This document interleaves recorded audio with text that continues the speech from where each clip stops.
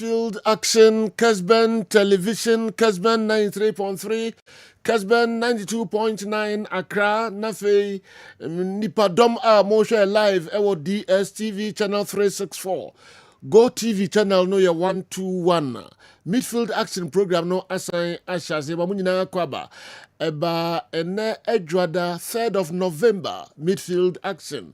Utianka enso ewo Kessben TV Plus eso. Ne Facebook, YouTube jina no Kessben TV unsa ebekaye. Mamunina cheche obia. Ene da ye transia Edwada weekend activities awudu ekoso.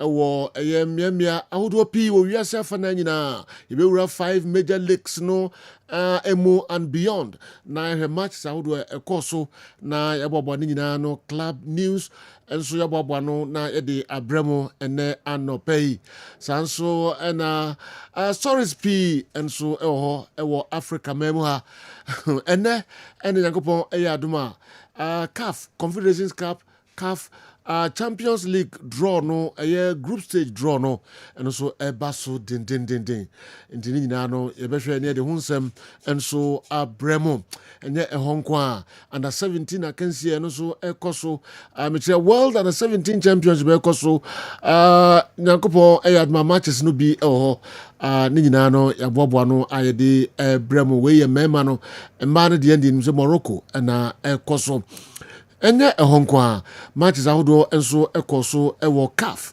yede emunsem nyina bremo Kessben television Kessben 3.3 Ghana mranche ahodo mo ehye goals enso ewo leagues ahodo no mu yede nyina ehunsensem bremo ansana yabafie abehwe matches ekoso titru GPL matches ekoso results table no say na esi etie we any games kotokode asa Hearts of Oak omo ebua omo last games on bewura Ghana El Clasico no emo enya sem ketu akra say na clubs no any players no omo modimo eti ewo weekendi matches course no fa de brai na yemrobo so kakra emfa emao yensem course weekend no kwa 05515999933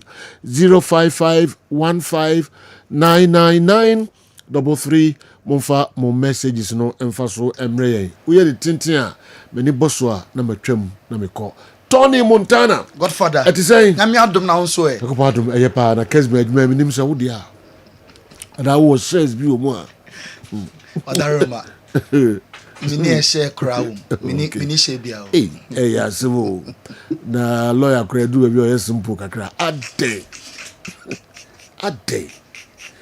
well ukra visa say one say am maso maso na we dia fe dia jimi say ya na mse maso ba nya maso we bi ade TV no so kra de hu ni ye yankoi de na obo no de bre me da CP award winner ene juada ye tu fan e nsama e koso onko focus so ye ma tiefo ne e fo kwa ba be chance ye e free Saudi Arabia omo league no emo a shepawo announcer e we need to one a penalty via announcer nya ya Ronaldo convert ne talk obi a e ka in town because penalty no Alpha ya omo tiemu se officiate na nkoye kra boy a penalty and I say any penalty clearly Ronaldo ko push defender and Sana the main incident AC ama referee watch penalty e dey ama Al Nassr so Ronaldo push no referee ehun fun so bia ho na Alpha ya for no e kasa pass omo lose match because of referee decision so penalty am here Kessben television see before the referee e no na game no 1-1 then so referee no just penalty way Emma Al Nassr ma Ronaldo and so convert na far El Anye Siri ono Alpha ya almost sporting director or say even Infantino FIFA president impo entimi en convince na say boy penalty ya wia wo mo referee esisi omo ye papa na so Jorge Jesus coach Emma Al Nassr Ronaldo club no or say boy on any day penalty what was say any penalty no brand ho obe prove watch so dientia ball no penalty omo win here deservedly we ene nsama our master coach Jorge Jesus so ede atuja yenko French Ligue 1 PSG enra wo mo sheka ba ko a urgencies hentimi anti Gonzalo Ramos all ball in a game number 100 ama PSG na oto atena enti go we na ehia ne ye papa or say asa go no 3 points almost a kind no the most important thing sanko she go na club ni elusu na ne go no e ko take enka make any sense bia na when go no ekwe the match winner ma PSG din kunim no eno and the most important thing Gonzalo Ramos PSG player no na edin semetudwa Luis Enrique say omo abonnees game na wie omo focus Bayern Munich match na also in the Champions League because this guy game we a big game I know better thing Bayern Munich across all the games omo bono 15 matches omo every ni atoato aso a PSG was Parliament so be say omo share Bayern Munich match big game I know a better thing Vincent Company coach Emma the Bavarians Bayern Munich omo manager also to beat PSG Paris I'm not bad the year papa Nelson omo ke game anymore with confidence because omo akwa 15 games I will be in what me assure both domestically and a year in the Champions League enti omo come gamblers said the beya o metime akwa di PSG for so kunu nim say emba easy enye that simple Nelson Bayern Munich capable say away win no omo ebenya against Champions League holders. Yanko Spain, Real Madrid La Liga, Eshe Valencia by 4 goals to nothing. Kylian Mbappe, Oche 2 goals na emubako a penalty. Arda Güler says the assist na or the Emma Mbappe na no den power or form another click. Said the Yenya Mesut Ozil and Ronaldo click no. Yeah Arda Güler and Kylian Mbappe because Mbappe goes ni emudodo na assisted by Arda Güler. Mbappe say Champions League way also Madrid ewini must win. Now so what kind of sano when him say any easy on make every game say omo compare the 3 maximum points by so doing omo ebetimi at the Champions League no na Real Madrid enya penalty na Mbappe ashetu dada na ode penalty no Emma Vinicius Junior boss no Jabi Alonso presser ye be say na say why any number 1 penalty taker for Los Blancos or say Mbappe nebum enam ayonko fa that on even in term na ode ball ne man no any problem bia mo mentie Jabi Alonso. We assign the penalty takers and Kylian is the first one, but then they can make decisions among themselves. If the miss, it was right before halftime and could have made it 3-0. Fortunately, Jude scored afterward. It was just frustration in that moment because we could have gone 3-0 up, that's all. We assigned the penalty. Jabi Alonso manager Los Blancos and Kano. Champions League Madrid Anfield against Liverpool. Trent Alexander come back to the former club grounds. You be saying reception they no expecting us draw now Madrid be call England no. Obi ehun say home and we homecoming Emano. Na reception they were expected to be Biabekoye. O shall go to Liverpool on celebrity because Liverpool are one year part. Trent Alexander Ekasai. Of course, the reception and the atmosphere will contribute, but more so the football for me. I haven't played there with the lads and under the coach, I understand how good of a team they are. And although they haven't had the results of late, they're still a top footballing team. And nobody here thinks it's going to be an easy game, Do you still speak to a lot of the players? Are they your friends, obviously, still? Yeah, do they message you after the draw? Yeah, after the draw. Who messaged? There's a lot. There's a lot. I spoke to Robbo, Mo, what are they saying? Ibu. We were just laughing because I think everybody knew. After the draw, only former teammates, Omo Musia campaign Liverpool need Nkomo or Tesse Robert.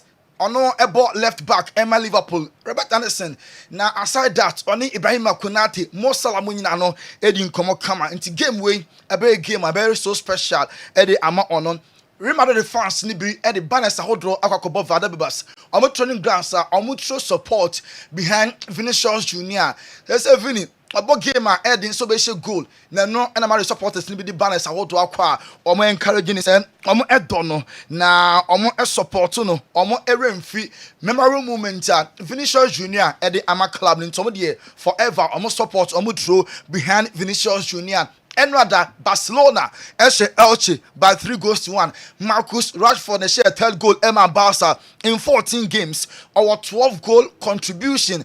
Now, after the game, Rashford Ekasa said, go away, and confidence, no, Akosuye Papa, Marcus Rashford.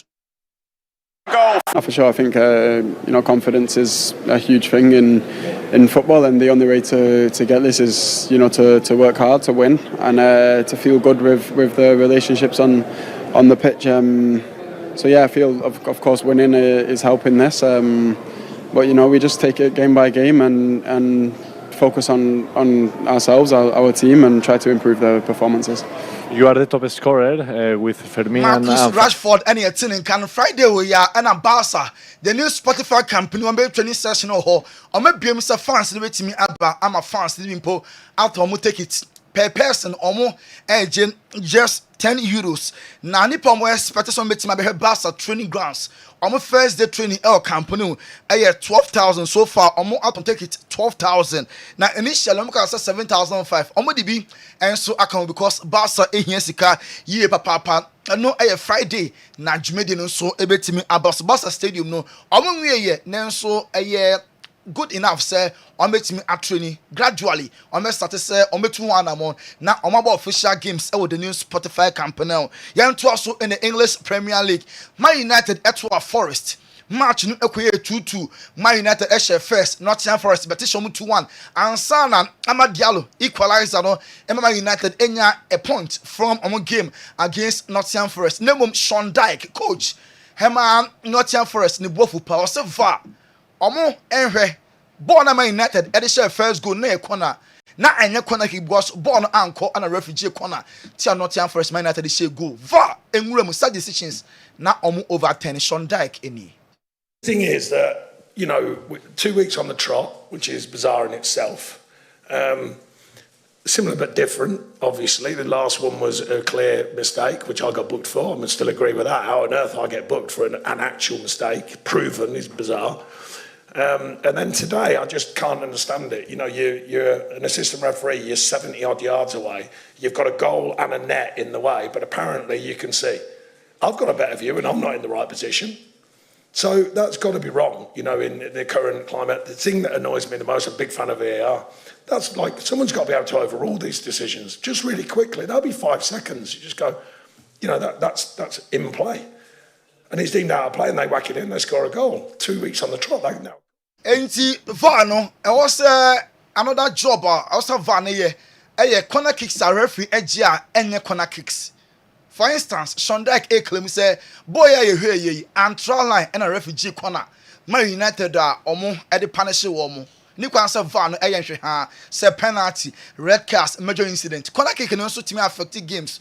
VAR and so any Juma Kama. Chelsea shake back at Tottenham anti Saturday and a match no about so Joao Pedro na ekoshe go or goal drought for best 7-8 games na on share go or send the Nianche send go no na match Chelsea enya win. Momientie Joao Pedro. And it's put in by Joao Pedro. Thank you. I think I need on this goal because long time I don't score. And I think the team expect that from me. And I think today I could score and I'm very happy. Were you starting to get a little bit worried? Joao Pedro Chelsea good na motin kan Enzo Maresca bomber says Kaisedo about so Juma Kaisedo boy won FIFA against Tottenham no na no the manager no wa born about so ye passes say can midfield this omo Juma wiase a Kaisedo anye wana ono ebeka omo yade e wo so pa Arsenal Eshan Burnley by 2 goals to nothing. Declan Rice na second goal Emma Arsenal was a good say Arsenal about 7 games are omo concede even a single goal. Last month omo about 6 matches set to so enya clean sheet a hold draw enya all 6 wins. Omo start BM wait another win e wo November bosumwe pa Declan Rice a message any Terrific! So many congratulations. Another clean sheet, another win. What was the key to unlocking this latest one? To be honest with you, Burnley, since they've come back into the Prem, they've been unbelievable. We've watched a lot of their games, the intensity they have, the wins they've picked up, and obviously to come here to Turf Moor is tough. They've not lost here, and they've maybe lost one in like 18 months, our manager said. So games at Turf Moor, Hupa, Declan Rice, and just Arsenal for, and yes, a crucial away win. We weigh so unmagina. Now, call Pem sign as well, yet, Semens Vitan Kratso, and Yawakofa. Now, on Swan, let me abuano. Sir, everyone was why I come once a me, Semens Vita Heba mixture, and then the capsules. No, a dry head mowing Timu. A dray, Uyo be a Sabi, Umema Sem, and that from Tim Keja. Bearman into me man musokra. Bearman into me pijano. Uya Bearman, Sabi, when your best yam. Now, as a sea and way Jamua, also a dray, a camp for the amount. A dray, ye dra, ever Brahma winting net me as well so. Ebe mammo dead ye pusane wo Bearman mama. Bearman net me as well as ye. Now what me abo eduma na ama more piafo. Obi bia Sabi. Only a tinker, so your bar, so your Bearman. We hear a draw Semens Vita Heba mixture and capsules. And a man in the Againibi. Konakoto binum, but think Alira. Na take copra, Konakoto binanum. Now, but who said the Adrono is here at Mercifa. A pay we are little say, Sabi, Obi one ma, Pichicum, or how park a CFA. So your bar now come feature. Nasa women's name ma, a bayia, a driver wow. Semens Vita Heba mixture. Konakoto Adrono binum, Bema Pichicono, the beer kama the amount. After so, what is yaw? Oh, Fichikomua, a driver wow, Semens Vita Heba mixture and capsule. After so, Obi one man said you are Kojan and Nino, Namuja dear Chile. We are bar now to sa. The beer who Mojano Tiepa, the Mojano are gone bright red. We look as a bright redder. And I said, we bet my boy, Mojani na to a trap at the amount cry. After so, Obiswa Sabi, Netwa Setchino, when it comes as sciatica. Who was sciatica? A drill bit my boy, a man yawn, Chichina, winning let me at Tiaco crown, a guy, Semens, Vita, Heba, Mr. and capsules. A drone, a yet no in Tinimu. Now, in the noble a drill, a bois papa. Ah, your friend nitric oxide. Say nitric oxide no.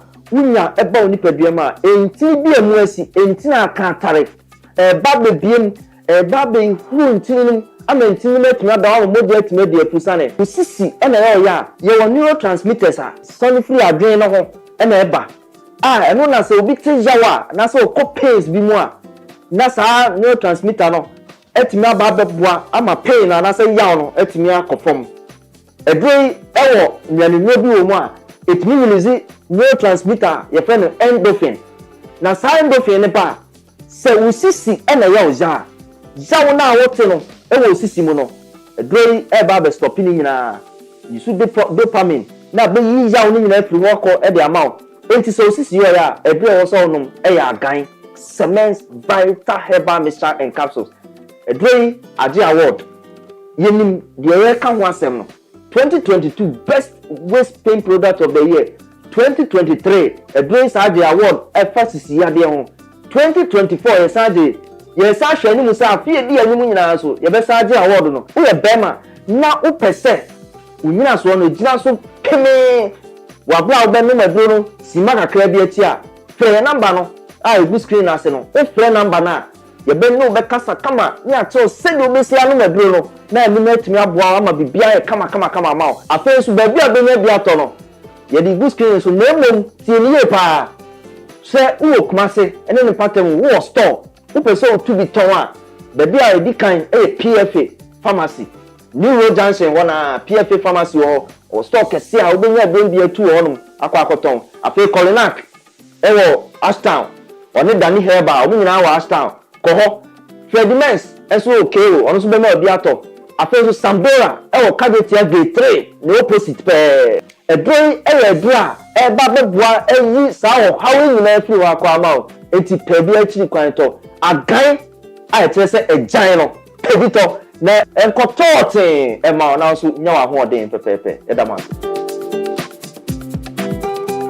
Semens Vita eno ene adwoni din agan ene ne mra ne pemsan na ede sa dupa we ede aba market no so mo me frɛ na mes no na yenkope bi ne betimi aboa ye papa yɛda so Premier League ni ma Liverpool ɛhyɛ kamienu a Aston Villa entimi anti Mo Salah na ɛhyɛ first goal na ɛyɛ gift from Aston Villa omo backline ma Mo Salah enya sa goal no ɛno ɛhyɛ sɛ wahyɛ 250 goals for Liverpool alone na no ana after the game Salah se n'ani agye sɛ watimi areche 250 goals for Liverpool alone. Mo Salah ekasai.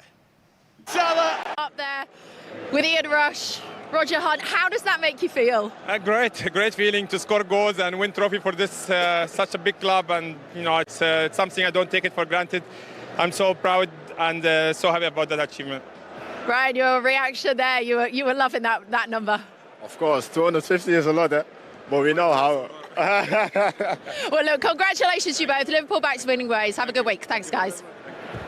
And two very happy Reds legends with me, Steven Gerrard, Stephen Manaman. It's very important. We had a few lost in the Premier League and in Champions League, but I'm glad we start coming back to the track now. And it's the a good Prince push before of Egypt, the very important Salah, game. Anna Yatsenen, kind of Van Dijk, and so I responded to pundits, including when Rooney question the leadership abilities. Say on your true leader.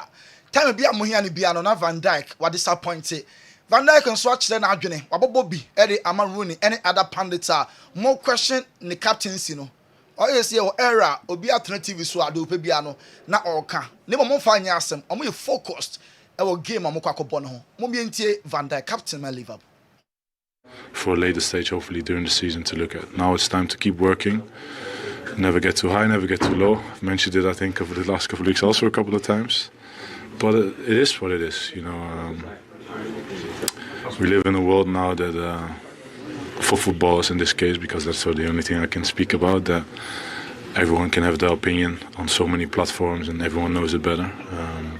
And we have to try and stay away from that and focus on the hard work that we...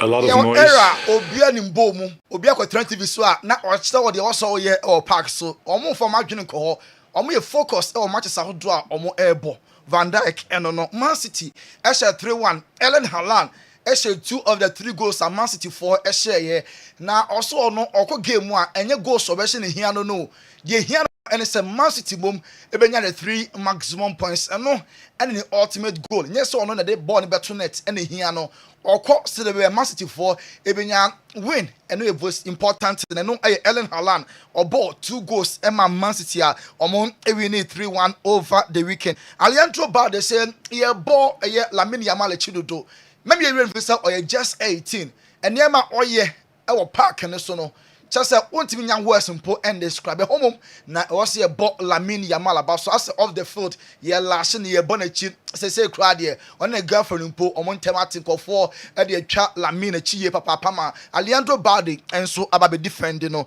Henry it better just say Victor Pereira manager Emma Wolverhampton omo asake yet it is Eric Ten Hag and only gonna associate emu baako na e better be replacement at the amano Henry AC Milan eshe Roma e was Serie A nimu by a goal to nil. Max Allegri say first 25 minutes of the game nanka Roma e betimi ashe Milan very fortunate someone consider eventually omomom enya asa goal na penalty by Emma Paulo Dybala and so e boss and Kenan Yildiz and what no Juve and Sporting Lisbon Champions League game no Kenan Yildiz e betimi si akan Luciano Spalletti first game okoshe 2-1 against Sassuolo no sa match na Yildiz wa mobi na so china o ya available and so e betimi si akan ni be good for other Roma and a Jordan Sem Dawson or ye P. Confocus Sem no. Okay. Fancy her. Jordan Semno Dawson. And so I'm running now.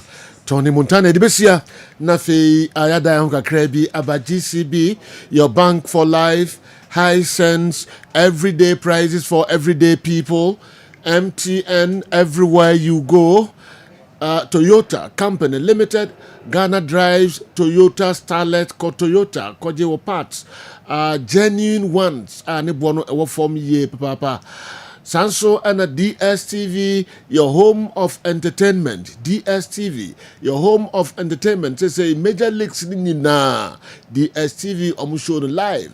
Eko beyond eko show matches na kanena DSTV and show say Oko DSTV match bia omo show ma unso utimi enya bi Dwabin Rural Bank, the best rural bank 2023, Chamber of Commerce ne sabas body ede ama Dwabin Rural Bank, Balm of Gilead Clinic, bacho ko wayare sanyina no ko na Balm of Gilead omo emwa ye papa sanso na omo a vinegar BOG vinegar no ebi ewo ho bakumasi Kessben security post wo benya bi ato sanso na konkran Kessben asoye ho Twin Towers wo Kessben TV, Kessben Radio 92.9 ubenya bi ato circle ho Vodafone na Telecel omo asoye mantemwa na omo ewo kanwe na kope bi eto horo unam ho na odibi egunsuom enom na vegetables no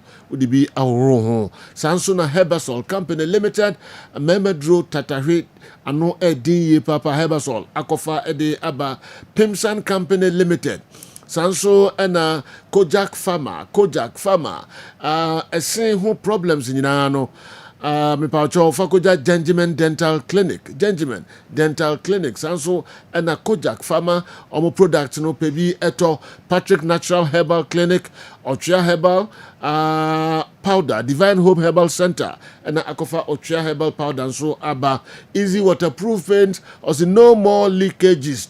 Charistic Ventures omunrono enso papa 3P garlic mixture piwak for na kofa enso aba Kingdom Herbal Center the Kingdom garlic capsules, Kingdom ginseng power capsules, Kingdom tremendous capsules, Kingdom also no challenger sanso and the luckiest also you have the chance to change your life. Luck is everywhere.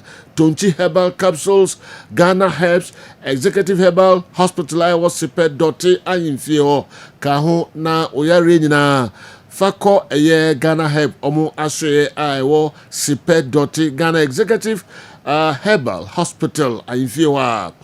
Dr. Ahmed Gashi says spiritual and herbal healing there. Almost center ho and ebe bua ye pa. Dr. Ahmed Gashi enya sem kitu akra. Gini mayonnaise. Se mayonnaise so the come for the amount de ye papa creamy tasty warm ye pa na delicious. Udidi o salad ahodo sanso na o bayra yachi o kebab o sandwiches o burgers ni nyina no. Mayonnaise I come for the amount and Gini.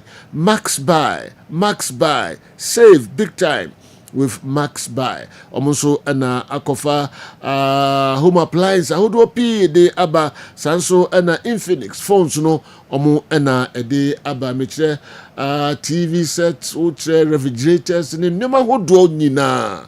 Ko Max buy ebono wo form na echere ye papa we enom ene afoforo no moboa ma ye the midfield action program no ebro anopa bia say meko ni what scientific herbal clinic akofan krato kakra bia no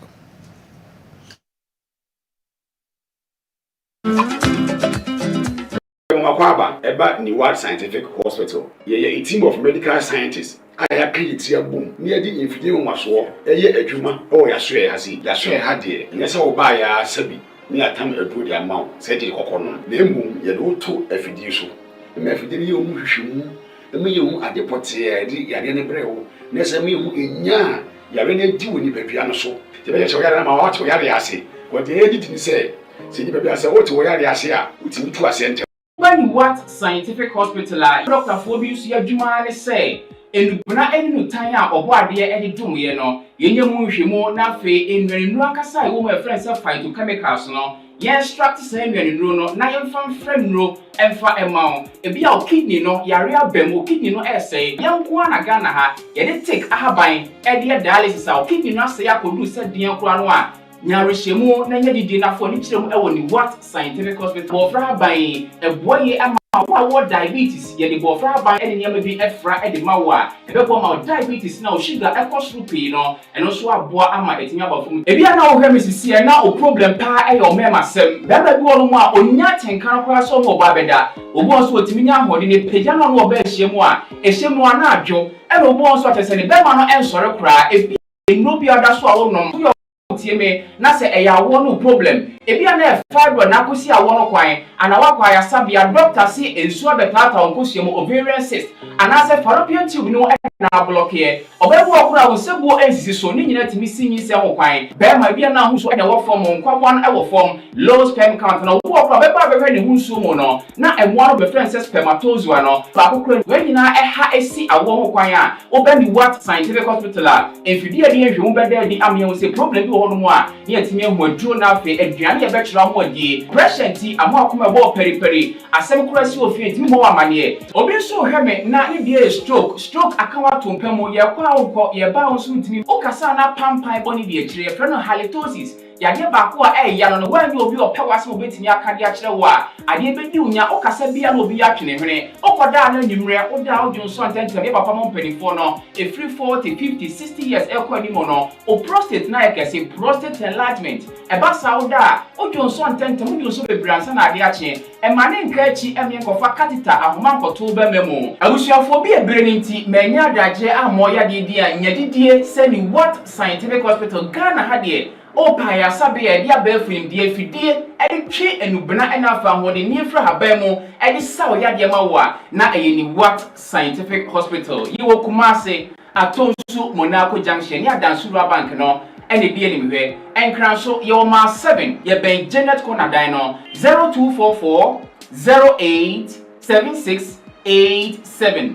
In case you are watching us from any part of the world, whether you are in any African country or you are watching us from Europe, you can contact us on WhatsApp +233 244 087687 or on Google Map. Just type Niwat Scientific Hospital and you'll be given the exact location. Niwat Scientific Hospital. Nyanko Panda Rumenti Wanoto Ebeba.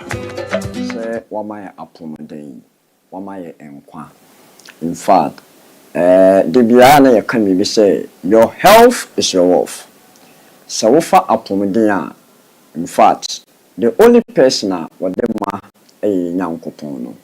Na what the ama will be no will still worship. I offer so crown hufa and it define how well you are or how disordered you are. Na adeba kwa e was here shannon so say. So over Africa ha nkofo pedro no mo pa bibi kakra bi no akoto do bibi kakra bi no ono ankasa blende niama bibi kakra bi no ono niama no da bi o so wo masa suban ewurawura wo mu a wanim no ahoso no wasei niama mepese ye di enkomo bi a in fact yenwie no wani baji we part 1A your part 1A B C D E F. And really just introduction. Open more, I think say ofreye and also by a suya, Yabema Wonyano, Bebre. Me the elder Dr. Edmond Atta, me a food scientist, me a dietitian, me a clinical counselor, and then cancer advocate. Me sure pass say, if it would be so nasty there. So open baby pa ubenya wa pom den wa sundwe eye proje ayemfo amfrafra bia ememwa the only place I make come for am eye Managerial alternative clinic and diagnostic services ayo Kumase the Kessben MTN for network any either hotel next and the opposite over takra there your anaji your choice smart so Accra there the only place I wo eye you can say in Palmer House or no more Westland ho udu Westland Farmers wana ubisa omobecho na nkoma me pese me no this is here gastrointestinal disorders dealing with gastrointestinal disorders ya ka say dealing with gastrointestinal disorders na ye ekwan pa ye betima toto ye nema na nnuane a yedi ekwe ne pedue ne mu a eye kofa emframa eyemtim na sometime no obi on yemu hwe obi nso no mu a ne wonya koko and so on and so forth no ye betima cleaning na edefro na yakase gastrointestinal disorder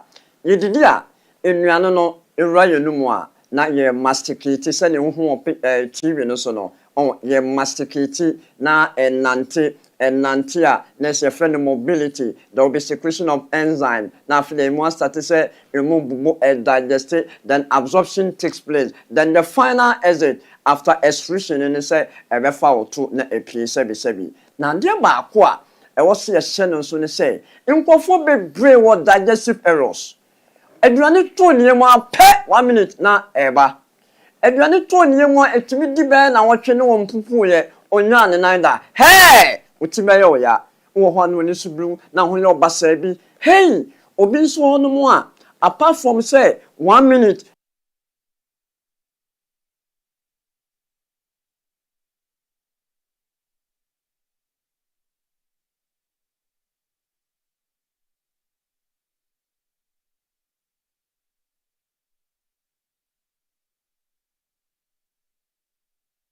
diamano de kan no so when digestive errors are ebi ho a acute eba ya emetie bi ototo nieme ya obehun say within a simple period of time na ekọ ebi ho no mo abeye kranko abetena wo so ache still enu na wonom obi ho a wanom PPI sene a whole lot of enu a ebetuma ma ne one fedro pe won't be done hey abeye chronic hey, over balm of Gilead, Nipediano, they wouldn't define you. Your content defines the body as what? The container. And so one provided the right content and when you pay a container now. We be free, we be team, we be from a bonny. Now no more drew, then so then you wouldn't ya.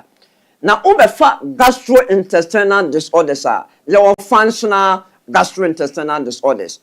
Those functional ones no yen said that ehu adepote pa edeba ebi on mo a se na mekan inflammation aduane no ko ni mo anu wodi ko ni mo ano na inflama no eba na eba be unhu content a o de ko ni pedue ni mo o be fa bibi ti se beans a gaseous legume o be fa bibi ti se enkatia enkatia produce gas beans produce gas cabbage produce gas moko bebre produce gas be na wo dibi na wo di moko hey ebe den obi ho apan no ene margarine bayra ya che emo ni moko odi ro fusu sa ebe da wo yem ntim ebe fruit and vegetables a ondi no ofa no yewe na nema so ha no ebasa the moment you go through psychological stress and physical stress eba affect your digestive system no ebasa obenya constipation.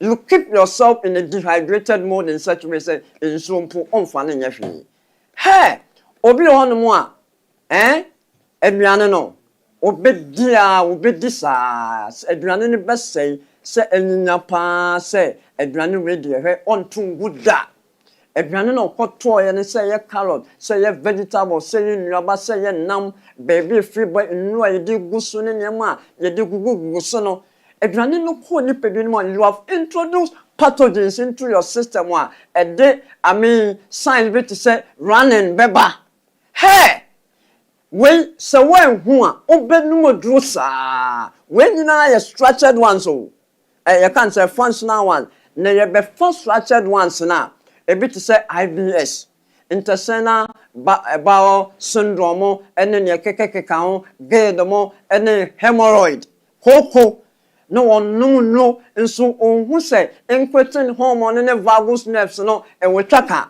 mesro se kokwa hawache sanemo ya mebobo so nyina ahawache na opese wutu ase a the only place a wutu ase a e permanent a onkofa problem bia enkoma wo brebo wo sa ene wo vital organs so when the pedal to spleen or gallbladder mo ene se obeba balm of Gilead.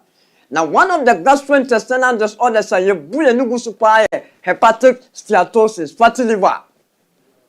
Only say anajono when ni nambe brino sebi one yun kushano say wafano wedi debio udi koko keke udi nnuane anajono na udi yano akoda and digestia e build excess calories our abdominal cavity no e surround liver na unkotwa ultrasound scan no eswenya can say hepatic steatosis fatty liver liver ne be kese pe no nya hepatomegaly utra nyeye na ekoba se through that na ununumuno almost explain no abe kese no nya splenomegaly hey utra nyeye na ekoba se o cholesterol koso na wo issues bebre so a almost wona cholecystitis gallbladder stone utra nyeye na wonum nsio na nioma bebre kokoso a almost wona nephrolitis kidney stone hey obenum no sa beka se meyem na ya na wo treat ulcer meso Balm of Gilead Balm of Gilead with the team of competent ya wahanom no ya de nioma bi gugu akwemu em ye tulare na srama yo kuma se the cabin ya ne Elija hotel na next and opposite Obata krade a yewo anaji mamo enkofo ne nzumane secondary area nyamombra monso a mowo ame Accra yewo Westland Palmer House ye ne Westland Pharmacy hono na no ye ben omo ntebe sure se o how biara how so wa brochira send me medical report ne for me WhatsApp line so na me ni team ye mvete na bibia enye fine o ba ya ha na de betcho no oni so am pato mensia oba ya ha discipline e ka ho bi ye nya ya adwene se ye beju sika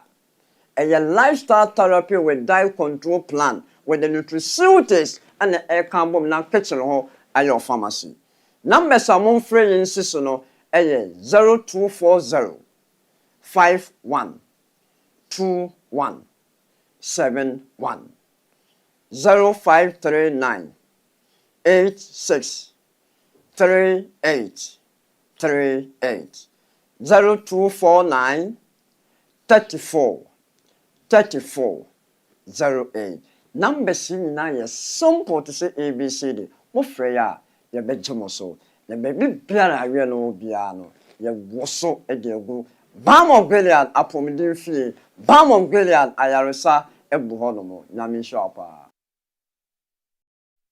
Okay, Balm of Gilead.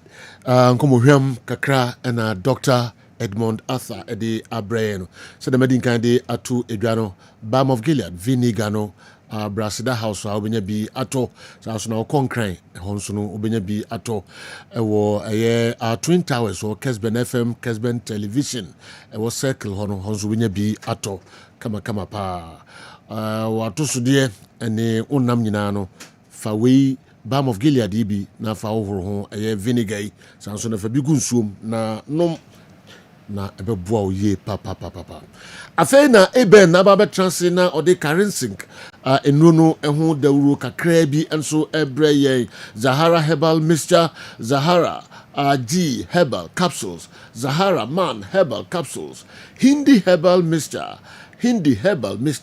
Sanre ana ama eben na ba betran ha ene anope kiniben boy nkomo seye boko pa de general ye nyankopon asepa Karinsink osinunu eye na yentio Tadio medase ewo akonya kese a ode amami na mede encha pesie encha sonko efri Karinsink aso ye ema ahwefo ene atiefo nyina eben metena sese ya no hu se ye nupa na ewodwa so a ye fe no Zahara mixture ene Zahara G capsules Zahara man capsules ana Hindi herbal mixture ye noyi mu nkomo emu adanse emu chechirimu ne ye de besomo no do fon komo ya hyase ya de yadru a ye fe no Zahara mixture ene Zahara G capsules ene edi kan won komo twetwen mu se aduro we aye aduru a oba ene bema etimi nom se uye bema na wo ho na infections ha wadwen bema bi wo ho a infection bi te se gonorrhea syphilis anase chlamydia ene na betena etimi ma ne bema ne hi etimi ma ne bema no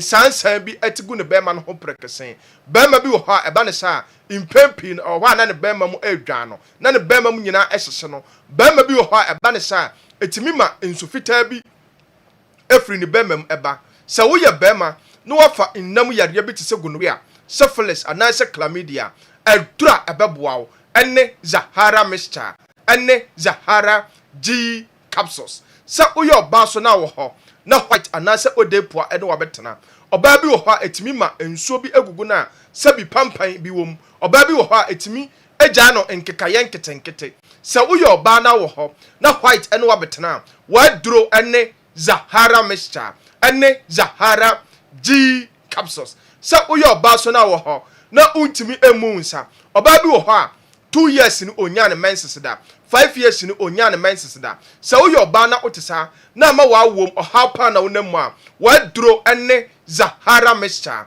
ɛne Zahara G capsules sɛ wowɔ hɔ so na ɔsa pa ɛne wabɛtena obi wɔ hɔ a aduane ntɔ ne yam a na ɔhu na mane aduane so ɛtɔ ne yam a na amanehunu pa na ɔhu ɛwɔ hɔ abɔnsa ne mfe ne mfe ne boa no nyinaa ɛhyehyɛ no ɔdɔfo wote saa Zahara mixture ɛne Zahara G capsules no aduro no aba sɛ ɛmbɛboa wo ɔdɔfo bi so wɔ hɔ a ɔwɔ weak immune system mepa kyɛsɛn oyɛ bibi kakra bi a wobɔnsa ɔte brɛntɛntɛm wobɔnsa ɔno nko ada bia ɛwan ketenkete 2 years ni oda ho bɔwa da bia wobɔnsa infections ɛha wadwen ɛkɔ na aba ɔdɔfo wote saa adura ɛnɛ aba ɛbɔ boost immune system no ama wapɔmuden no akɔ n'anim ɛne Zahara mixture ɛne Zahara G capsules ɔdɔfo nkɔmatwetwe na duru yɛ adura yɛfɛ no hindi herbal mixture na sɛ adura we ɛyɛ adura ɛboa dɔfo bi a malaria fever ɛne na bɛtena obi wɔ hɔ a ɛtiridi muawa no ɛtete no da bia nanum ayɛ nwonwono ontimi endidi ɛnyɛ kama na apɔso nyina ɛyɛ ne ya ɔdɔfo wote saa kɔba bi aton aduro Ghana ha drugstore pharmacy shop herbal shop bi abɛn wo wosi wo pɛ hindi herbal mixture o typhoid fever na ayɛ krankɔtɔ so no ɔdɔfo fa hindi herbal mixture na ɛyɛ waduro o sugar level na ɛtete wo no o pressure na ada no dadwene no ɔdɔfo kɔba bi aton aduro Ghana ha wosi wo pɛ hindi herbal mixture ɛnu ni adura ɔdɔfo onoma ɛbɛboa wo yalie bia ɛhinta ɛsie wɔ nipadua no mu wosi wo pɛ hindi herbal mixture ɔdɔfo yɛbɛkɔ yɛ mɛmɛduro no so ayɛ fɛ no Zahara man capsules na sɛ aduro we ɛyɛ aduro a ɛyɛ natural herbs ana ɛde ayɛ sɛ woyɛ bɛrima na utie me na nnɛ wopɛ mɛmɛduro anom a ɛmfa nsunsuansoɔ bia ɛnkɔbrɛ wo daakye wopɛ mɛmɛduro anom ɛnkɔgya wo tipayi a bɛrima mesrɛ wo Zahara man capsules no ɛnu ni adura bɛrima ɛbɛboa wo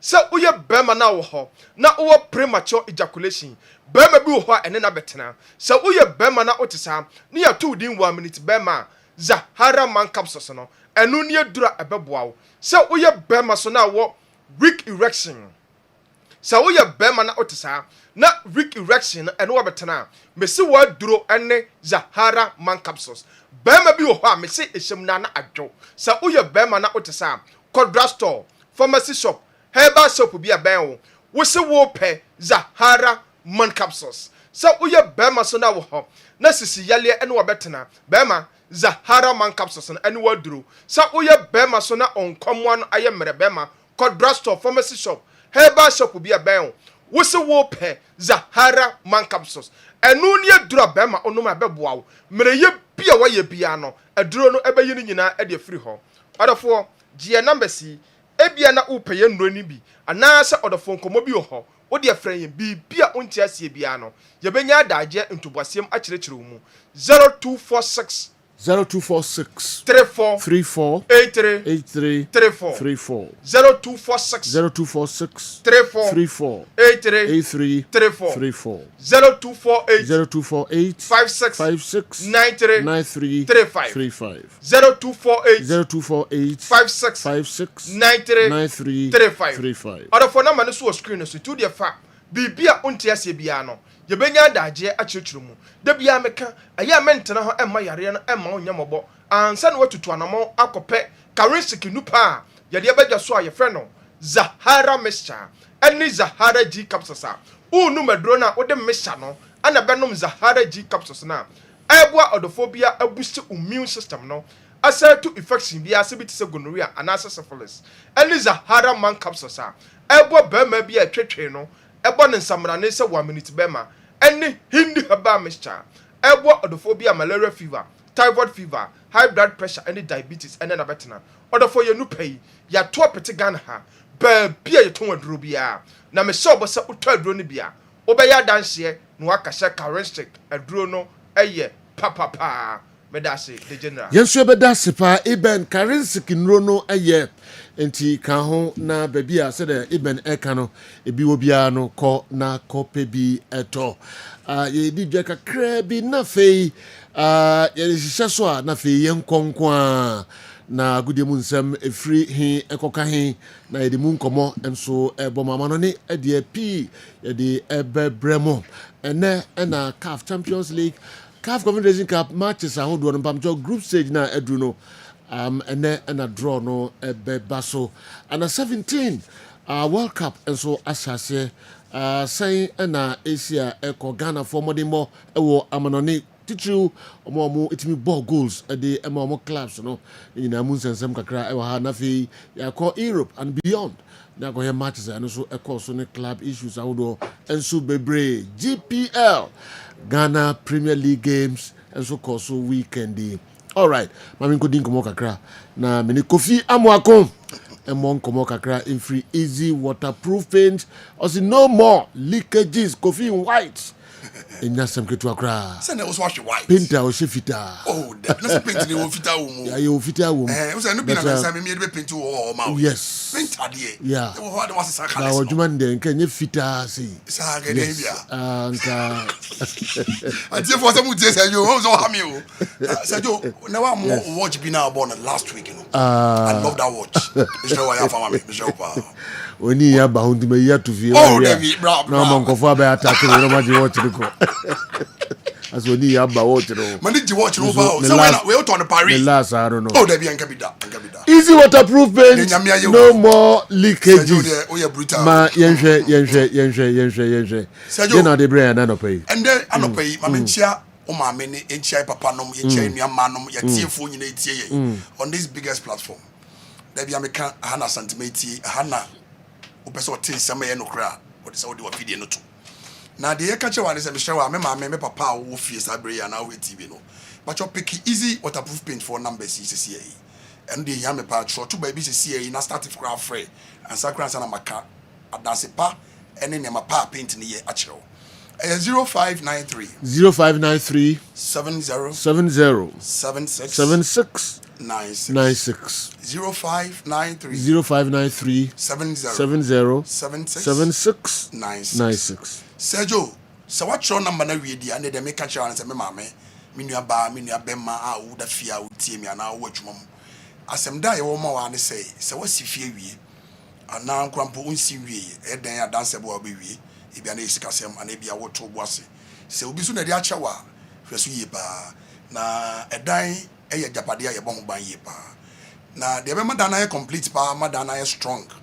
amadana che yie ma o eno ni paint won waso a ye kan wasami easy waterproof paint EZZY your bucket in the TV no so na ye blue na dan yellow ni red that's one na the woman they say I paint way kese na hu no TV so na 15 good liters and there were 5 liters the obetimi talk looking at the two sizes and only problem na the ekache one say wo dan na so aye browns wo dan na so iron nache no won chance na so iron nache no wo dan na ase abompumpunya no eno the bro for your friend bubbles wo dan na chi na bubbles with disturb wo dan na chi na aya popo bibre na sabi nipa kra ba ofia na ofare no ye de ntia ye ni abra ye bodaro aye gusu aye bo ne say ye pese adan ye wo Kumase Ghana ba bibrara you find yourself say new site no si udan say old site na oti simple crowd when you started construction by the harvest start no tutumrika sisi na bra easy waterproof paint for so ye we any factory number na dem no ya so ye kese pa na enkran ne wo enya painter ye kra e painter ye manufacture na Ghana ya wo do do enkran ye Abeka Junction traffic light kata driver na say obesi wo ha obesi wo osi wo be say Peace FM e wo ha e na obetwa la economy ba onsabenkum so utwa ma betima 90 by 5 minutes but now obi kan e bia na onam na wo ba na wo share pa boni ni bi o say oh easy cry your office ni nie eti yankonom ko yibi ma wo say anti na ya na me de numbers ni tu jama no say free na save number na easy waterproof paint start fresh CAI ye kase on 0593 70 7696 easy waterproof paint your bag na have 40 to 45 years and still counting ye hom basam da na nyame adom so ye hom masam omo di paint ye adwuma professional painters any in be ankran organizations Oma beto e painti obia ma me kan che say obeto easy wo no ho because eno ne painter na me wo mu no etesa man paint mo aman painter say time painter sabe udi painti wade a en disappoint you na ebesa che yama wo dia wo beto a wadwen nyina ne say won chance na enyu nti na obeto ye but e wo mu say no kre ye painti da no so ama wo no na ye solve leakages na da no so esa ye mo no na ofie no esa ye brand new umpewe na opedan emma yanom enadaw na Ghana hade da bia meka se wo koto ade papa ko ye projector ubenye obi ogira nchen a obeka asem enye papa kyewo ono so meka bia ko nto obi nyusu you but ade a meka kyewa ne se dawro na yanam hu ne se bebo ha no ese mu hu se bibia beba beka wasem ha biara no platform na yete so no so ena mpendifo wa so try and test it because enye papa omo ma wonfa wo wade na enye papa no metra station ha mo dawro it is mu gitum se bibi biara ye ka biara no there is the greatness of the truth say adene ya papa it me the make a say integrity there yen say no ade anya papa dey say Sergio ina no tum e dey say Sergio premier be kan on the platform so e ba sa e be say ni din ono so dim say adene ya papa ntino so oh mama ne famra ye nyina ya try test ye hu say papa easy paint obi a wato bi amfa so mai e make fa complain bi am Sergio na wada roma obi di complaints be ba na bi a refi na nkan jemia mama so onkai bi biasa eti e kire say omo wa director mama ba me ho nyina be toye no they are getting good results of the paint na colors bia opebia e benya bia ma starting from white to the last color you know from the rainbow colors bia unim bia nyankonto color bia me ma me ope and e bia pese you mix it 2 or 3 colors the ma e be ba be mix am paint the say me den say me the paint asem say e paint nko a woto a ummo kamienu e ka ba ko pe na bebo de nti abobo ka ba ko pe ni say woto paint ni hia de obehia de be fra paint na ma paint na ye nika ama na ye fe ni de be ye odwuma ma ensuo but ebinom de woto a this also ko to bibi and so ye extra cost and send a painter na dia paint ama then ko di ko paint wia no asaka che say esan say ye di bibi afra ni ti pampa wo dem ho this ko tu ko tra wadan bi dem be nansa nanu because edan na ye paint mu ntimi ndam but easy dia ye di so keke na painting wada danum dana na on pere na peden debe na ohwe say be paint down ma dana no wadam ma na yiye say dan bi na akọ rent a wo move into the same day say ade bi a enya papa anka be ka che say dada no menye yiye but ye de eye papa nti no ye say dada no be yiye painter ye di painti walls no ho ma wo na asoki walls na wura walls no ho yi ama wo na enkofa leakage simro na apewe opedan easy waterproof paint so ni painter say yo ye di painti wo dan na so obi be shower mistakenly or no ko twere walls na ense ne white ense na tade ehye no mu e mo wonim gugu ase ba ya no mo de ye be painti awie ndi nanu na nsa na e wawai e ma indication say nye papa easy de to na fa ye adwuma for the next 20-50 years na me painti ofie bi na un sisa ofie kala bia bi o be sa sisa na o be sa beto easy paint painter wo to paint say a painter of chukra de make am what ase any say no wa paint walls no ho dadade a ye ba sa paint na walls no ho nye nsa no paint be rere ye mo what ase ye betu ye bu ne ye painters na rere da no nyina ama wo no ma sample party said all the car cause someone spray ma no the process is not go through and so no ma spray you know the same as easy paint ye paint mawa 24 to 48 hours near start be paint second face in chance no so sa na be na ma wo they make catch one say and the monyam yense no it is a hey sade anya papa me meka wan asem njero tutumrika sisi ya nso ya tika krai because ye paint ni nso no mu na ye paint nyame adom so nso na ni aba fam kakra awia no so bo kama it is ye ba na ye be paint ma go be ko na ndu 48 to 24 hours no na wo yie ni a paint second face na ma no wanya wo fie kama na umpewe de na wo hwe easy waterproof paint ni paint e ba Ghana ha abo nipa bebre when it comes to swimming pool hotels the only aka chero hotels bebrebe yakoyo pool bebre no wo ye ade ato TV no so no we ye da bia dance di a enwuma yakoye ni na ye ya na yetwa na the breakers mempanifo no mo de ato TV so no mo hu eti colors bia pa wo se de fa pool mu ma no ye wie se ano asonkane na pool no na odi nsuagum kama obi badama oha bia na amane bia nim biem eti easy waterproof paint yeso ne ba ya kenten ya de asejo ya fa nkonsuo ye nyina ye nim say there is nowhere you can say what the basket e konsuo because in two krone wa basket no do so ese sonye but ye ba na ye test who say ye paint ne papa no and e di kan di e bi fa paint no ho ma ne wo ye kama and e rora to krone nyina mu kama na ye di si blue do say ye mu kama It's when your friend paint mo champion no. Painter utumria no wa Chelsea. Painter ultimately contain consuo e wo studio ni amama so baby biara e easy waterproof paint. Sergio Wadaroma. Me bia me show so na me di so na gum live on Kessben TV. Wa wo fie me ma so no so amana kosoro mo hu say sebi enya ntro bi ne atwa da ha. Enya nyankoma de bi ne yi wa ha. Asem no kra trodo e fa easy paint ho ne e ka. Eti me di me so aguma wie mama so me de be send fire maso live. Anu ne cameraman mo capture me yie. Na me dandan no se na se ojo ka no me de me send fire na dandan so na gumi sajo me de me sakra nu mu sajo. Eti ade anya papa no sajo se ahamfidi egu e de kasa bra se masi o esu amabu agu mu pa ba ko gran so ai sajo wada ma e bi liki ana e bi sajo mba cho wada ma e bi liki na ya o ka se mi se e bi liki a o se maso no so ba ye shi papa sa ho se liki a na se liki da na se papa ai ya me de pa mati se me gu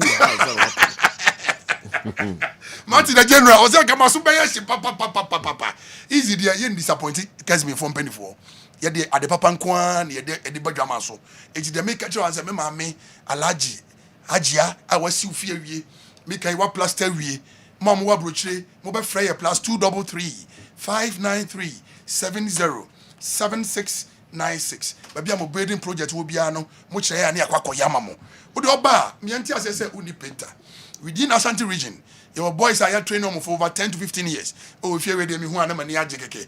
Where you fear, say not that time no. So who yen and near the mawa because of metraho. But you wear your painting fury with easy paint with yellow, cream, and nice color. If you're not fan on to my pafra. Yeah, did that ye na ne asama ye kenyina ne say. Sergio, your person are dying a drum ha. Ghana baby biara you find yourself. Baby biara wote. Osikani na ne share one na de bia na akobɔ ne project offer me share wa obi be ware me ba no ade na ofie de wonye ho yie no obi so be ware oba wa your reception ne wa ha de bia ba bia ho efe na mo yam appointment no no osikani no wan go to paint papa paint ni fia okay akabe de na wa kwa share ne so be ya reception wa na refreshment o ti me share mo a ya pese obia dan ye fe ya pese obia dan ye kama ya pese nsuo be disturb obia o de say top plot no wo nsuom say one ton wo nsuom be tobi ne nko paint wo da ma Sergio, me be sorry.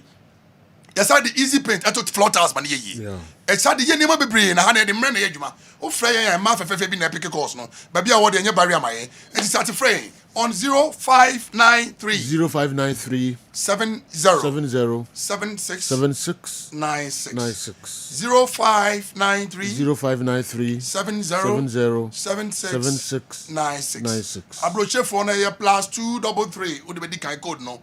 593 70 7696. Okay. Sergio, offer me easy waterproof painter, the general. Me just so no more leakages. Simple. Still like the manager maintaining ka. Obechirinka. Oh yes, your boss. Onye do you. We are Nisana Buchu Sembi na big boom. Okay, onye ready. Because I say two more me for old price number. Okay, easy waterproof paint. No more leakages. Sorry, no freedom.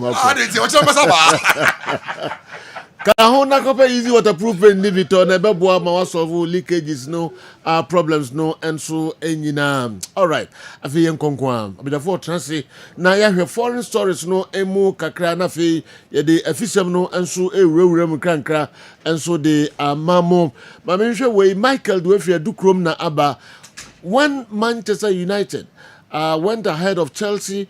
They thought they've won the league, but now they are back to their favorite position. Caicedo for Ballon d'Or. Quite Michael Dwefre Dukrom and Abba Chelsea for you. One among of me hunto you. All right. Yanko Kojo Achilles. I have Kenya as number 2 anyway. Ebrahim Arsenal are very strong this season in all areas on the pitch, but they create less chances than struggling Liverpool. I believe their defensive ability can win them the Champions League rather than the league, even though it's early days yet. Kojo Achilles, Minsaka also Diano, Ayade, Affirming Tentem, Ajafo Atrasi, Yabako Naya Kohe, stories no emu kakra. Oyibo Boatin the way free Nyebehin. And Ebre, good morning, sir. Congratulations to Kumasi Santi Kotoko for demolishing Karela United. For the first time, we didn't miss the service of Albert Amoa. That Hubert Jau guy is absolutely a genius. His confidence level is unmatched. Super talented player. Ibo Boateng also the no and may free one tentem the ama or no. All right. Yeah, call a year. Branty also didn't dear a free and hina by Kofi Ajiman, Armstrong, Nsuta Asante, and anyway a buy. I don't know why you people don't discuss Lord Amoa. It's time to have a conversation about him. From the start to finish, he will give you the same energy. He's the best right back in Ghana Premier League now. Lord Amoa's minutes need to be managed if he goes down injured or worn out. Our season will be over. Top guy. Kofi Ajiman, Armstrong, Nsuta Asante. All right. Andy. You know. So weekend in a year. You know, go pa. Yanke jangumwe. Na didwa amanawa kakra ti afede yenkonkwa. Obi say Arsenal. On defense no GD say betim the Oma win the Champions League. Yeah. Than the APL. Now or never. And Penninfo a year defensive plan. The catanaccio, the door boot, the parking the bus. Beka say defense win games a win tournament no. And Pempi no ya no moka tournament here. 8 matches, 9 matches, 10 matches and what be prepared. But the solidity of the Arsenal team and the Champions League nkwa no mo da omo di. And this is almost Olympiacos on and this almost San Mames, Ecoshel Bilbao on. But in the Premier League, 7 games number ball and they are yet to concede. Friday, no make us say Mikel Arteta echo PBB from Didier Deschamps' team now. They win the World Cup in 2018, and in that World Cup, the back four in another central defenders, and all the boy Benjamin Pavard, Lucas Hernandez, Samuel Umtiti, and then Rafael Varane. Pavard to me boy as a right back, or to me boy as a centre back, or to me boy as a centre half. So far Lucas Hernandez, how do they call left back as solid, or back central defense as solid? And the same plan. And Mikel Arteta, they are fixing the back line. Now what winning Didier Deschamps depends so much with the defensive style of football. Into there be a one no problem. So if you look at the talent in Krana, in Newcastle setting up a defensive plan. But hey, he comes from the Juventus School of Football, and you should expect working under several coaches. I know mere masters of the Catanaccio or be peke sa ni man no dia yedwuma. And Mikel Arteta suano. Osuano wie no, and what the Pep Guardiola ni Arsene Wenger no omo ye adwuma no so de aka ho. And one mixing in me no. Into a game no boy against Burnley or Toughmore na. You know, coach your friend Scott Parker, Eddie Leslie Okochuku, any Jaden Adams, way to right and or do way to left. And we'll make it sure say Hartman on the left and or the Kyle Walker to right. Because Arsenal team na ho no apart from defensive structure no some do midfield now mo person mo create chance depending on the central creativity of James or Ebereche Eze. But see, oh yeah, the game no san ko kan 10-1 aba anya Saka Leandro Trossard and one player onya all the accolades in the Arsenal team, but obi anhweye upon whom did this season Leandro Trossard. It is still the plan was to stop the Arsenal with play, but they do anya adwuma hwekwan Arsenal team for so share the first goal, and that was a corner. Once again, the set pieces speciality that Arsenal etimi aye no eno na Victor Gyökeres. Once again, Sergio ordinary the first goal for Arsenal and Sana Declan Rice. And so at the second goal na eba be kan nti so we 2 goals that she na game no ba sa be pie nti higher from the left and look at this header from Declan Rice.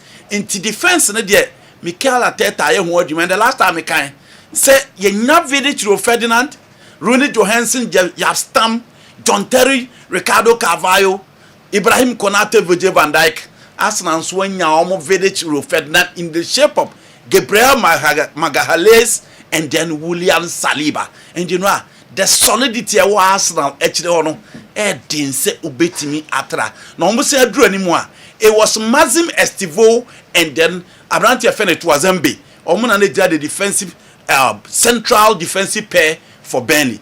But Sergio still antentam Arsenal across 7 games. Obian team for ball into Omatram and their strikers are scoring. Trossard is scoring, Saka is scoring, Vitor Gyökeres and so Shegus. Into Omutim new defense in all the department of the game. Much let's say Omomo de body swing against Manchester United. Omu defend it throughout, but you really no man pick a point. Arsenal there unless I said you see him Omonano and Yema Costa in the second round. And yes, I know Omomo de body there they look flawless and it is difficult. So beat me assure.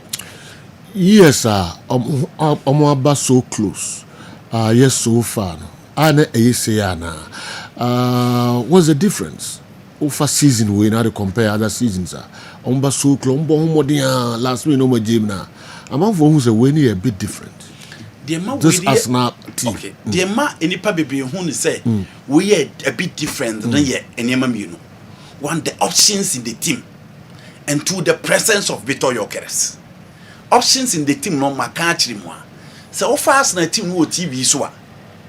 Sergio, is a David Raya ni wa kepa ewo experience from Chelsea to Bournemouth.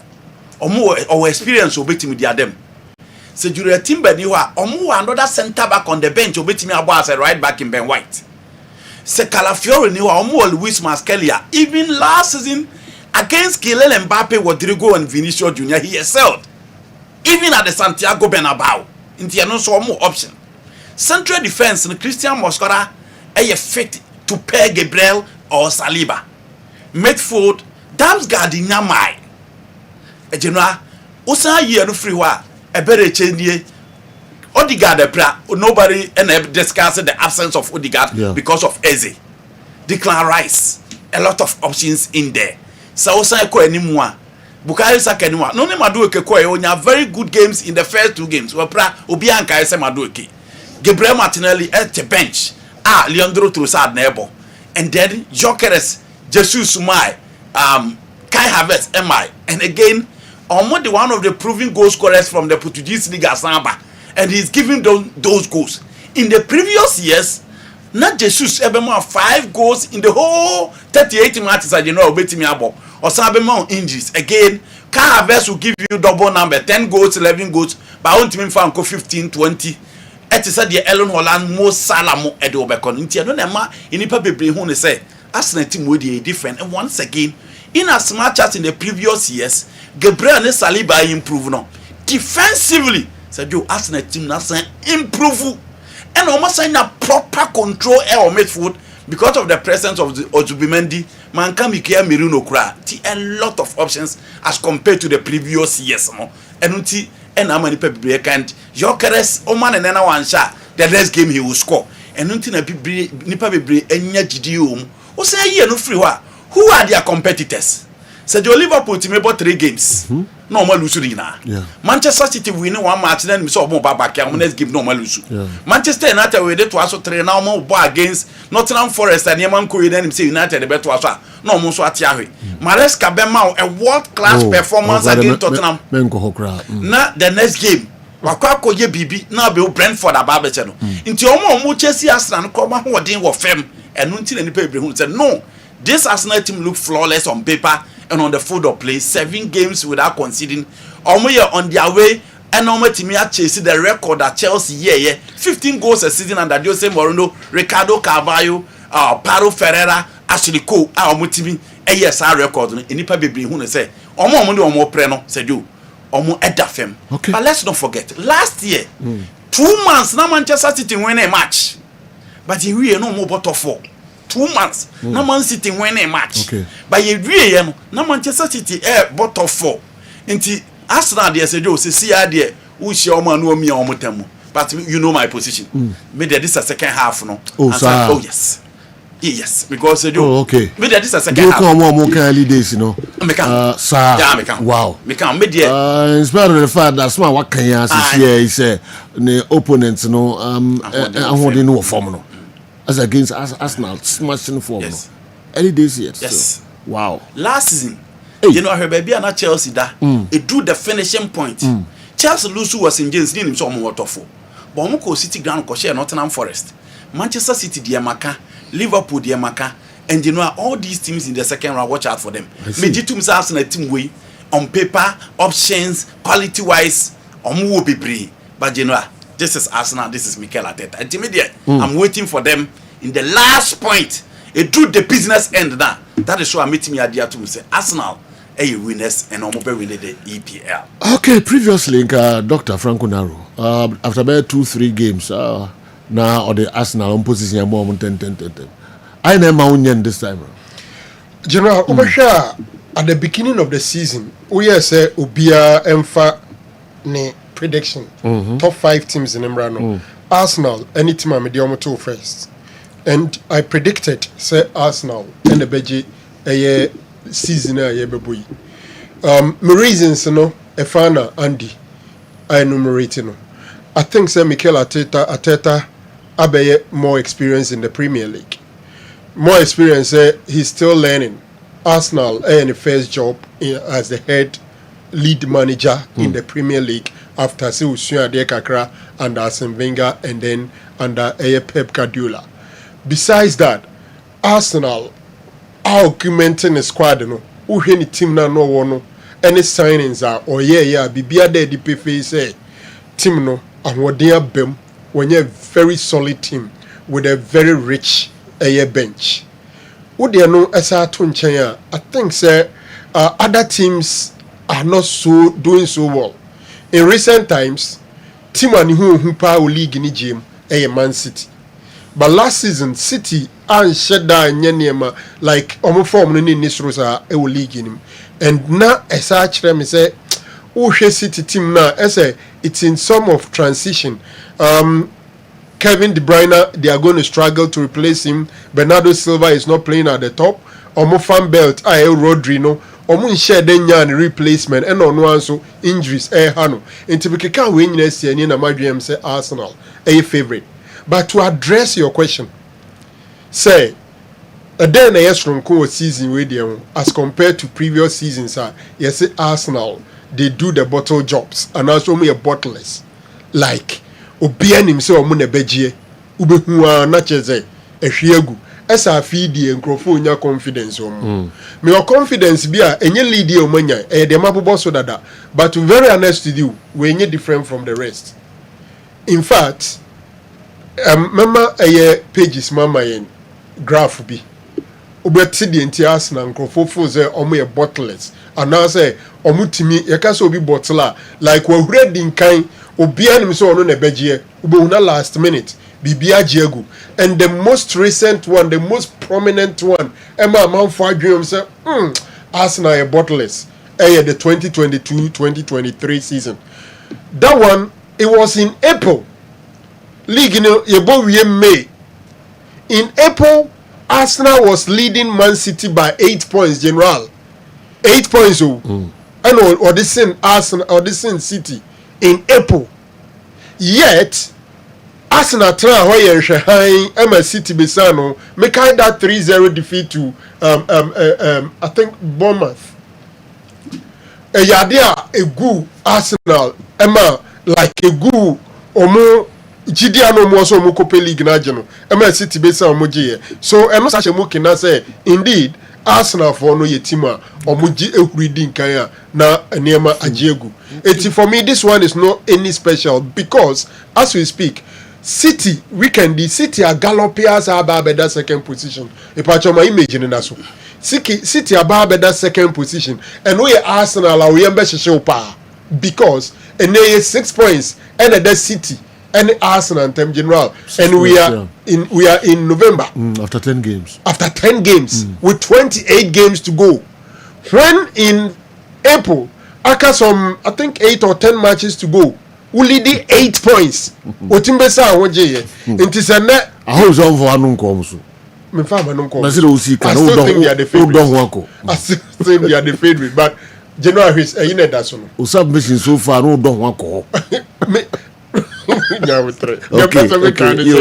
feel the any previous ones and shada in terms of points lead because if after 10 games you are leading by 6 points and shut down you because leading 8 points are now aka fewer matches to go be okay. And on the screen most time at top of Premier League without winning in that 2022-2023 season over period now league season 38 weeks now emu 93% na Arsenal at that top are 93%. They were on top throughout but eventually they lost it in 2022-2023 okay. The first one was 2022-2023, but in 2022-2023, and so Arsenal lead throughout the period, 71% period.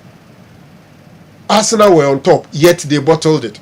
Similar one, 07-08. Until there are a number of instances where out of the 20 teams playing the league, Arsenal at that top for the most, yet they end up not winning.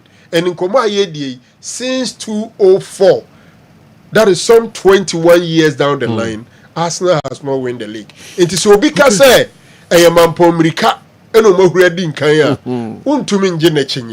but I'm thinking that this year is Arsenal year. The only thing say, send a city a pija banede. We are Arsenal fan now. I am Shishebe also. Arsenal should pray that this Liverpool team do not start winning soon. Because if their players start to click, no team can stand them. Eddie Abba, I don't know. All right, he's right. Yeah, okay, he's right. Because Liverpool, no, yeah. And I mean, can you say, still two major competitors are competing Arsenal, City and Liverpool. Liverpool, a bit my base Munya early challenge. Say Isaac Obian himself born on him bo fan and fire. Obian himself Florent Vate on him bo and fire. Obian himself etiquette bad.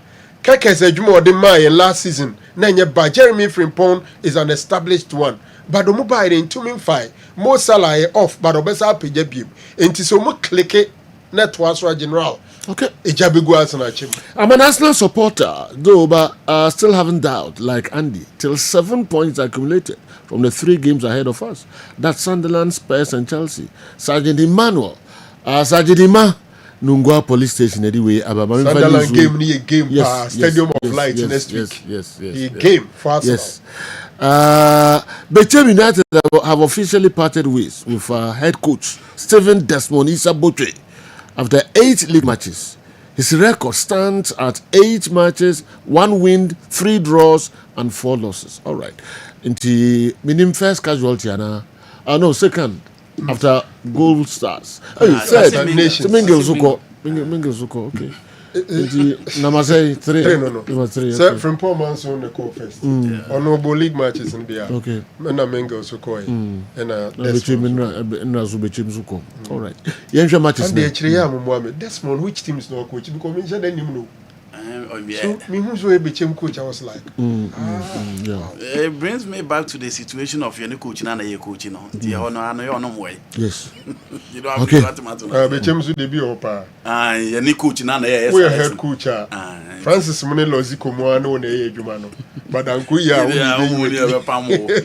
it's only because the rest of the teams are not performing. If teams perform and put pressure on us now, they will drop points, mark it. Jake Edway every takradi. The doubting Thomas in Crawford. Arsenal. On the general, they have a fine team. Yeah. Very fine team. To go 7 games without conceding a goal. In the Premier League, and there is a Premier League. Team crowd or the 15th, no spend you. Team or that one. Now spend it and almost putting in a fight. And they say, yeah, Nottingham Forest against Man United. Unkaza Nottingham no more game that won't even show be. You know, now after Arsenal game, no Manchester United. Okay. After 3 games, now you say continue to consistency and a positive vibe about United, no, and you might beat me at Tuasosa. Clearly, Shonda is and so United so moving at the first goal. And no any controversy about a Casemiro go now with him a share no. Nina say almost say Abrante friend Nicolas Avona. Ball now cover free line so and try line and then the argument almost put you up. And only ball with you know, I wish some be made the still pictures no almost be nyama and anka. Until we stop wire. Oh. My mom was still picture. I'm on still picture in my no how they say fine quality. Sergio, inti, edudi. So baby out the nice ball, who's a ball and can see an aqua one thing. But the whole circumference of the ball have not crossed the line. We have video. Yes. Yes. So the whole circumference angle ways way. Yeah. Credible line. Yes. Now make us a casing in our actually. Debbie. Nebi wala no so. On say the see and say. Ese ni nyina. Me ka say ni nyina na that kese no actually. I'm not saying the decision was right or wrong. I'm describing ball no said the isitie. And we hear oben say na kese nyina actually. But they were quick and on JJ corner kick. Unfortunately, linesman in Nigeria. The linesman was at the other end of the field. Yes. And a honum no line no pole no sane no line. Go post nankasa, including players. Even when you are watching it live, you felt born natural line. Yes. Until say these still pictures, Edemaye. The argument was adding a VR to say the Shondike. A complaint say adding a VR and review me who say Bono extra antra line and omoje corner. Unfortunately, as it stands now, the VR protocols sebo atra line for goal kick and now corner kick, sebo atra line for throwing or not. It's not part of the VR protocol. Until we are here, Ninyi and in patch. Okay. It is said that unfortunately, corner no result into a goal, and Kessben had the first goal no for Tima, your friend Manchester United. The moment Douglas Luiz Pranam said, Tima, a friend of Man United, be not total control because Aquacoca Elliot Anderson, Kwana, or Ben match or me in Midfield. But once again, I'm already in the team no actually now I'm also a shot shop. One hour say Nottingham Forest for no take a game to Manchester United because so United guys no more anymore. So born be due or more. Almost it is difficult to stop them, especially Samad and so Becahua. But you know, again, United defense no let you or more down and team FN Nottingham Forest now equalizer from Gibbs White and again Nottingham Forest out to us and this is the goal. Gibbs White to be chair. Be a no dinner. And again, can be beaten us a mad in your defender. So here go we are. Lenny Yoro Messiah. But look at the position now share Ahmad. O coach now share Ahmad. Say oh your defender and Kasen and Kobeye. I think say those are the areas who expect to say obi et say look at the position of Ahmad ye. Now share baby I gives white now share. Clearly who's Ahmad ni defender because defender am pene ever in pinball with that. It decide that so be blocko baby a ball free and straight away. This is Ahmad. And Uya and yes gives white watching baby. Gives white is not Elliot Anderson. Because so you good in the air chain and I say on I go Jesus. But Hanu say or lucky the defensive qualities, especially inside the area. So in this space, going forward, say United a defender Konakisa, you don't need Ahmad here. You need a different defender. Waiting close to that space, and order take and almost had the second goal eka home. I didn't 2-1. But in the end, Ahmad scored a cracker. Which baby I know Jinan left foot no kwaya or far so at the ball no 2-1. Now we say Abrantian or Benny Moody as I do. So when you trust center no ba 18 boss national crabona. This is pure technique from Bruno Fernandes. Now Bruno Mosho to no omu here so him bebre. Baby Ujina power team sport to keeper no. It was just unfortunate say boy and Timmy Anshe. Once again, so say who will be say and say can be beat down and say and here so we put Bruno at the center of the pitch. But switch your tactical play and let him stay closer to the 18 box or be or foul more. In all Nottingham Forest they are there and you know where you go and then you go to I give it to Amad Diallo and go no share no na FA. United and to me and win it, but you give it to Nottingham Forest because almost so try say almost so Nema Nkoya also at least also itimi a secure point in this particular game. I keep laughing when I hear people say Arsenal will bottle the league. Arsenal win the league hands down. Don't forget Liverpool won their first 5 games, leading Arsenal by 4 points. This is our year. Abubakar Hamidu Sadiq, Bekwai Zongo. Okay, and anyway, and so Abreye. Come on, Gunners. All right. Omabamu Muda. Young Creanim. You who say Maresca James no goes to rotate in Midfield, no. Nay, say, Adrian say Maresca sign in near money view. Because against Rodrigo Bentake and then Jao Paulina, no. Not only here physicality, Bia, only Romeo Lavia, when you proper control in Midfield. But hey, the coach decided so obey use those players no akon end to end. And what we again be who say a game na say we neutral na we enjoy a game because a game na battles look at Kudus Mohammed versus Kukurela on the right. Na e fekeke. Omo mie no obi antwema obi ya Kukurela antwema Kudus obetimi at the ball no esan ho and exactly and the midfield battles as well. Ucha Moises Caicedo and you know we need to study Moises Caicedo very well. The presence in midfield, the football awareness, the proper positional sense, his ability to boss the opposition air boss any on one boss no is something all year consistently. And I hope say in the Champions League against the big boys, no to be we are seeing in Aberdeen for the Premier League. He's been outstanding, and at every game, 90% of the job. And say, "Otibi Ejumane kama." And Tottenham Hotspur, Joe Spence, and then Pedro Poro. So you are there to play Pedro Neto and then Garnacho out. Into Oshe game now. Now the two guys are no obi expect to say. Bema the back line of Tottenham Hotspur. The threat in the Bemo. Sergio Nemfa. Kevin Danso and then Mickey van der Ben ye Jumani ye kama a Preventative. So game when a midfield battle an end to end one from Chelsea and once again for fun and so Bema Chelsea the presence are missing in the last few games and Chaluba anytime be a born ye who actually be ano said you said Chaluba and so be clear and lies very well and one person as I do yen na ya bonnet but this is yen discussing here Robert Sanchez. He looked flawless. Paul now them no Mikaso Chelsea in fact Donnarumma Mikaso mkofa Mark Menon but social performance from the FIFA Club World Cup at the basic games I have Premier League dia. So catch Chelsea will problem or baby a goalkeeper enka wa ye adwuma na ye. I mean ko tunu kakra bi e wa Robert Sanchez. Also I've reached a very good level now. I'm consistent. I have the confidence. I have the fans behind us or me. So everything helps a little more. Robert Sanchez. No, they are two no. Yes. Inti said you what drew baby a yin obianya GGO ni mu say and no that Chelsea pool ni hu bi anymore e ho no drew and he has the fans behind him. The confidence level na kosro after the FIFA Club World Cup and it's an ano where area balls will be on mobile inside the area bia no make sure say obaba be pick ball no and where for fun play column one out.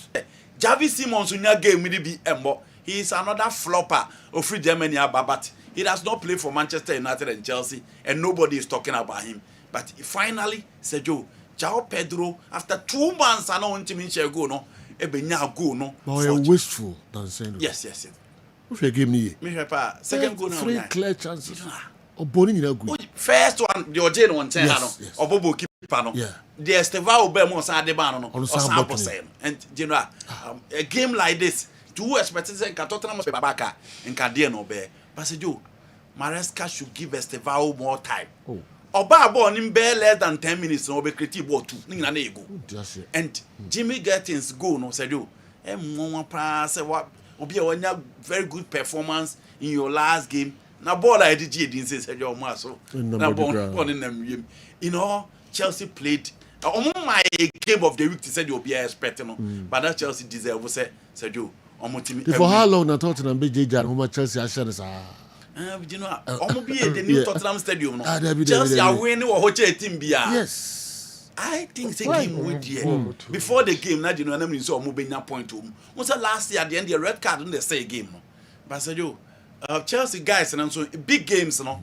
Apart from the United game, I'm fan almost Liverpool. Liverpool no be any so meeting almost Liverpool and almost Tottenham Hotspur so against United cry even red card no and how a true game say bigger. Apart from Bayern Munich Diana omo akwacheche balls no and that was a Champions League. The press resistance from Bayern Munich and gifted games no. One thing I'll be team from the Chelsea team they do when it comes to big games and that is very normal with Chelsea. Big games or money ball. Until going forward, almost so grow in confidence. And you know, do big games now. Maresca and Sanko here near ma. Obiame Bobino on time, yes sir. The changes in the PP are spot on. Until you know na never big games no. What me worry about what Chelsea fans and can say Canada Okano CCA William Savao. Yes. Time on money the Bermuda. On money more time. no still Asian trim say oyakra and I won't say there be say boy you so pitch is an anchor adjuman way there be la me yama Premier League come back to Britain yes you know she will be to say Kobe Manu the Franco say Kobe Manu or la masia boy and come man chance kada bi anko be bobo ni so la masia boy but in the Premier League Dian Hoysen Madrid better no say obo any of the big teams in the Premier League and come man chance man look at Obi say Jose Champon so we Chelsea central defenders na omo ho ya this season maybe Chaluba even Chaluba crowd so boy ne ball who say game no boche no but in pecking or that still no sad na ko nti Maresca you be an adwe and say Esteban hotel a oya akra you know be obo Copa Libertadores FIFA Club World Cup man of the match mensa Emma upon all the world class wingers of Brazil won Carlo Ancelotti nchi obi anim no one start no edu Chelsea match ya wo say oya akra na number for nti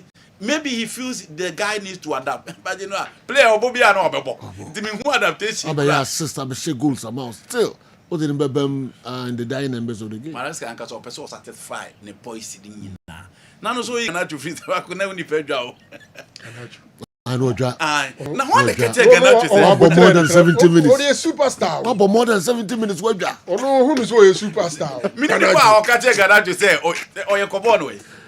Ganacho born now onu ni hu ni say o ya dey no born way. Injuries na bani mo wo Ganacho. But you know sometimes you better players na say if you onu to hu say game no mo betin aye pipi. We dey expense ko ye. Yeah, expense. On Thomas Frank. Pero so ko ye. The end day West ground. Ono and Mickey van der Ven, you know, say sa you know, those things are common in the game. In the World Cup here, players, omuni coaches in Bekonsa. Yeah. Obi a playing time of World Cup. Yes. Because Garnacho Busa, Scaloni, the last call up no, Obusa, I read it. Scaloni is so afraid Busa ancestor or chance woman. Not so far as or be bonnet there. And you know, I Argentina team now. So oyire ne ho kakra say master Antoine mu na ebebo body ah oyire ne ho kakra bia obenya bia ko but general opportunity at Chelsea dey man no ogina park ne so ochire bibi so wan chire bibi dia obebre because anim ho de Lautaro and Julian Alvarez is secured but offer master Antoine na afa Gianluca Mancini mo de Gianluca Simeone mo de enye hu bia oyire ne ho obetimi anya bia bo and sometimes we timi switch the backlist akra ko nti the opportunities na onya because the Chelsea anim wo Shegatins last 2 games are wabo. Performance of the amateurs. She Estevao, she Pedro Neto. Already Neto modi on abeto obunto on establish omo. Until so be prove beyond them no. Unya the opportunity to play. Until unya time na o make good use of the time because baby obone there. Sergio competition will hop. The other crowd who free say na better because one other words bia. Okay, according to Lip Reader back Jeremy Freeman. Also branch Spence. Oh, free as small catch Thomas Frank and say, or say, I ain't doing it. Or coach and say, I'm doing it. Go away. Yes, go away. You know,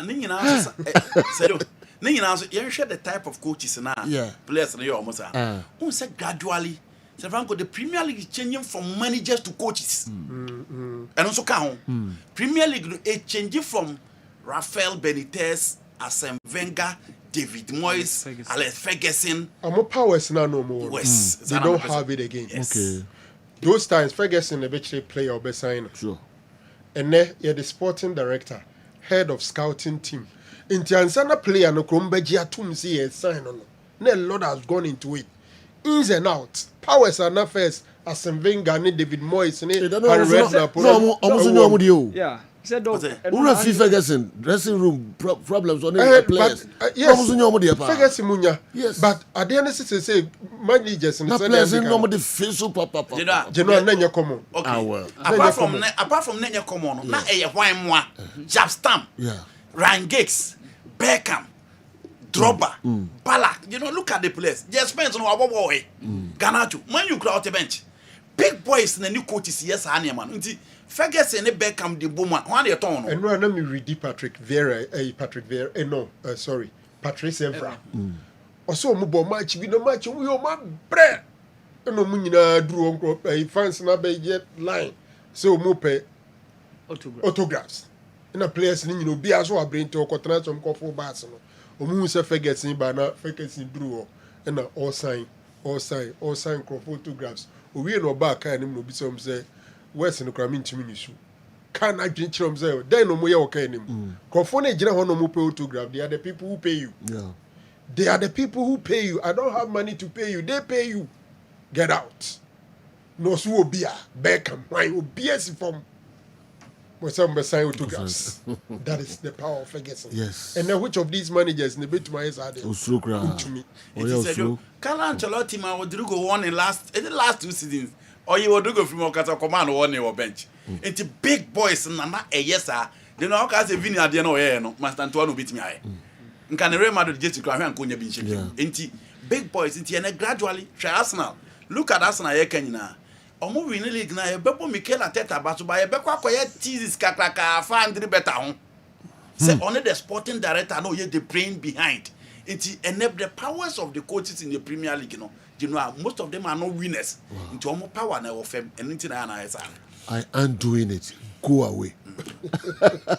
Player catch the coach. Go away. Hey, I'm pass one chow. Did you know game no enya sorry. And only idea ya na was say enya sorry adwuma. We omo wi a omo ko they move on. Omo were way to solve it. Omo tia say players no sometimes when they get frustrated on betimi and kabibia they have a way to solve it. God will and graso unyom fair share. Yes. Only Kevin De Bruyne. Yes. Unyom fair share. You know, it is the reason why Pep they be a opesara American or penakra. Ya he Pep Sara make a phone of fan. Or far kra no no abitiri no. Into ntime ye dwe ho. Sa because omo na hard. It is a do. What is powers na de ene no ahoden abafem. Okay. The easiest prediction in football, association football, is to predict that Arsenal can't win the EPL. But will have a flying start. The story has been so for more than 2 decades now. Alaji Mama Saleh, everyone to line the way about. The easiest prediction in association football is to predict that Arsenal can't win the EPL, but will have a flying start. Omunya fair to us now. Taba jogging club by Premier League. Di better than the friend. Yeah. They friend the near man. Yeah. Club with the now on bottle EPL nkwa. No sa bottle or Champions League. No bottle Europa. But they were saying it. Oh, no, I'm not saying that. It is Arsenal, so yeah, they have to say it. No, they're saying in a cavi. I'm only saying that I know Mungwa. That is what I'm saying. No Mungwa. Your time at club with teaching league in my also the actual. Sana me pesa. You know, meaning I'm fact okay. Man City there we can only talk about Erling Haaland. Oh, this guy. You know, Haaland. Gradually was one for bueno. You know, it's a bit, but it's a long time that I've seen a player consistent in the Premier League. No one PR man at the signal. Because you know the oil who English. The oil also in English. Sir. Mo Salah Look at how the Premier League reads Dwight York. But Ellen Holland, yes. Our Droba, we were checking numbers. Mutan, I had Droba Grenya. Yes, Droba, they still rate Droba so well. Yes, it is, you know, and we can only talk about the numbers, the style, his ability to put the ball at the back of the net, and how consistent that in the Premier League. This league, we assume say defenders. Defending wise, very good. It will be so much change almost on their power pin play and so much creativity. But Erling Haaland, I do the Man City in the general just so much. Barcelona boy against Elche. Now, Raymond Kisidu if Accra East Airport. My take is Manchester United is boiling up and might end up in the top 3. Mark my watch from today. I asked a question on Friday and wanted Andy and Frank to answer, but they didn't. Concerning what Manchester United do differently. In your opinion, if Manchester United pushes to your top 3 and even win the league. Okay. Yeah, answer you. More answer, eh? Okay. Sorry, sad time. Barcelona boy against Elche, not a difficult game. But me happy for Marcus Rashford said you. Barca boys no more Barcelona are more picky in the last 2 seasons. No, injured the Rafinha Tifie. Robert Lewandowski is so clear saying next season the 400,000 euros a week. No, Barca and Trebi or Beko. Lamine Yamal also on the issues. But said you. Radford are yet consistent in the absence of these players. against Real Madrid or assist, but that game there, Augusti went me and I will not blame him so much because it was a game. Barca for Nankasa and pull the strength in that game. But I'm looking at the goal now. Say, do a quite of fast so ball, no take it on the defender, and then a left foot, similar to the goal that he scored against Newcastle United at the St James Park, a striker's goal, and Marcus Rashford, Eddie Maye. I'm so happy for him. Labi Yama on the first goal after all this controversy and issues, no, on the first goal. But I'm so happy for Rashford and LTD. Now we expect to say, I'm beating Barcelona competing or Barca beating them is good. So I'm close to Gabon. I'm at least 5 points now them between. This is a goal from Marcus Rashford. Look at the goal, solid goal, top drawer for Marcus Rashford. I'm happy for him. Kylian Mbappe etwa adwuma so, and the combination between him and other goal and Guswa and the adwuma edema Real Madrid bobo kono again the Holland Premier League no the same thing, and Kylian Mbappe and so or the Spanish La Liga, he's just scoring for fun. I do penalty need free wa Bobby baby no bobon ye no bonso de atum, and look at the linker Abranti FN other goal de buy for the second goal. Mbappe so here Jumana Ellen Holland and 5 points for Madrid or the Omoto to Barcelona be a against Valencia. Oh, expect Valencia be put up any difficult say intimate Madrid in show because this is Valencia team performance so and it's proud to this particular game. Not the last time winning game here 20th September in the Spanish La Liga no the last time winning the La Liga game against Bilbao. Again, almost sound like quality. Apart from Diego Lopez, Santa Maria, Hugo Toro, she almost defensive line. I can't the experienced Jose Gaya and then Jose Maria Copito and then Carlos Terega. Omunkwana committee, only quality baby. And only quality. How do you stop the Madrid attack? And look at Jude Bellingham going on there, fake. And then Alvaro Carreras from nowhere, and so the fourth goal ever count. All right. You fancy a dozen into me and share Nina, name friends at the man. The work for weekend is a debe idea. Argentina, friends say, Vinny Junior, penalty be also good in a hobo. Now, Obi Kunyana hat trick. Now, Okako Hana Janko Bono, more penalty na seno. Need to have a Kylian Mbappe and more penalty. Nothing Mbappe last week. But we can we so watch 2 goals. Nanka also do a new source on your hat trick. No, so I could not penalty one battery.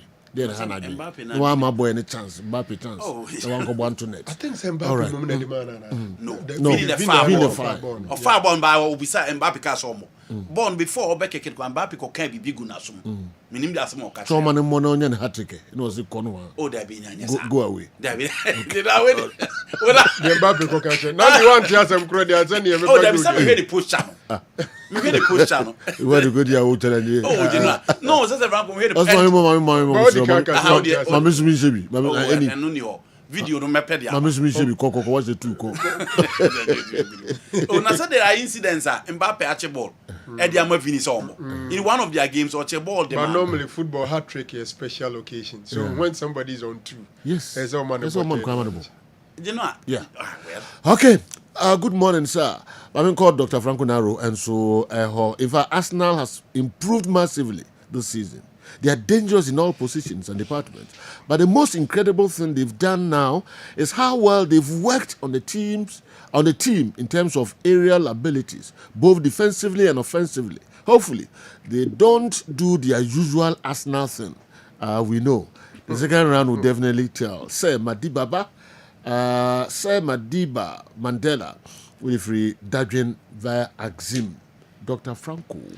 General, it's match day 10 in the Premier League, and you're saying another interesting fixtures and games I pass over the weekend. Liverpool, after some 4 successive defeats in the Premier League, Eber winning by 2-0.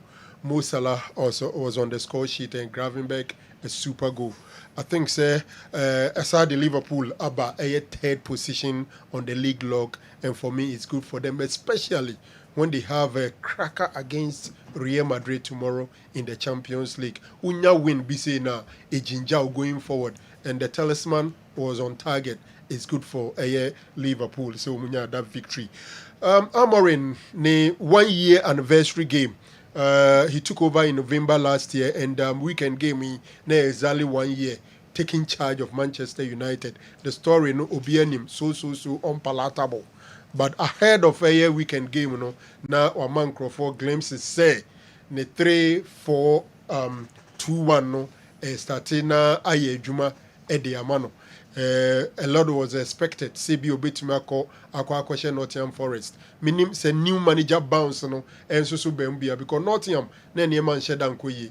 But I think say after the lead from Man United, courtesy Casemiro's goal, Nottingham came in strongly until that cracker from Ahmad Emma Otiminya go. Nandika say Ushep Abranti friend Ahmad. A call fast from Nottingham enya second goal now. Or need defender and also need that defensive orientation. I agree with him. And what share Ura friend Amorima from Sporting to her. Sa ne 3-4 no wing backs and Pempi offensive minded player back was at the one of the wing backs. Now one a defender. Into at Man United in Pempi, Ahmad, and that offensive person. And if you play an offensive person player as a wing back, sa problem I'll be to me and been a United. He was at the right place at the right time, but doing the needful, he could not do it. And this win by. In fact, say United winning that game now, and United could have been on same points with Man City in a second or third position. It tells you how Premier League, General Abebu Boss. In fact, after match day 10, Arsenal now team with 6 points with 25, City second with 19. Between second to 8th position, only 2 points. And a down from second to 8th position, just 2 points. And a down it tells you how close and how competitive the Premier League has been. And I think they say the Man City a one club man. It's all about Erling Haaland. Now the interesting thing is that General Abranti, raw talent, but energy he has it. When your time watching the training regime, a bit shock you. The kind of trainer he's very fit, physically strong, and the defenders struggle to get him. Ya no mu bogum say na mbanfo bi adwum say adoma chede no adoma chede no honum, but on one kasa the work he puts into it is something else. Now no Oscar amanfo okro minim say 2 days ago na 31st no so mo Halloween oko dresses say TC crew Bema Tintin grammar manfo no be adwane. He scared a lot of people. Halloween, currently they are in, but usually it's on the 31st night. Moye. Tisa Ghana say anka brunya brenem kure kufie koje tofe no mu jiskane ade no. Abrofo no mu dresses say uko shops near there. You see it, and Erling Haaland TC Chrome scare a lot of people. 10 goals, 13 goals. Ni Mbappe ye no La Liga no. Same eno ene haba Mbappe hype no. It was Ruby Bracing, Abranti, we Eddie Ewonum. General, I watched Barcelona's game, and I think that Enyamwa was a Hansi Flex Lami Yamal still on your feet. I'm not too sure. Say Basa Jakwadano ma ne hutonu fully. Vasquez. Sa Rabana 30-year-old woman no one in the trim pro in the co Italy ko share baby no. On in the giant. Just a month ago, ne Rabana Beka say Lami Yamal no ni subai. Opa obi amfansa baby nsunka afiwe nkona wi obejai Nico. Yes. I don't know if it's a problem. Ntina person meje say pressure ntina manager. No no ane subai. Because Fatih Vasquez was too sure say Lami Yamal o isu gain bi no oja no. O wie de opa onya de opa free mu wi a o wie ya obejai uraba no. Neni ama uraba ya betre ko. No one say pressure betima ma obi ejai ni sweet ado bi odono.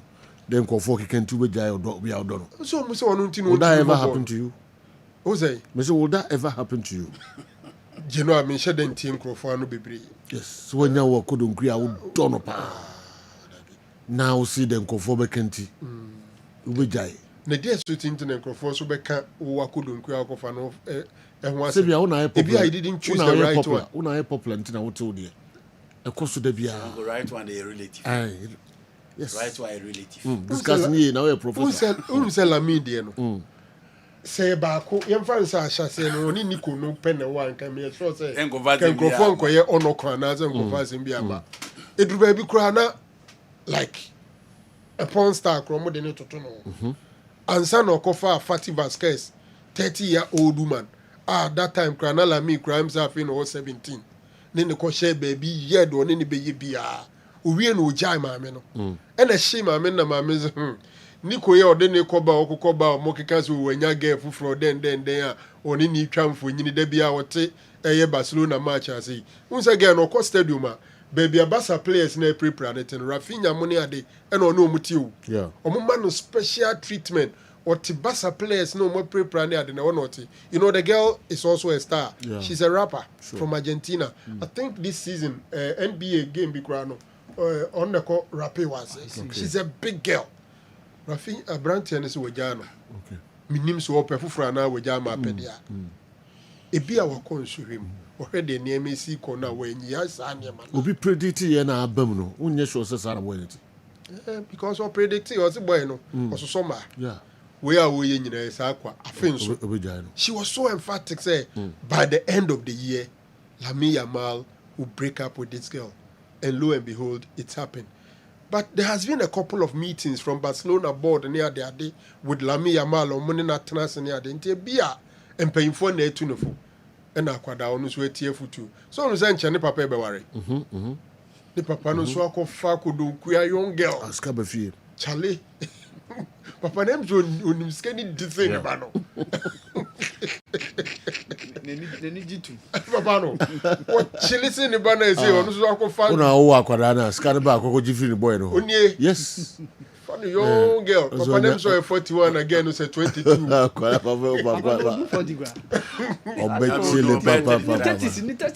Yes. Check it. But what fast more. And the wife no so call worry be ma fufuro. Okay, no we so worry about fufuro no munya ready. All right. Lami Papa no teams on football game yes right. Okay. Also no problem kakra into ojine ni a kofunya no onyine ni. To see we na nche oba be worry no. 32 years. All right. In terms of Bushana, all final year we are having a job fast. Papa no 32. Papa no 32 years. When checking here, mommy, 32 years. How many early 30s? Wow. That's so. Lamine Yamal, Papa, 32 years. 32 years. Wow. And when the ban 14 years old, send the ban 18. I'm born 1992. Wow. Hey, sir. And 72. 14 years. I won the ban 14. 14, around. Let's say with JHS too. All first born. Lie. Engonze musisi o. Na samre no so wa ekotomu no wa nwona. Kasema ba. Seke Lamine MP. Ko mpie. Iti wiase na ebibi o. Bi. Ekotomu na nkomu nyi na ka pa no mo yi egu a. Ko nya. Enka Lamine Yamal. Anasa nko ye kura nko anwo. Ko anwo. Ko so MP ya se so mo discuss ni say. And him say Jema just say man no show mun cry so we started in time. Hey, asemo. Brutal. Baby over 14 or 15 no aba be nkura. Yes, so one koye kra because our age ni dey ni say encourage obi as always. And also koye na nyam sense abai. And also obi over 14 and 15 e hodie. Obi wa na wagina o. And the 14 in terms of structure. In terms of because there be Sabago you know me. She will be to say Jude. Sabago Jude pa o gina on e get Jude. Enye gina wasem. Age asem ne. Age no I dream wasem ne maturity. Age asem ne ka. Enye stage kra. We 15 years for me and Sabe gina ho a. Omo argue no bi ade enko gino a. Obi anso ne training of fame. Ti mo age sen na mo kom. We nyamiti. Age ben na mo do rem. My busy kakra. Why busy oh? Onkai and I say my busy kakra. So we dey know na here. And then come here. Okay, say age ben na o start here. My busy kakra. On the phone so. In the candy and the we are no aba. Why? Why that guy for that? I started long before Lamine Yamal papa. Only and the we are no aba. So do say Andy don't bomb information there. What am I doing yes Andy don't know. All right. And the another boy. Oh, number 20 years. 20 years. 20 or 19. Okay. Number 19 years. Okay. Years, I see. Wow. After SHS. Me 6 4. Yeah. Sometimes lower 6 or upper 6 or we want upper 6 not be a virgin. Yes. You won't believe it, I'm telling you. Senior meat here. Meat you don't go to the same way, you know. No, in Yamba. I didn't know how can you make it. But I was Jerry say 6-4. What is him now? Our Mohammed, Baba, or nothing. Na sɛ sɛ sata wo nyine ne form 5 now. Form 5 there be form 5. Form 5. Hey, there be form 5 we call lower 6, upper 6. What secondary school? A-level. Lower level near Yes. Yes. That's the way they are telling you. I'm telling you. Me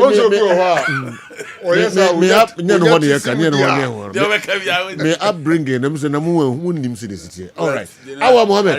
Mami min ko na fi min share also the brain. Yeah, Sergio. Yeah. Group CAF Confederation my group na we. Yeah. Yes. So your latest update na you be chair. Okay. Omaye group CAF Confederation. Champions League ni koso. Okay. Yeah. Enti ya hwe ntenteme. Yeah. Yes. Enti wuram. Yeah. Wuram yanko. Na meka se bia be ko head. Mintenim ra. Okay. Na mintenim ra dia. Awa mewura Dr. Amuzu na makofa Amuzu garlic abasisia. Meba awa Mohammed ebi wuram. Mema etiefo nyina akwa ababa Amuzu Herbal Clinic na yededro bia ba efre no Amuzu garlic bitters eyedru a emamoje die fusane ewo nipadua nu mu eyedru ebua ma obia ne pressure ewo soro eba fom pa obi so a otie mi a wadro srade abro so obehia Amuzu garlic bitters. Amuzu garlic bitter prevent numbness so obi se mensa anasa minan 83 nedro eye Amuzu garlic bitters. Amuzu garlic bitters controls urine flow. Dear odun so bebre anaso so basa no onye Amuzu garlic no mu a emesoti kura. Amuzu garlic bitters prevent sciatic pains. Obi say doctor me to ase twetwe me unye Amuzu garlic no mu atu edi. Amuzu garlic bitters is good for stroke patient. Obi anya stroke, obu a stroke na boni nkaye Unya Amuzu garlic no atu edi. Sama drain na sofu bi wanya stroke for years. What thought wa minu panom. I na wetimi asore ananti waka.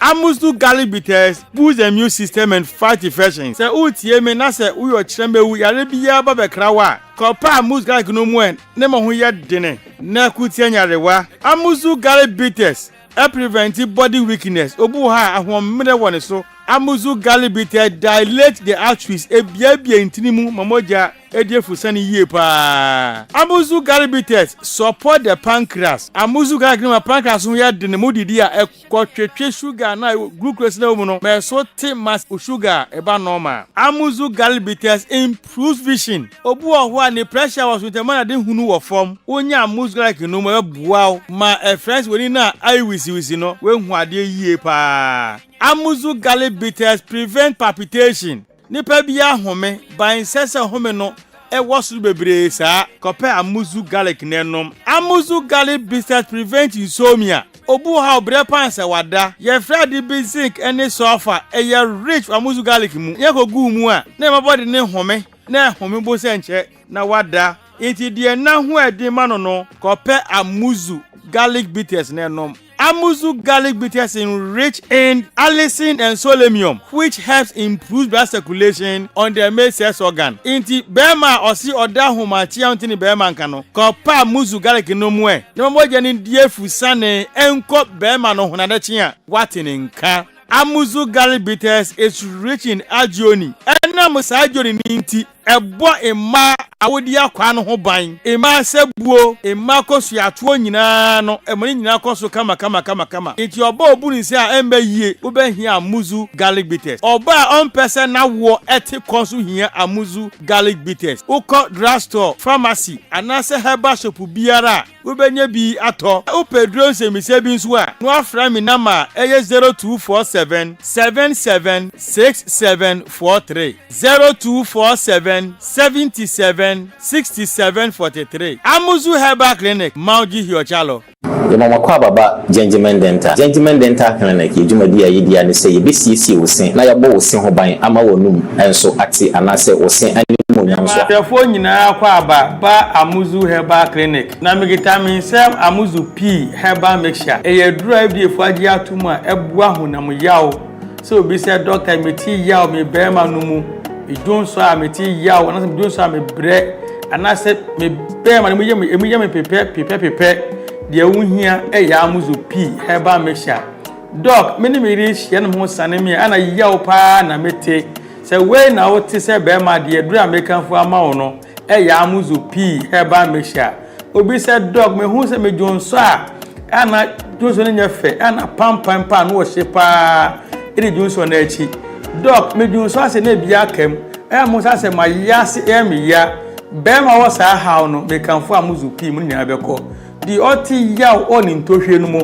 de ni ntohwe na hono sankofo nyina no mekanfo Amuzu P ema nwate obi se doctor mejonso ana emu apai we nam sen obi se doc mejonso ani nsuo kwatotro efremu ba ena obi se doctor me koja na so se me chemu a obo se ka frɛ na nsuo man efreba no ba de wuhia ya Amuzu P Herbal Mixture oba so a otiemia obuni se wi a echire no pampan ko na eka ko na eba mekanfo Amuzu P ema wate oba so ode po how quite how insio basa egu wase ne pe yie pampan ya no wo hye pa wase oba odun so oti yawe wadro ya Amuzu P Herbal Mixture oba ebu nkeka ye na che mamno kasika fie o na himfie bia na abie ni kuru na no ekọ ho a pampan ya ohu no nyapan ketua amasabi ni confidence no kwa na ekọ form oba bi otiemia otimi buninsa in bleeding obo sa within 2 months no buninsa mprenu onya kekaya na ya osa pa Amuzu P nu mesa nyina ejai wako twa scan yeso wo PID unu kunu hia ni nsuo nyina se na se na chi aba enam kekaya na akogina upiodi no nti onya Amuzu P nu mu a sa ha ni nyina be komo ho ato say nroi ukọ pharmacy ukọ drugstore Herbal shop obenye bi etu no anya bi ato wokumasi akodani Herbal Missy Herbal Apidank omo mbrom sanso na Icof ni Colinak omo Ashtown Accra wonko kanshi Dragley obisa na Nabuachi Kingswalk Tinates Repass and Hallows ebi etu nro makon anase dudu pirano ukọ no so pa Amuzu P a obenye bi ato se opese no semise bi a Preventative se fa na manefre for further and better direction. Amuzu P Herbal Mixture, Mauji Hiochalo, with a refuasi.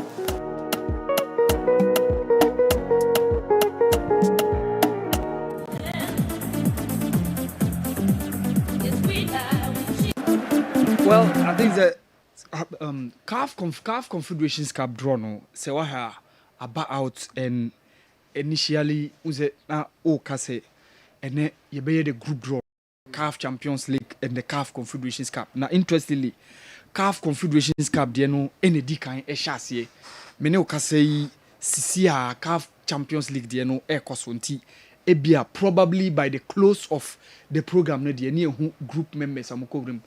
CAF Confederations Cup group no drawn in Group A, our USM Algiers, Meka 2023 champions. They were the 2023 champions of the CAF Confederations Cup when they defeated the Young Africans of Tanzania to win the championship. Joliba of Mali, Ehonom, and of course, Olympic Club de Safi from Tunisia, and of course, San Pedro, Kai San Pedro, one of the teams, Omudi Kotoko, fell some times he passed, I think 4 or 5 seasons ago. San Pedro eliminated Kumasi Asante Kotoko, the CAF Champions League, in the CAF Confederations Cup. When they left off in the CAF Champions League, until you drop your CAF Confederations Cup, no, San Pedro eliminate Kumasi Asante Ephraim. So Group A comprises of USM Algiers of Algeria, Meka 2023 champions, Joliba of Mali, Olympic Club de Safi of Tunisia, and of course San Pedro of Ivory Coast. Ufriwa, in Group B, and that is where you were Without Athletic Club And with that, Athletic Club are there by virtue of eliminating Kumasi Asante Kotoko. After beating Kotoko home and away, 1-0 at the Accra Sports Stadium, and of course, Obekai the 5-1 winner, Omunyaye over Kumasi Asante Kotoko. Emma Adeno Ekoye 6-1 on aggregate. So with that Athletic Club, they are one of the group members, Homo Group B. And of course, AS Maniema Union, a club from DR Congo, and so Eka Group B. And of course, there were Azam SC of Tanzania, and the new entrant, Nairobi United. So, Joe, the Etienne said, Nairobi United, only 2 seasons ago, they were in the Kenyan second tier, and Omuba in the first year, by virtue of getting the opportunity to be in the CAF Confederations Cup, they eliminated almighty Etoile du Sahel to be in the group stages. And I think say, Nairobi United are one of the surprise packages within this season's CAF Confederations Cup. So, Oko Group C, so I was CR Belouizdad. This is one of the giants on the continent. Belouizdad, they are most often seen in the CAF Champions League. That is where they oftentimes belong. But this time around, they've dropped into the CAF Confederations Cup. CR Belouizdad, Ewo Group C. And of course, there was Stellenbosch of South Africa. One of the big teams are almost courses there. Last season, they eliminated Oka Zamalek, Anomuye defending champions of the CAF Confederations Cup. Stellenbosch of South Africa is in Group C. And of course, there were AS Otoho di Oyo, a team from Congo Brazzaville, are also Ewo Group C. And of course, the last team, is Singida Black Stars. And that is where Emmanuel Keyeke, Esiakai, former Kumasi Asante Kotoko, former Karela midfielder, former Samatex midfielder, after having a wonderful performance with Samatex, or making a switch on the club career, that is Baby Okoye, IS Singida Black Stars of Tanzania. So, Urema Group C comprises of CR Belouizdad of Algeria, Stellenbosch of South Africa, AS Otoho di Oyo of Congo Brazzaville, and of course, Obeka Singida Black Stars of Tanzania. And of course, the last group, Group D, this is probably the group of death because Sewaha, a comprising of giants, and these are all performers. Zamalek, champions in the CAF Confederations Cup only last season. That was 2024. They were the champions of the CAF Confederations Cup again. Obekaya in 2019. Neokotoko Uremu Edekobo, that group stage, Zamalek were champions. So they are one of the sides of more rich history and tradition when it comes to the CAF Confederations Cup. Al Masry, only last season, they were in the quarterfinals of the CAF Confederations Cup before losing out against Simba. So Al Masry so a very, very, very, very rich history when it comes to the CAF Confederations Cup. And of course, Kaiser Chiefs are one of the biggest giants on the continent. So Obeka Kaiser Chiefs and of course Zesco United. So Zevranko, Group D now. I think said that is the group of death. Group now. Groups now from Group A, Group B, Group C, Group D. I think said the Group D is the group of death. Because Zamalek, Al Masry, these are 2 Egyptian sides within the same group. And of course, Kaiser Chiefs, one of the giants, in as much as you follow the pecking order, the giants on the continent, Untimi Mubodi, Wabra Obedi, Kaiser Chiefs, Din, Ebetunche, and of course, Zesco United. Zesco United, Yeninabe Kaya, Omone Kotoko, Ewa Babaya Sports Stadium, that 6 seasons ago. They really gave Kotoko a good run for their money. So, for me, I think say Group D, a group of death. So CAF Champions League, and also draw air so probably by the close of the program, yebehu bebia group members, ebe obia ekwakurem, and the group phase of the CAF Champions League and the CAF Confederations Cup, ebe shasiye nyameboa within this year, So caveat say omobebo at least between 2 to 3 games. Yebekwa kobo AFCON. So after the AFCON now, ebe ban 18th January 2026, then of course the rest of the group games will return. Na ya boy we akwa ko pim baby aye ko hu say why and now which team becomes the champions of each of those tournaments, and make the CAF Champions League and of course the CAF Confederations Cup. It was one of the biggest game I caught over the weekend between Orlando Pirates and Mamelodi Sundowns. Dog, I think that this was probably the biggest fixture across the continent over the weekend. Now, who had the numbers at the stadium? Doc, that is what amazes me. Normally, ultimately, because South Africa League, in a biwa, oh, her numbers in ABA, oh, share who supporters. But about my biggest games are check the numbers on the stands. And now these are the numbers are more stands, no, game, no. A top fixture, oh, Mamelodi Sundowns against Orlando Pirates. And oh, a game, ne fair. They were displaying good level of football, and I think this boy Trenson, the goal for Orlando Pirates could probably be a contender for the goal of the season. After that corner kick, no, Emma Oshe before say Sundowns Ebenya Kano etiye, it was probably the biggest fixture on the continent over the weekend, and the game really lived up to expectation. Mamelodi Sundowns against Orlando Pirates. Sergio, the numbers no na effect. Yeah, I watched that game. You share the numbers. Me share me comment and me try fans no go yes, yes. Yeah. Sergio, we more a liga you making it for the fans. Yeah. You invest a lot. You the quality players eba. The level of play no was through. And these are the more making on the continent.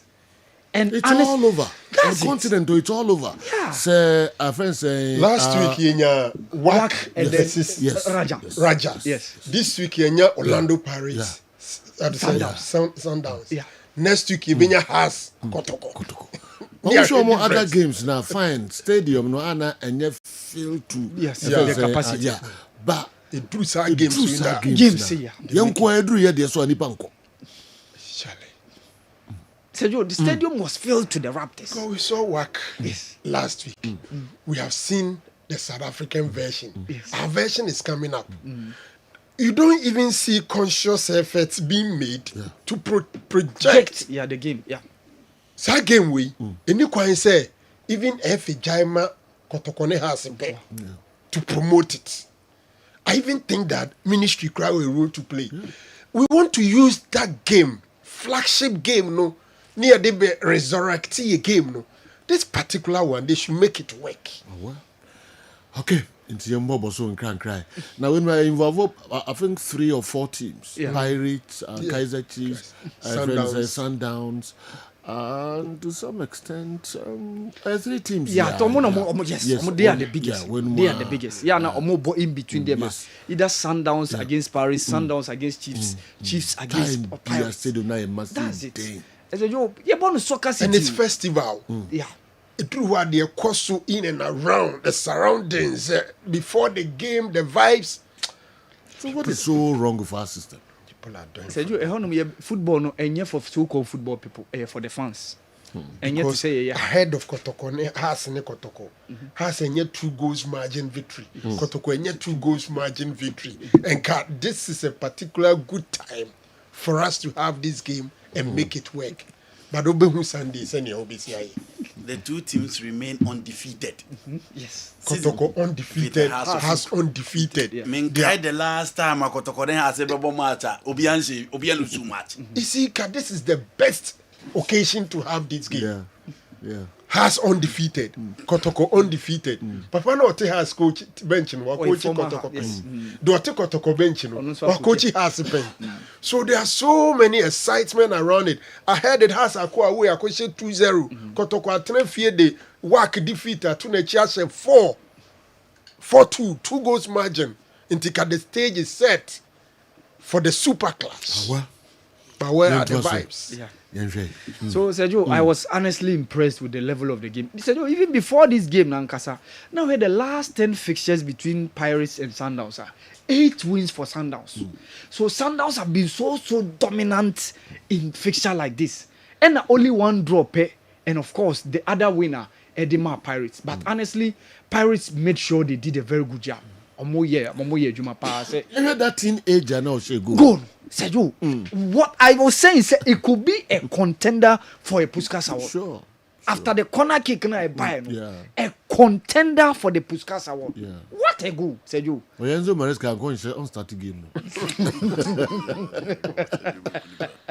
That fair colored guy. Wow. Yeah. What a goal. Wow. So brilliant. It had everybody talking on the continent over the weekend because where the left had said you see the left a ball non-drop from a corner kick, a header, just one time and one. That is it. Left That is footer. it. Goal no. Because Rowan Williams has goal na yes. Yeah. Cameron dancing. Yes. Yeah. This boy. Wow. Yeah, teenager. Wow. And no boss I go no a friend say Orlando Pirates. He reminds me of Bechem United boy no. Clinton Diodu. Was I say you are no junior no. Yes. You say you are no pass. Okay. So the young koso. Okay. So that was how you go ni biwa na man for teenager so go no share no South Africa no. Then you goal kitu akra. Or sign any vulnerable foot on the and a big occasion. Yes. Yeah. They got on the left and drop. Where there's some mad there now. Yeah. Rowan Williams. Only any idea. One of the best goalkeepers in the game. Yes. Wow. One of the best goalkeepers in the continent. You know, these volleys any easy technical. The coordination you need. Yeah. Technique, the composure, the accuracy. Wow, our interest. So, Sergio, over the weekend, what can so games we had more that EPL matches in the attention. To me, 90 minutes in here. Yeah, you go. Sergio, over the weekend, what Eshe Itia Tangi, but Sergio, the side aspect of the game was the unveiling of Hakim Ziyech. Okay. Yes, Oba on the field of play now. Or receive cheers a month for a budget so because we're signing from now till 2027 with an option to extend after say bia otimi born home within those years now we're signing, and I think say obey a very very good addition to with that athletic club. So you having Tembikosi Lodge on the left, Hakim Ziyech on the right. I think the teams within the Moroccan League and the CAF Confederations Cup should be very, very aware of. They should be very, very aware of the threat in Iban. On the form now. On the form, yeah. Yeah, not just the name. But so you having a player of such kind of profile, no, add a lot to Omo team. So Sergio, I think it's a very, very big one with that athletic club over the weekend. That was how Hakim Ziyech was unveiled at the Mohammed V Stadium over the weekend when Etihad Tangier lost 2-0 against Wydad. Hamza was striker Anishego. Hamza Hanuri. Yes. So he was on target for Etihad Tangier. Sergio, quickly, you heard Ghana for Modimbo over the weekend. Edmond Bedu was on target. That young boy is doing a very good job for Red Bull Salzburg. I say, Yemfa ni so. Even a ban, a junior setup, being it either under 20, under 23, we can consider him even to the level of the Black Stars. And that boy is a wonderful player for Red Bull Salzburg. This was how he scored over the weekend. Wabra Omoshe FC Red by 4-1. The Austria Bundesliga. That was Edmond Bedu. Sergio, we are missing Zubairu Ibrahim, former Kumasi sensational Kim Faisal striker. He was also on target for the club. Meka Partizan Belgrade over the weekend. They also won by 4-1 against FC Kukariki in the Serbian League. And one of the goals was scored by Zubairu Ibrahim. So this was how Zubairu received a pass, Omeki Dami, and then place the ball into the back of the net. So that was Zubairu Ibrahim for you. He was one of the guys on the score sheet over the weekend for the club. Oko Slovakia, MK Maribor, and then almost share by 3-2. Benjamin Tete was on target on 2 of the occasions. MK Maribor, Eshe NK Bravo. So 2 of the goals now MK Maribor, Eshe Eba from Meka Benjamin Tete. He was one of the guys during the AFCON in 2021. Onono Ponchi, the Meka Aaron Bupenza, Meka Gabon player now, a few So this was Benjamin Tete over the weekend games are also boy. Sergio Felix Afinajan finally scored for the new club, Meka Ahmed Sport. Over the weekend, they won by 3-0 against FK Manisa. Ahmed Sport, Teki. Yeah, we're free Cremonese. Ako joining Ahmed Sport. Almost second tier, Yes, and you're Premier League, like second tier. No share red, So Felix Afinajan, Enya ni first goal over the weekend. So ni go no ena Ebano. A month for Felix Afinajan, so share one of the goals Omo winning by 3-0 in the Turkish second tier. And of course, one of the goals now, Prince Amwaku Jr. For FC Nojela. Almost share Ogdense BK by 4-2. He's an 18-year-old boy. And also, if we right to dream on a call, Nojela, he was on target for the club. And of course, Kelvin Oforinso, Eshemani team, Slovan Bratislava over the weekend. And also, Ekoso over the weekend, Sergio. Okay. All right, weekend activities, near Boboswa. They say, Europe, near other places. Africa. Well, and they say, what they draw no Atuja. Yeah, but the group CAF Confederation. Okay. Champions League. In the my uncan sana program no abawe. Na you interested or work mupa. Some crowd order Atuja. Work group B. Omone AS Maniema Union of DR Congo, and of course Azam FC of Tanzania and Nairobi United of Kenya. Yeah. Anka kotoko sa group mu anka baby pa. So Nairobi United no. Only 2 seasons ago no more Kenyans almost second tier. Wow, look. Last season no more buy ntimi nya. But how much eliminated all the side? Look at that. No more eliminated all the side. Edi ababe uremu. Sikana. Edi be lack of draw etimi boa. But for you to perform, Sergio, the consistency is the name of the game. No, but who can consistency there? Almost at the time, baby. Yeah, lack of the draw etimi boa. But say obe bon homodin like I'm making a push, Sergio, yeah, na consistency is the name of the game. Sergio, yeah, Sasha Debi. Yeah, the Western African clubs, we are most often being pitched against the North Africans, And I say, Omota high. Yeshia moi, said you virtually majority of the North Africans, a year free. Just one ABR, 1 out of 2 BABR, no one will say BR, West African countries or more clubs are prevailing. So said you, these are the tricks within the continent. Okay. Okay, enti adumra ese Kwame Miki edi afisem no enso ebrey. Yeba be league matches no enso emu p na andikam minim weekend wunya mre ehwe eye matches no enso mu kakra messages no ba na eba alola I say I broke mine around age 12. But Sergio, please don't read this on air. It's between the two of us. Alola na diwe and some ways. Alola bear. Bunima Alola. Alola no GBC. GCR. Also breaking it around age 12.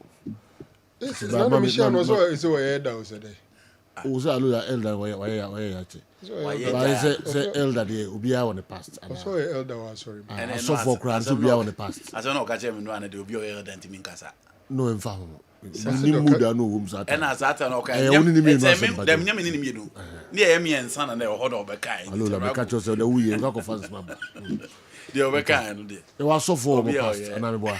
But the DK in the present. And when I was stadium now, I never quite. Obi na no kan na say. Obi na no kan. Me say me catch. Na boss. Dabi. No no. Me boss na boss say. Na best first half. First half. Bon almost started 3:30. So me ban say be 4:15. Okay. I go 4:30. No room. No room. No fashion. There we start at no room. No room wa kabete. Ko no obey me. You don't know room. I don't know the way they were for to be.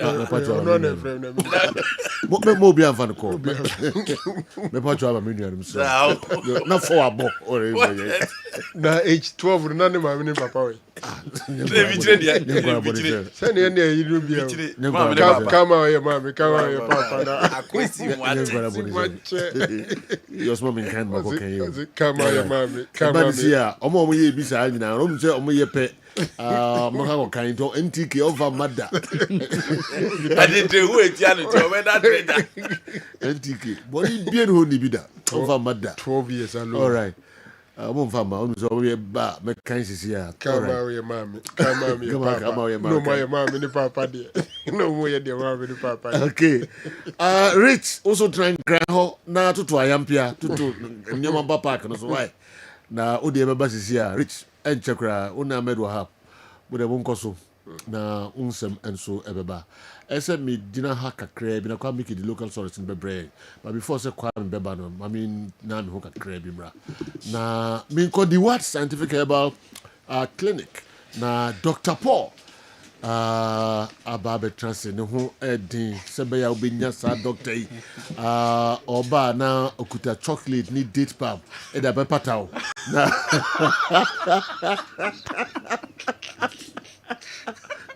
no de koye mabushi aforo no ubo musema na be yuti ofio na de date ni ho akoda da wo matini nyina sebo ko de bia boko ni ko ponsipa opedin unyaso edin juma pa wo yinti all right am for bia hia ni what scientific herbal clinic me ento nka kakra but ni what the ntia sonko ma obia ohweye na so otie na awie na ya ba de di kan a ni what mpanyufo se me family obia ne se sususuro yare wai susu yare hunye huhu ni what hu ne se yare bia te se somro entimi nya kase nchen na ntwie no enti aya no wakoma to yam kakra in fact words are negative words emu hu abamsa yare bia ni ho abetimi overcome too much wo hia nimde papa osan so hia emre ema ho anasa osan so hia nipa papa bia abebe na obechechero niam ni so amwakoma to yam mesrew emu hu abamsa ni what scientific hospital say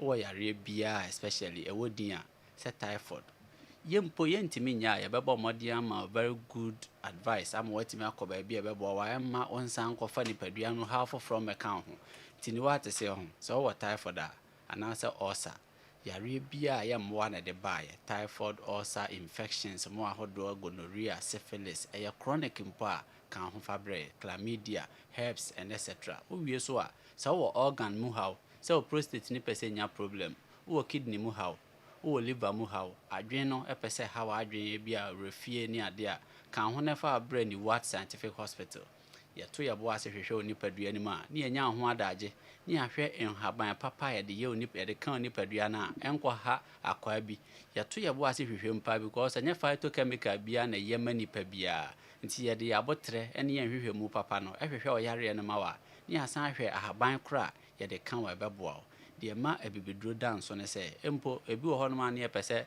ekoye adwuma ba ko behwa na akoye de yensre no so kra aka ho ama ye na ma ebibedro de dance kra nti ni what scientific hospital ye tenase bia ne ye di adwuma ye de ebibedro kan especially the entire organic products a ye mfa ne ma bia inorganic things enkeka no ye kroje ne ye de hwe ya yarefo nyina obi bia o ha bia no onfa ne nipadua no emeja ni wa scientific hospital ye nipadua fitafo ye tutu nipadua no ne ya hyehye ama kama ba bia finhye ne ahohoro ba bia ya rebi hye so ne akana to fam fa ya number no na etwero to ho anase bogu phone no so ebreso a waba afre ya me ama very good direction number ne 0244 08 76 0244 08 76 fa number no ho na ebreso se odo ni padua ba ba kira na waba atonsu mu na akogyanhye oduru ho na ho ayira akora ofre number na ni ama good direction and as all Accra so and as all southern part of Ghana na kwa Accra Chimotama 7 Genesis corner ho na udru announce wa frɛ ni ama very good direction no aba ni ahwehwɛ ni padua ni mama ato yebo ase asa yare na ma yare a aya na omo ho ahomete no aya na omo taa ye kwankro eno nti na omo ho ya ahomete no dodo na no aya na ye metabolism bi na enkoso fin ni ntimi ni padua ni ntimi nyi emfiri na se excess bibi abro so na wo ni padua na hwehwɛ mu kyerɛ se your cells away ni padua no part bi afa na mitochondria na function is a store na produce energy amount eje ahoden gu ho ohia ahoden na o de amount eno na afa na mitochondria no entimi nya na adwuma yi a otimi nya stroke etimi lead kura ma o die otimi o sugar level etimi rise ma ba diabetic etimi colidi ma ba hypertensive entina obi wo ho a yaka chense ne hypertension e essential hypertension ya hwehwɛ ye hu woto bo ase aba wa akoto se na mitochondria no say energy production and metabolism ekoso e wo mitochondria area ho no enkoye ni wa scientific hospital yɛn hwehwɛ mu a ɛdɔ no ɛma yɛn hu sɛ okay adan ne ɛba a yɛmmoa yɛtiefoɔ nyinaa obi a ɔmpɛ sɛ obɛnya kwankorɔ yareɛ especially stroke especially hypertension ɔmpɛ sɛ bɛba koraa no ɔnhyɛ aseɛ nya adeɛ bi na nkɔ support saa ne mitochondria no deɛ ɛfɛ o deɛ meba bɛka ho sɛ ma menkyerɛ biribi a sɛ mitochondria no ɛnkɔ yie ɛbɛhyɛ ase ada deɛ wɔ fie ama ho mitochondria ɛno na store na produce energy no sɛ ɛnkɔ yie a ɛnneɛma a bɛta ho bi ne sɛ ye bibia no abrɛ o brɛ ne de o brɛ ya na no ɔde na ɔda mpo nyane a obia da nyane a na ne energy na ba o da nyane kora na afie kora no abrɛ kɛse o bɛ sɔre ano pa bia asɛ de wa brɛ kora asɛ yɛbo wɔnanim sanso na de o kasa cha na o tie so je sɛ o gyae kasa no ɛhome kakra ansa na wa recover obia obuso funtem extraordinary adeɛ ketewa bi na ahyɛ wabufuo mpo si yɛkorɔkorɔ mpo na ɛte kɔ a ohu nipa na asanti afaso no bebre na no ya na ye brain deficit because of energy production to the brain enkoso yi mitochondria hwehwe ye no ono na se wontimi nye na adwuma ekofa sa ne mane ba mesrɛ se wo fia ade ba ko a obeya support ho pa eye plant bi a efe ne bokoboko water leaf mesrɛ hyase se o de water leaf enkruman kwan no ma water leaf enkom bokoboko enkruman kwan no fa bi gum nya adoan kwan no fa bi gum pomodin asa ben kwan kra twitwa bokoboko a fa bi gum wo ye die hu ofa bi di etoda kra twitwa bokoboko ne nko a ne fa ne nko a ye nkwan ne dibi ni padua no se wo gyae ma Halbert na mu a o solve a obre enya ma ye no manage ne fa this strategy bokoboko a friend water leaf adentia catechins ye nuane nro bi e wo bokoboko num no etime bua nkakra ema mitochondria wo ni padua m sha ase se eye na adwuma yi ni wa scientific hospital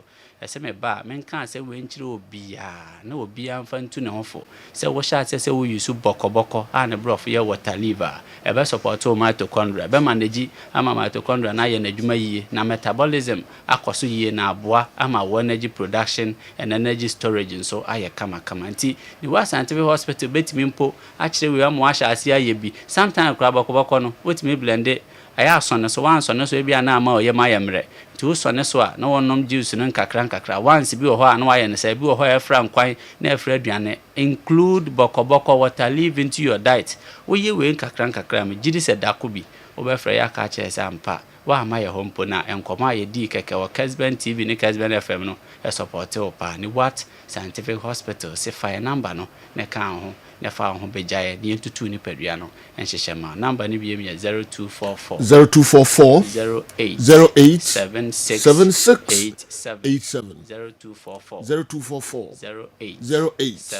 76 finally me de mafutu o ma say omodia se wo yare bia mfa ho nko ba bia keke kwa scientific place ni emphasize the scientific process ya identify problem no ni form ya positive hypothesis ya to ya bo ase ahwehwɛ mu yi ama ye hu aduro ko a ye de kan wa ebebo yare be na wo de hia sa otudun yeye kan ho fa ho bra ni wa scientific hospital ya be ho kama ya wo achimota ma 7 ni esan so atonsu munako ye adwuma anopa na otwe ekosi adwumre no num aya no aba ntem oba so a ye be hwehwɛ oni padua num ti checks be ko so ye nsese aduro ma straight forward ye be hwehwɛ oni padua nti by all means checks be ko so nti any amount of money ade be hye ho a ebebo amount be betima ya check up ni nyina no na wa bomodin se ode hye ho ye check wie na ho ndro no mpo enso a obetima akofia me ya kire oni ma ni bi ofia ma wahoto ebewie pay ni what scientific hospital sajo yan classroom ko yan so de brew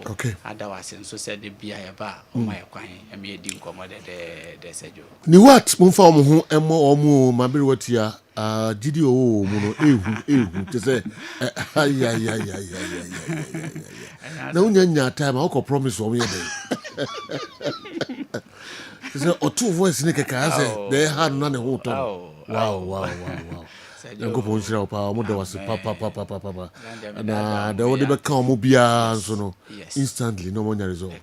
Yes so mo da se pa em se sa na wode boa mansan nyina abranti oti oboko sa mo sire mo numbers mo fa ni agro mo da mo mfra no na mo nka mo hawo emfa nkyere no na obeboa mo papa ni man kiti obekire na esa oba house na so a obeba na kakra eso de kan ho bia no ode aka ho said that I now ya ni ombeboa ma ho ato what ni what scientific herbal clinic that's Dr. Paul and so and on Mefro after the program na yedi nkomobi. All right, internet and so and on Kessben television, Kessben 93.3, Kessben 92.9 Accra. Dudu anu so ehwe live e DSTV 364, Go TV 121. Kwame Mickey emredu say odi local stories no ebre yen. Minche body bipa. Menyonku brebu pa. Kwame anani ofre no okom obedane ni obetwere ni na odi ahwe no opegya ne sa okumkom sanso na so efre no temanu ntumi Roman Hill.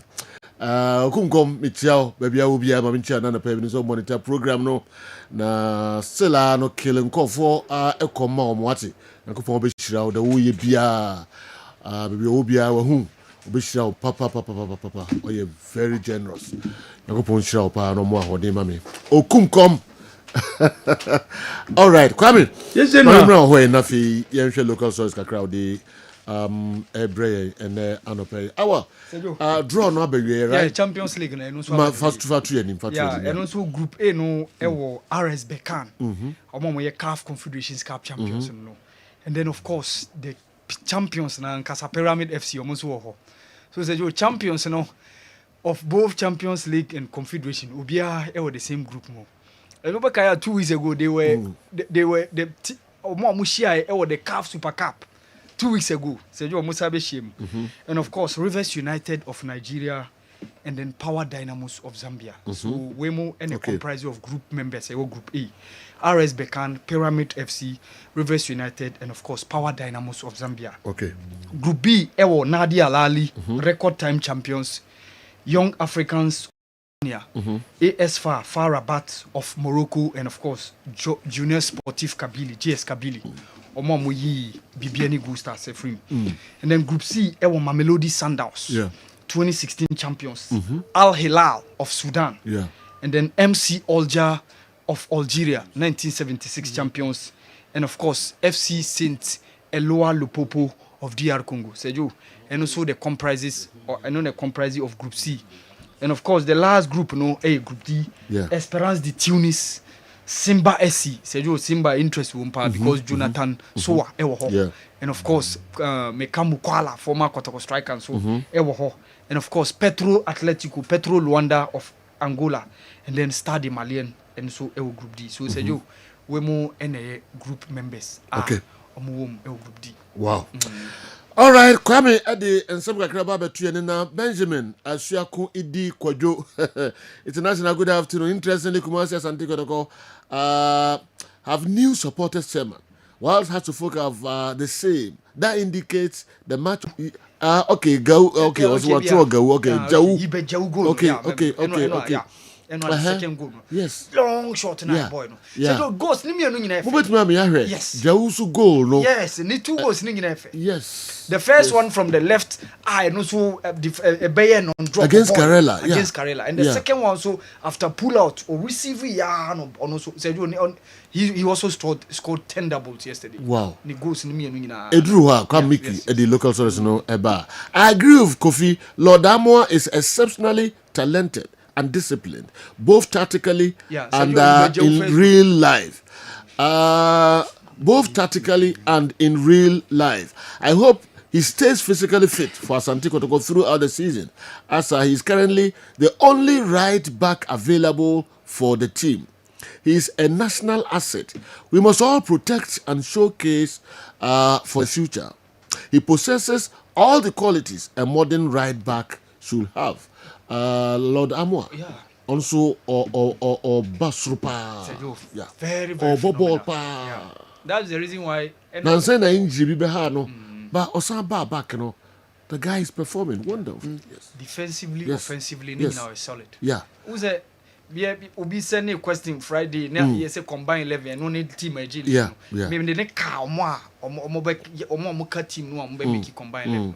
Okay. And interestingly, Sejo one of the guys on also impressive work. Okay. Even Omane Kwara coach the guy say the guy what dignity. Yes. Kwara coach the guy. Yeah. So they what dignity. Meaning say Penifono ehwe no pa.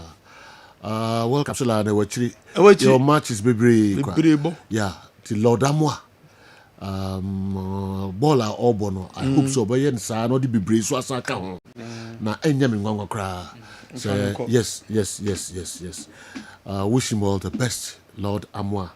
Mema chimudebia ngro chimwai misrewa na the way biano double no. So training is seriousness na discipline hu hia pa na baby abakono nyame na beche Lord Amwa. All right. Yentu aswe na Kwame. Yes, General. Mami ntu nkaka cry. Well, General, obeteme nkadia ma mendi kan di nkomo kakra. High sense at the big promo no at the aba. Omo big promo ne chese say no e fiti October 28 to November 8. Omo di dwumedie sonko e basom. Na dwumedie a omo de e ba ne say omo AC no, omo air conditions awodo no, omo atete so. Enu nti bomoden na kope AC ni bito. Omo si omo AC awodo bi ho bia no yatete so. Enu nti kope bi na UC AC no from 1.5 horsepower 2.0 2.5 3.0 anase ope inverter anase standard option emane no problem. High sense se sabredium womo air condition promo no eguso a ekoso dendenden anunti ena wo so kope high sense for air condition bi na wo top na de kofie hotel na wesie wie no ufie na wesie wie no apartment na wesie wie no ayo dadwene open air conditions e de abobo ho emane no problem. Big promo ekoso e high sense omo aseye big promo ne chese omo atiti omo AC ni so enunti ko na kope bitom na fakoye ejuma opese wo de koye no na emboa ye papa Kumasi high sense showroom no yo bako Kumasi City Mall yo bako e wotafo yo bako e wotano so na ba dum Babu Bazaar building no ye ni ECG building no edi nhwene mu ehonso ba obehu high sense esanso e wo biom high sense de ye nyema no eye papa na hyene so sa dibia beto e wo high sense bia no ye be ma eye 5 years warranty e wo ho. MTN my Momo app no bomode download bi na won download my Momo app ni bia na che se un send sika na che se okay chiri e wo se sabrede utimi use MTN Momo app no na wo de send sika ko baby bia send sika abra wo use MTN Momo app no na wo de asend sika transactions awodo bank to wallet and nasa POS transaction any transaction bia peso ye bia no MTN Momo app no ebema sa opportunity no sene so we use iPhone a obeko App Store na wa download it. We use Android phone a obeko Play Store na wa download the MTN my Momo app ni bi my Momo app ni dem o download it now your transactions am edemu krojin enso edemau ye the local stories I would do an beba na te say the sejo kan say sabrede I was Lord Amwa or up in the game say the bia World Cup e we chire de obetime nya opportunity etimi akobi no enam so emma eye honorable Felix Ofosukwachi what they to jam say World Cup ye ba bekoi ehun be hiam say betimi the local players ni bia omodimbo e wosoro ebetimi akọ World Cup ni bi because ye de omko World Cup ni bia ebeboa ema womo sika kakra ebeba se ye chedema players no ebi amba womo clubs omu si akan no sa sika no eba clubs no ho a eboa ma clubs no ho timi eye din into no de ogidi se World Cup ni de o se timi nya kwan ye di local players ni bi enso ebetimi akọ honorable Felix Ofosukwachi. There's precedent. At the last World Cup, there were a number of local players and local teams benefited. So I see no reason why we cannot repeat same. It's a 26-man squad. It's not everybody who will get to play. There are some who will never touch a football anyway. So why don't we then utilize the opportunity to select the best performing local players, give them the opportunity to also showcase what they can do on the global stage, and then at the same time have their clubs benefit from this package for FIFA. So I think it's a win-win for everybody. I support it fully. At the very least, our goalkeeper is a local player, and he has held his own. I mean, he has not considered.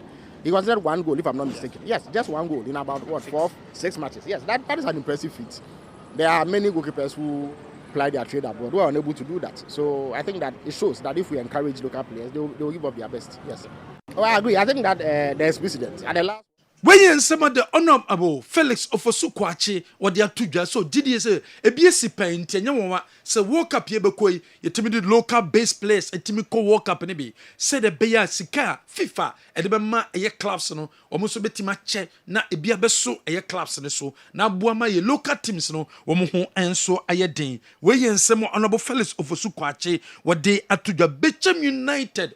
Resource and Sheda and Koyem and Famomo, Abra Premier League no Eshasie, Bechem struggle ye papa, our Premier League over the weekend no, one more against your mobile against Nations FC, one more tenefie about drum, and I'm so Emma CEO Edema Bobo Kono Kingsley, or Sebonsu, what a Kata Babontin, sa club no head coach, a Steven Desmond Issa Boche, one assistant coach, a Bright Anthony Konedu, womu ejomo kwan se sabrede womu ntimi omo enye djuma biom duty eye womu prof anase womu djumedi omedi edema club no womu se clubs no omo baye no womu dedication enom professionalism a womu den di e club no no omani adjumu ye papa but impempenso a etimi edruidiem woman timi emma eyesa two coaches en toaso nye djuma enfama Bechem United mikase Bechem asase wobawura market a mokope eye coach enemanim ye womo se by close of today there womo ebetima appoint coach womo se be coach okuta eye Lances A ni sika obeje no eye reasonable kakra ede emomo womo ye no masanso apel Lances B coach a ono so beboa osewoya ewo ni djumedi a oba bedi anaso no so di edema Bechem United no enso eno ne sisi asabre etimi aba betodwa enso ewo hom ye toasom ewo other stories a Kumasi Asante Kotoko Aimsi no attendance aye problem e dia momo wo mu gidie se supporters a wo mu ba ebehwe game no ankoye kura obekai over the weekend Kumasi Asante Kotoko ene Karela ene boy supporters wo mu ba no na ewo form pa aye concern e dia management no ema sabre wo mu eba behwe se mponom eye promotion eye committee a wo mbeso mote sa promotion committee no wo me ne be market Kotoko matches wo me ne supporters na ebekasa se huhia se so mutimi ba ebehwe games no resource ne eba technical team yo de management eyo mo de nenso supporters no wo mutimi emba enunti wo mefa kwa metima fa so ne supporters no etime di nkomo no mutimi abam abehwe games no so ede amomo ye toasom awada stories a enye saade a enye clubs on ton no beton players kwam yo pariado ono so dan no atum se sabre huhia se eye players no enye se nipa baako club no na nipa baako oyi sika no the top players oyi sika no the top players no ha dwene ye papa e wo se sabre dia wo se omti ase supporters ne ti ase no mutimi tom players ne bi no mudi players mi behim enye sa run no football club no e be difficult e de ama wo mo. We know a lot of things. You should also know that generating money for the clubs is also another huge factor. So what you have to do is that you look at it well and balance the situation. So when you say, okay, so the top player now, let's back on top as soon as he had a ship, then we continue to move on from there. Because you cannot continue to run the team from people that go to Konsa. At least it may be a club, you get self-sustaining. It's a basa, you must say, everybody should understand. And yes, say, what I say, Tom Bates now, what from now the leadership.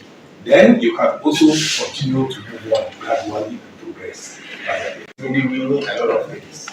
You should also know that generating money. Yes, some Kwame Opariado. What they atudwa enso ewo ho say ebe mbe yin say clubs no wo meton players and yes be difficult at the amomo yen kwa supporters no aseye Yusuf Abdullahi wono so edin sema odom at the atudwa what set about players no so mu niomu e kasa ye papa na players no wo mo eye ade ebe boa eye club ni titiu ni say wo mo players no say mo pese bom di te sama kwamreku dom mote chastele na o se sabre field ni so and also mutimi ma no ededi se de be ya timi abo mo pa yate amankwan brekudin yate Jacob na chedin yate Chastela din na omo ye nipa shronkon ebichen omo a edichen omo se no omo se shase se de omo shase ya na omo akoduru ba bi o maduru enti they can also do it better enti de bia me nya kwanya Asia players na deɛ mɛka kyerɛ ɔmo no so ɔmo so betumi atwerɛ ɔmo din ɛwɔ Ghana football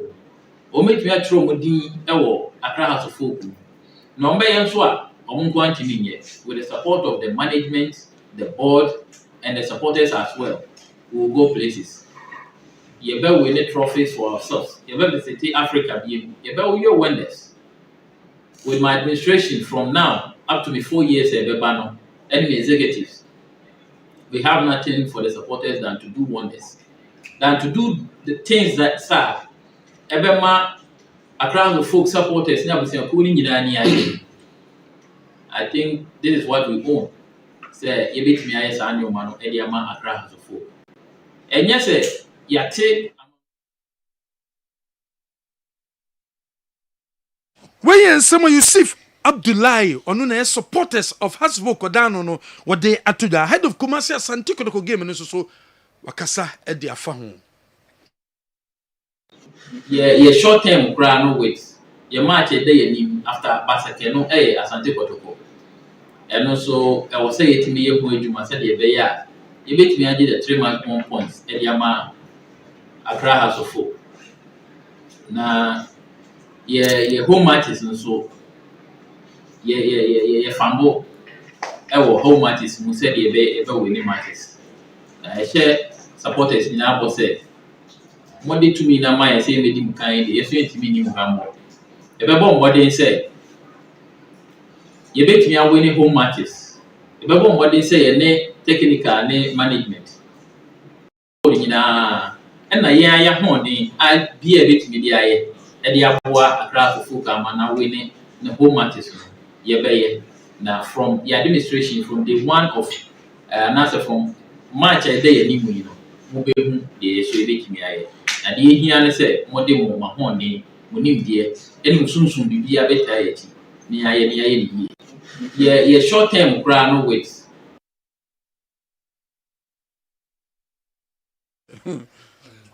Where is some Yusuf Abdullahi ono Hasbrook NCC chairman no what they are to just say there we won the first game against Bazake the second game is against Kumasi Asante Kotoko Accra Sports Stadium also supporters no eba supporters ne ba ene betimi aboa amasikasem enso etimakoye ede amamu weekend Premier League matches eba match day 9 games awodo no ebeba so on Friday Nations FC and Ho United and ebebo Saturday Ediana and Mediama Vision and 11 wonders and so akensi no ebetimi abasom and when this share do shenesom say Friday game na beba so 3:30 Saturday game na ebeba so 3:30 na fe on Sunday the El Clasico bekosom between Hearts and Kotoko ebeba so 4 p.m. our Accra Sports Stadium and when this share do for a Ghana Premier League matches ebeba so weekend nemom over the weekend games Saudi to Jano Bechem 0 Nations FC 0 Ho United 1 Mediama 1 on Sunday games Sebasuni Asante Kotoko 4 Karela 2 Dreams 2 Samates 0 Swedro All Blacks 1 Heart of Lions 1 Gold Stars 1 Young Apostles 0 Basakoli Stars 1 and Hasbrook Eshe 2 Brekum Chelsea edina fie dinkunim our Vision so and afa 11 wonders tenafie e ma diana ekoshom kabako a wo mo entimi antin table no say NCTA Ediana di kan with 18 points. Mediama etosumienu 17 has etosumiensa 16 and Kotoko Gold Stars etoso and 9 16 enum eye Kwando Out of Lions 15 Samates etosunsia 13 points Karela ewo etosunsun ekuta 12 points and Kotoko tosun enwotwe with 11 points where Ghana Premier League no 18 teams are womo ebo asat now Timwa yenhye teams a yenhye omo omunya defeat e Premier League mu eye Kotokom and Hearts and sa two teams na so omu Asia on Sunday e Accra Sports Stadium and when she do after the game has game a course so coach Evans Adote wonom and coach ede Emabobo Kefe Basake Oli Stars okasai the fa game no say supporters no also mu jinjom ho also mu jinjom anyesa mu to di o mu kika mu ho a ebetimi aboa yie papa when somebody to the game no e ba na we has a share 2-1 all that they told me the coach you need any supporters Let me so don't worry. Support is no company. Once I will go na hey boom can support. Now whatever did you. One question came up there. They saw the referee, the way officiating was ongoing, but none of the supporters entered show. Bibianca of Bingo Kuntoko. At least referees will say Kasampana look at referee original sport. Foul in the penalty D. Referee now whistle there. Foul or penalty D. Line 2 now foul distance by 25-30 meters. We'll have to run inside the field. Their penalty. Drawing the attention of the referee, the ball near penalty. And the referee had to change his mind. Players, coaches, in some car, will show me yellow card. Why are the supporters? Why is the game on? The supporters rather turned against the coach, shouting, coach in the park, coach Akuruba, Umame, Wapa, Akuruba. Meanwhile, they saw how transpired on the field of play. It may be said I was talking to my players. No more down heart. When some coach Evans Adote or they at two Jabra game na ebanawe. What's the supporters more pack so and yes some munko na referee hey what team referee and take good decisions. What's a match penalty munya ye supporters the team man ka referee ema ekosa. Also officiating there on one kasam House of Work in Kunimdio Mudi no officiating and koye baako kra. Ekasapa actually team. Holy Stars, because switching from here away matches I have back home, it was clear. And now I hope I'm saying that the other to get the maximum points. But unfortunately, normally mental and Casa for officiating. What I saw today, many I do, because I didn't started the game so well until 44th minute. Now he conceded controversial penalty. I wonder. However, I accepted challenge and conceding 2 goals within 15 minutes also got me to spirit down. If I take back, West, in fact, I'm impressed, although we lost, but me attribute Colombia my players defeat,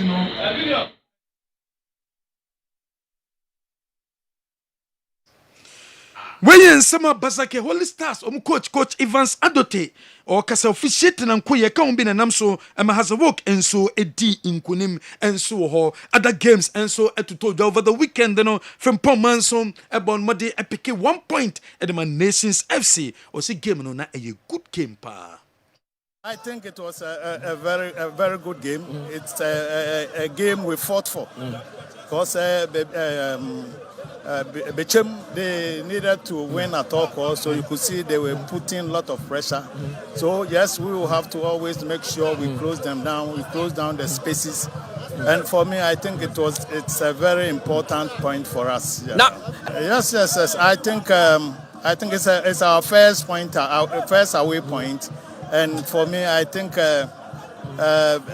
Nations have been a very good time, a good side all this while, except that sometimes you do whatever you do, but the results will not come. But I think the boys have done so well.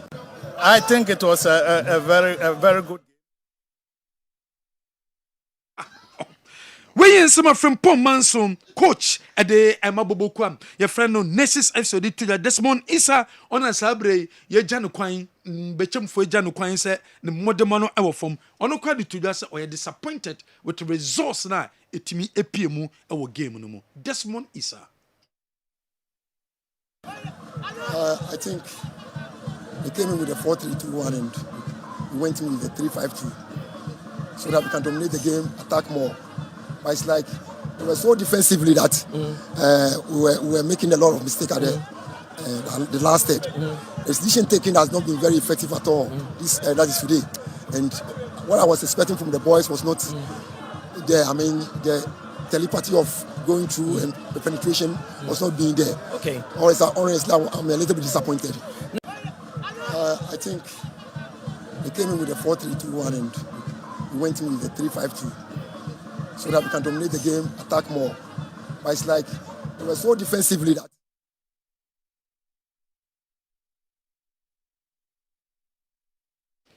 When some Desmond Isa, I was so disappointed. Disappointed nature say I was a Bobo Kwa friend. bechemfo eja no kwan intone na assistant coach nyina no wo mo ejo mo kwan yenko Kumasi Sports Stadium Kumasi Asante Kotoko wo mo tini wo mo name wo me ne Karela Bobo commercial Karela for e kan nan e ma Karela etimu emienu amenuru wo se o man start e kan wo bi na masa ghost no etimi e baye. I asked why it was. We started very slowly. What the problem was, frankly, because I wasn't around for one or two reasons. But we started very slowly, and then we conceded quick goals, which were very unpardonable. And so we cannot adapt quickly to Kotoko's tactical game. And so I think that congrats to Kotoko, they were a better side. But we need to work hard. No, not necessarily, because some of the goals were from a cutback. And if it's a cutback, it's the duty of the midfielders to support the back four when there is a cutback. Because the defenders, the centre-backs definitely will be with the strikers in the box. But these people, they always came from behind to score. So it was not the fault of the goalkeeper, but maybe tactically we were not good in defending. Yeah, that's where I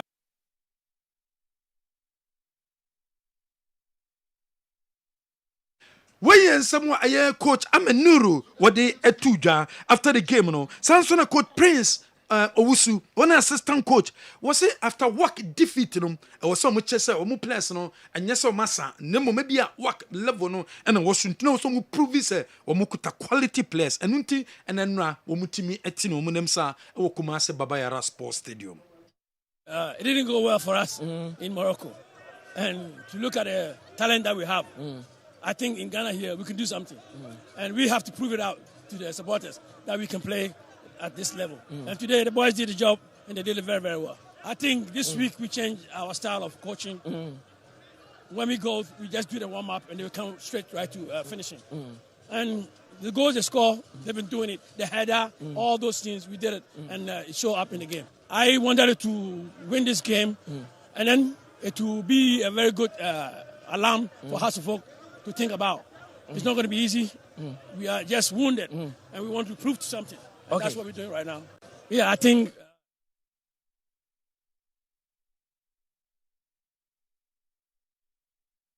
Wey in someone aye coach Prince or the two jabra game no and so eba na wie was also kasai o kasa de fa Joe Hubert Joe or say two classic goals our Kensington no was say omo no or two accumulated cards, two yellow cards and we also me uniform ahead of has game no and na de ntie kwa mo fa so eye nyema amo mutimi di victory no munya victory no o kasai e de fa ho.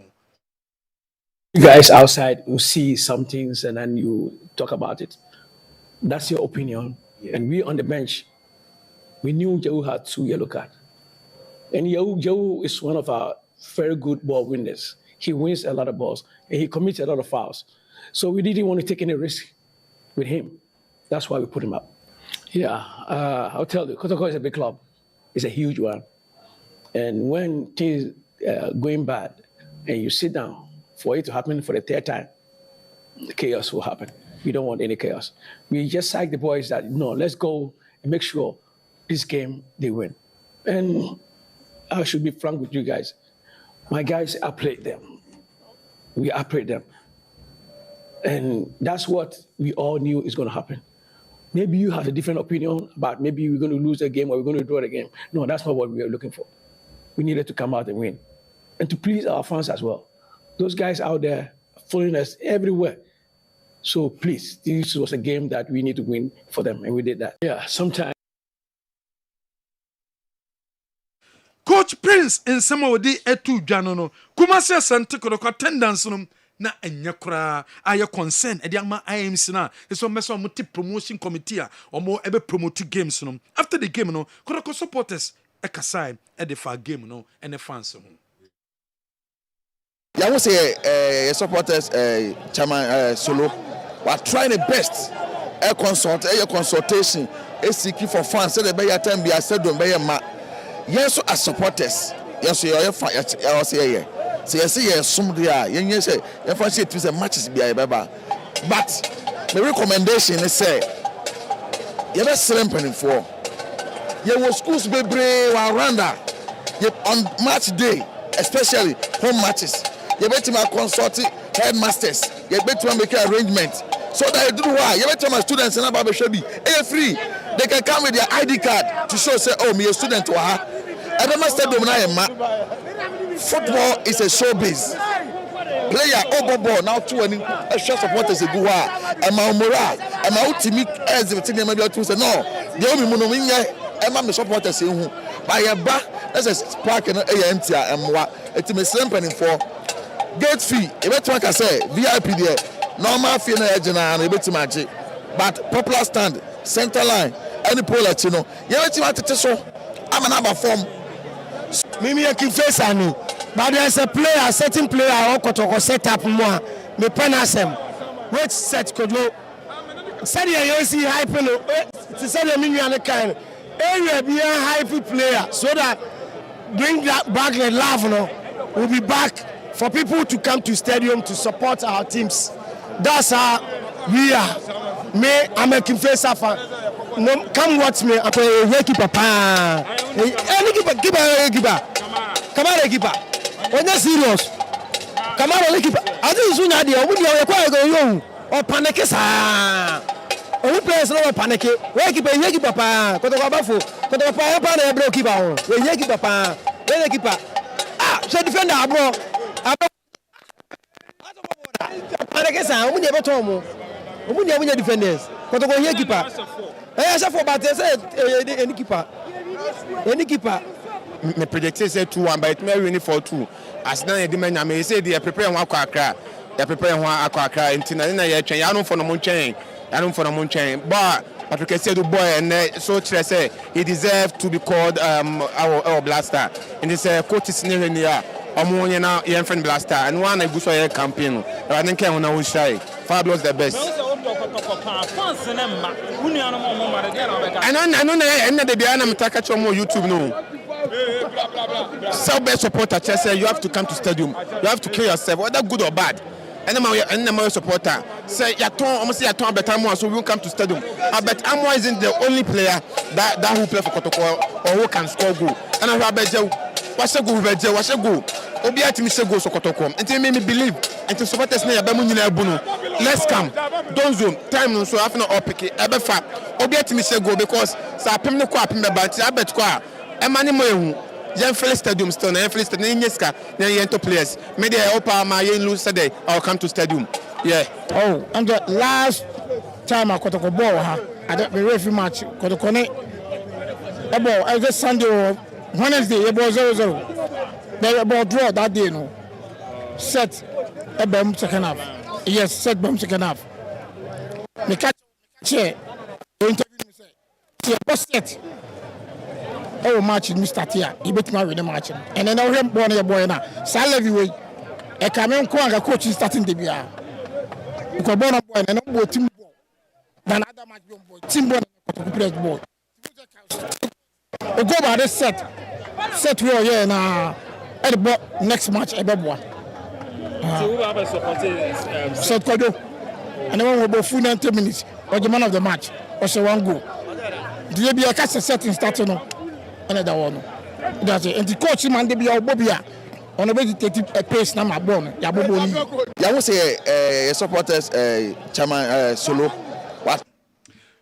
We and some of the supporters of Kumasi Asante Kotoko after the game of Kumasi Sports Stadium no wamo attitude attendance akoye problem no nenso results no mo peno wamo ensaka after work game no Kingdom Herbal Center wamo the Kingdom Garlic Bitters e de abedwaso kope Kingdom Garlic Bitters and capsules ni binom dedi kan be boost immune system no from stress obi a stress how arthritis anase onipeduanom ayetitriti hypertension stroke anase heart problem cholesterol and one a Kingdom a garlic capsules and bitters and I know my masa problem no as we try a day amount Kingdom ginseng power and so e would just so one Kingdom ginseng power a babwama bema wetimi abo adwumaye and a tremendous capsules e would just so what ba besia de so timi sesi ohuyem o menses no embeye e ba pampan di chire bomade kope tremendous capsules ne be na UC now you so e babwo e Kingdom Herbal Center mundrain any drugstore any chemical shop bia bekobia no obenya ndro bi atom your number is 0597 298-855 offer number way so yɛbɛgye sum dwabewura bank plc ɛde asɛmpa loan no ɛde abɛdwa som kɔpa asɛmpa loan ni bi woyɛ businessman businesswoman edwuma bi a woyɛ bia no ehia so bɛnya asɛmpa loan ni bi anaasɛ wode nyɛma fiama no ne ba asɛmpa loan no ɛna ɛbɛtumi aboa wo na afei wo nso so watumi anya ɛyɛ loan na wode ayɛ adwuma yɛde ɔbatampa loan scheme no ɛnso de ba wonya ɔbatampa loan scheme no bi ɛnua no maa no mo loan ɛno no monkɔpɛ bi na ɛbɛboa mo yie papaapa ɛni ɛyɛ baabi a mode mani bɛkyɛ bia no mɔdwabewura bank ɛnso wɔ hɔ yɛ branches awodoɔ ɛdwo so Roman Hill adehyeman Pankrono magazine New Road aboa so fumesa ɔnye sepeti mpɔmbɔre ɛne dwaben ofrɛ a yɛnsa yɛbɛgye so na yɛboa yɛ number no ɛyɛ 0271 409340 Dr. Megasi kɔ Dr. Megasi yareɛ bi ɛha obia no wɔbɛboa no atu aseɛ ɛde ama wo ne number no yɛ 0547 044 307 Hebaso Company Limited ɛde Hebaso cream no ɛde abɛdwa so wonya Hebaso cream no bi ɛbɛboa wo bɛrima ne ɔbɛhyɛm a ɛnigye nwie pɛyɔ bɛrima ne ɔbɛhyɛm wontimi satisfy ɔbaa no bɔmmɔde kɔpɛ Hebaso cream no bi apply ketewa bi ɛwɔ penis no ho after 30 minutes no wash it o washi we na chese breadru sawoni oba no e ba behie mu Hebaso cream e ba boaw amotima bo adwuma any drugstore any chemical shop bi abeko bia no obenya Hebaso cream ni bi ato ejaba jewelry ejaba wo pempe the second street edum ejaba Aston traffic light na sem ade bi edi gold aye bia no ope bi ato a ejaba e na oso kona so ye ko ejaba na kope wedding ring engagement ring promise ring and now say bibia pebiano ko pebi eto ewo ho say the gold nko na ya ejaba babo man satima kabi yellow gold and asa white gold ejaba jewelry and was so woko genua yem fancy animal okay nafi yenhwe local stories no and so emu kakra Kessben TV Kessben 93.3 Kessben 92.9 Accra. It's so sad our lovely taxi drivers have even lost the love for the game. Oh, sir. Because at first, about 80% of taxi drivers used to have either Santi Kotoko or Hearts of Oak emblem or stickers on their cars. But it seems it's fading away this time. Aside the media, it was they that always give attention to these matches most. They always raise the flags high. Now you see the likes of Manchester United, Man City, Chelsea, Barcelona, Madrid, etc. Okay, Razak anyway free Amasaman 3 Junction and Abrey. Says the taxi drivers need trotro. They all can say canina.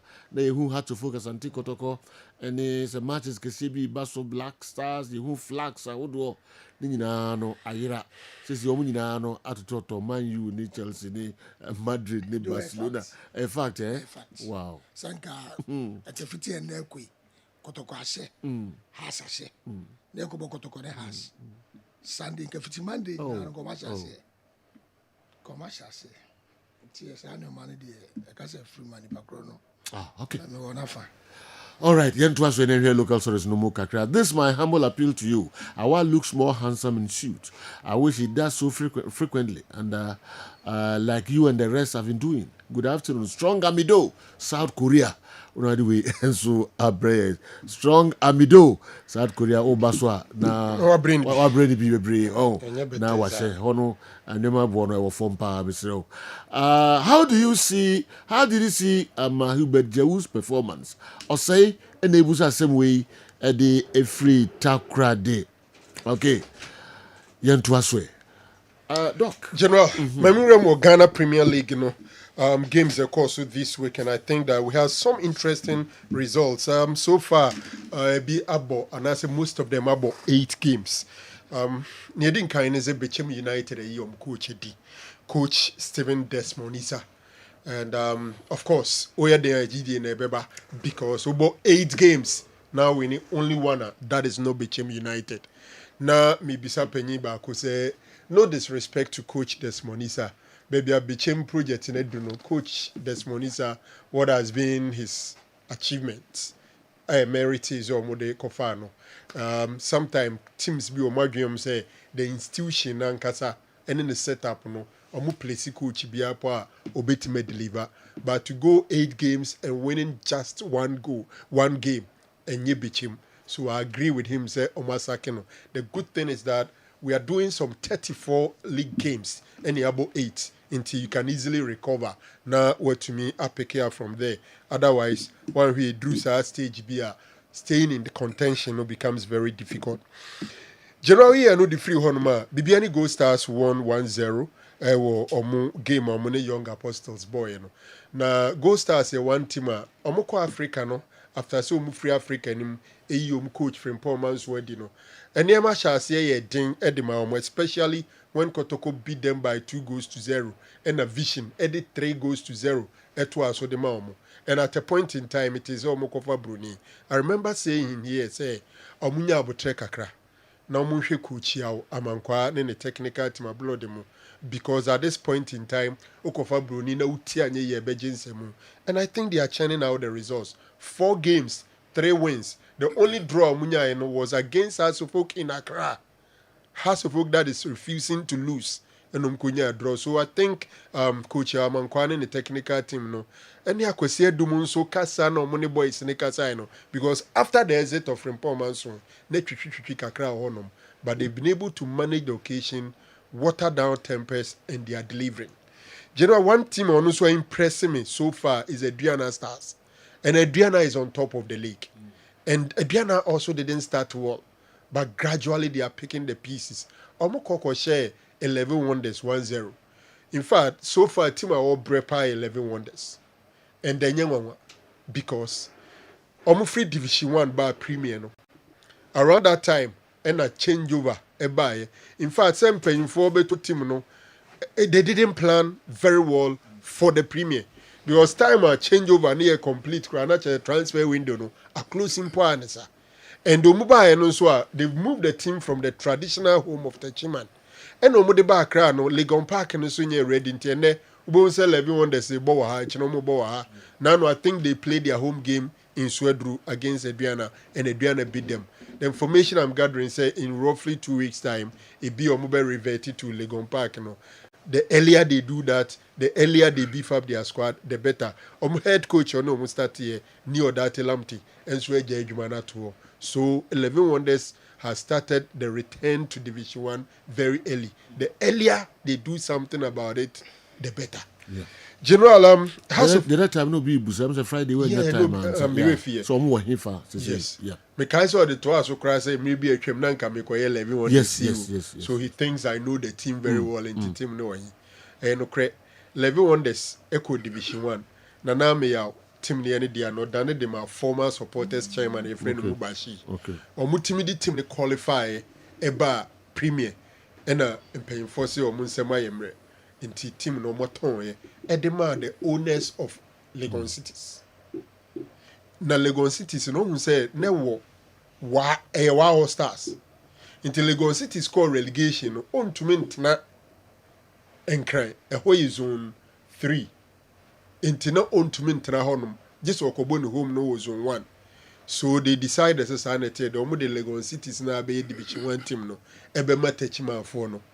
Because that is where zone 1 for until Legon Cities no and nei akwa akodi Techima eno na Legon Cities and 11 Wonders na what Techima no oma qualify for Premier you know Ghana football mra no Premier na national into timi bono bia o pevenu bia a obe choose se agituma but Division 1 dey zonal it is zone ma team ne wono e ho no obo so free oba national Premier ni mu na so come back to relegation so reverted free zone na or son or Premier.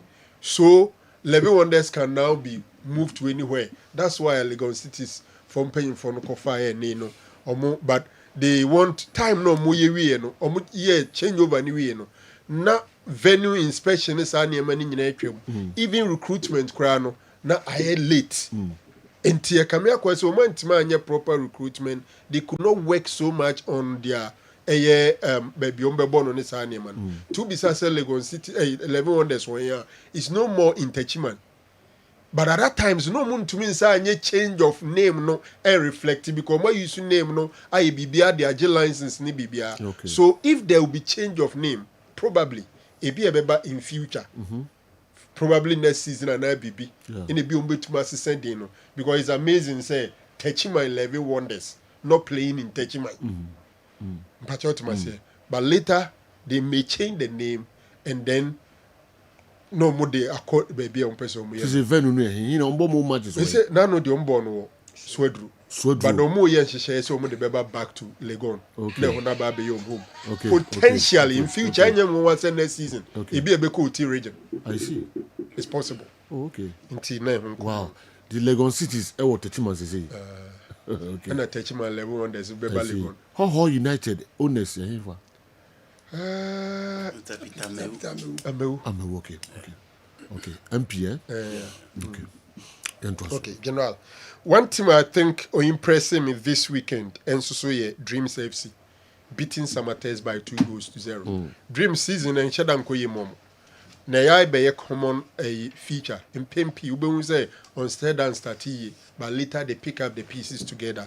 Dreams beat Samates by 2-0, and I think that was a good performance. As the end there, Yedikaka winning by 2-1 against Baseke Holy Stars. This is the team last season has first home game. No free division one about Oba Hobe Shoke House of Oak. But House of Oak traveled to Baseke, beat them by 2-1. Mate Coach Adote complains near the other. At the end of the day, Phobians have run away with the 3 maximum points. And I think Obebo Didi Dramani and then the charges on Abaso. To go 8 games undefeated, General, I think they are doing well. Ushemwa, Omene Kotokoneye undefeated. But Kotoko only 5 matches. But has done 8 games without a single defeat, winning 4, drawing 4. Drawn Neyadoso has of him, but that is it. They've done well. I watched the Kotoko versus Karela game. Ewo Babayara. General, Obia Washe Karela this season, they are also playing very well. Umuya one of the teams that Umuya recruitment bringing in some foreigners and all that into the team. But Kotoko Chere say after say Omo Frim whack. A whack omu ye a discipline omu. Mente say Kotoko akwa Africa. Ami a shene wie na nkoma obi edini say ye level ano no. The betumi aya ano no. Obi anka say yempam coach, yempam management member. They think omaji atum, level no. But on the field of play yesterday, we saw some delightful game. First of all, the Baba Yara General. Yemo NSA for Nabaso my ye Juma was super papa Baba Yara. I also saw one thing quickly, my main commenting over the weekend. I saw the program because we are Accra Sports Stadium. Now, we share picture now. Stands in the ma by a jet pitch in the surface, nobody is stepping on the pitch. I think so. Ryan Pofan Kranen and Crawford. So they are being innovative, making sure the stadium ni issue. But at the end of the day, the precious pitch, no. Yen to so nyen basa brebi atwam ye de moto si su twie ye hihye mfidie ni nade ne ade wo so. But what we saw yesterday at Accra Sports, and maybe later I'll get you the video. I think say they did so well. Kwan yo fa so na me sure say ya ye mienu sako de be ye Baba Yara. Eno de omu ye ne say omu be si stage no e wo po na chi wo na stance no mu akwa mekum side no ne nkrofo agu onom. Accra Sports Stadium, so we saw another one where Omu Stadium ninyina, but at the end of the day, the surface of the pitch was not touched, and this is innovative. And I think say my boy Ampofan Krane nimpenyu for so abaso for what they did. General Kotoko versus Karela, it was a good game. Okay. Gradually, Karim Zito, we hear team say we in the back four. Why am I saying that? And then who follow Kotoko Kakrebia? Unim se Kotoko back four no. Loda Moas number 2, number 3. Patrick Esiedu. Unihonma or a very good substitute in Joseph Izedamoa. Then the central defense and so Obian himself Ablo and then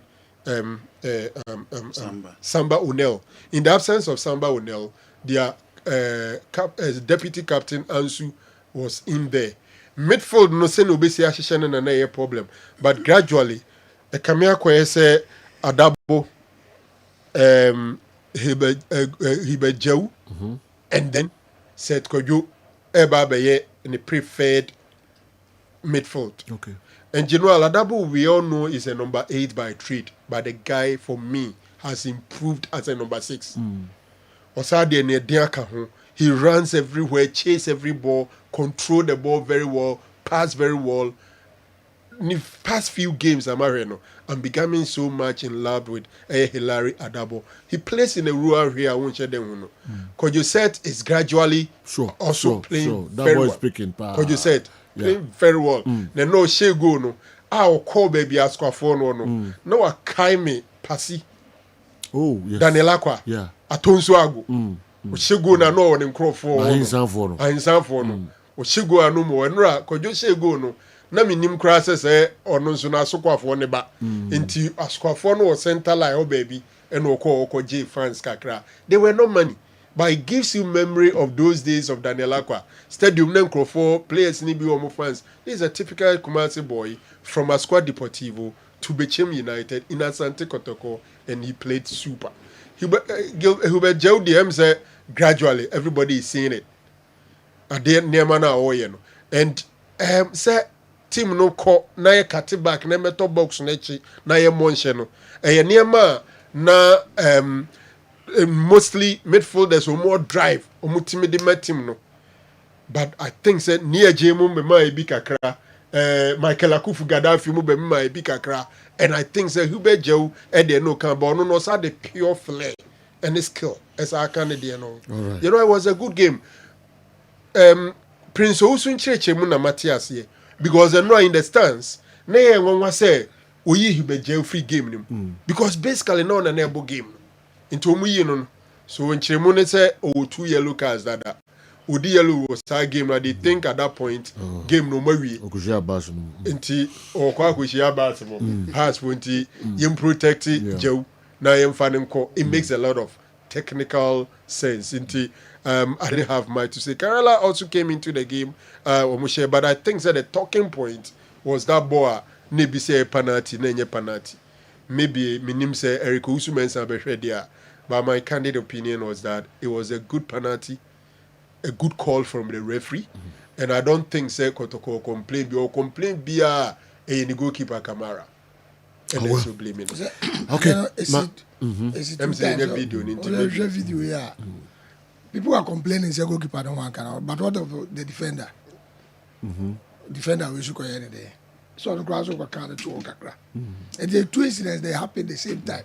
When you say a goalkeeper no crown one can. And they still have no what this video. So also me hear video we. So video am hearing them say goalkeeper no make a late contact with the player, which he could have avoided. Say who says a goalkeeper no crown can. What of the player? But you establish keeper. Keeper no who can and who can. Oh yeah, there was a little. Maybe was stadium. Maybe an amity right side. Maybe who said who can. But this video looks like no one. One side and I share, but when other side. And a defender. And I can no. So I'm going to be me when he said player no war ball so tempted keeper no crown he could have withdraw earlier.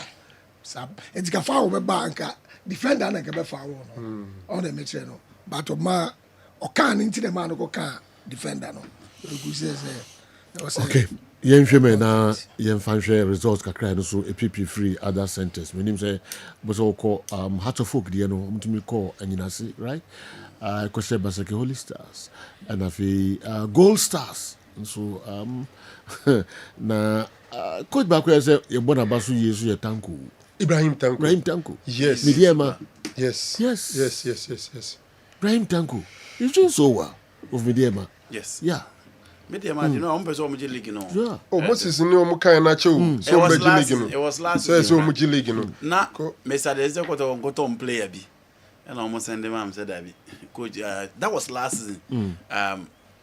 Almost person Muji League into amount on that player. Until you know more year, Juma. Moses say person go back to Africa. Okay. You know what I mean? I think we need to commend the current government and the National Sports Authority under the capable leadership of Yawan Pofuankra for the tremendous work being done across the nation's sports facilities, especially Babayara and Accra Sports Stadium. Okay? Their dedication and proactive efforts have significantly improved the state of those stadia, creating safer, more vibrant, and world-class venues for athletes and fans alike. Their commitment to maintaining and upgrading these facilities is not only enhancing sports development and entertainment, but also fostering national pride and unity. This commendable progress deserves recognition and continued support from all stakeholders in Ghana's sporting community. You know who say anyway screen is okay. Nipa Stadium who but decorating nicely with Ghana colors. Sir Blink, Kofodia Secondary Technical School, Kofodia Eastern Region. Message no. Yeah. Into as a chance, you bet me say you shoot your stadium for church service, for entertainment, for football, and still pitching will not so far. Sure. Doctor, you say women for say sorry to you, No, Kala. That's sorry now. And I can go for better. No, some baby or but Sako de it's about being disciplined. Yes. When you way say a sen is sitting kinte train to go kwa fu kinte na. We seem crab be all. Sure. What do you mean? Na Kala Sani ma we. Stadium akasi o wi ase na BSU. But the nyina na say pitch na ye boss on de. Because say touch. Da bi untimi fa on na ne nkotache. Oko Santiago Bernabeu, New Camp, San Siro, Metropolitano, you know, they demand the high event. But pitch in the so basically to cry when you pitch covers. And you know, this is what we call leadership. Was a BBR in the previous years near Chimoto or Park and so. Yes. This time, Obian right. The Ambovan Grasso promises yeah, pitch covers now. On my end, Numa Bia was still. Yes. But no. Alternative away, no. Yes. Yeah. Is a commended yes. You know, I'm making sure that Kala would say they will see a Jehon. And I went so I want to believe that security sound. It won't mean some things in the Quack. Now we crack or park. I will actually. I saw an Amoko and no one to an empire when I'm okay. Yeah, with a bomb papa, my idea. Yeah. You know, yeah. Minister, honorable fellows of Usukwache. Or say, or no, the uncanny suggestion is saying for local players in the bingo. Na, Omubenya Sikanum the Abbewak. Oh, no, because I saw media Madian move. And I'll about home. Our member league is okay. And I knew it away. Okay. Nasajo, the enemy was answered into a team. So, when you scan on the year on team, Neddy. There be a Mibusasa question. Yeye President Mahama sika na odema teams no enti basaka Holy Stars di no ento omo de ye niye e na ma acho ma boss a omo ntimi nje obi a oh no you know always say 10 billion for obi a de ma obi as obi a she dia obi as me busa ko ya ma 10 billion for ma 20 million enti no pese be say says ka obi a nya bi e na me kire say obi a lusu last season on my bomb matches someone go look at the league table omo obi a ho but can ba no obi a recruitment interview 21 last year but come go nyina say that last week garo last year yes league ya on bomb match their coach complain say 6 months in Tuanaka. And no, the assistant. Good. And I'm not expecting the same situation over there now. I'm looking at motivation. About 10 billion. Now what's all him say the game is it here? 10 billion. Who cost 7 games here on Shebi?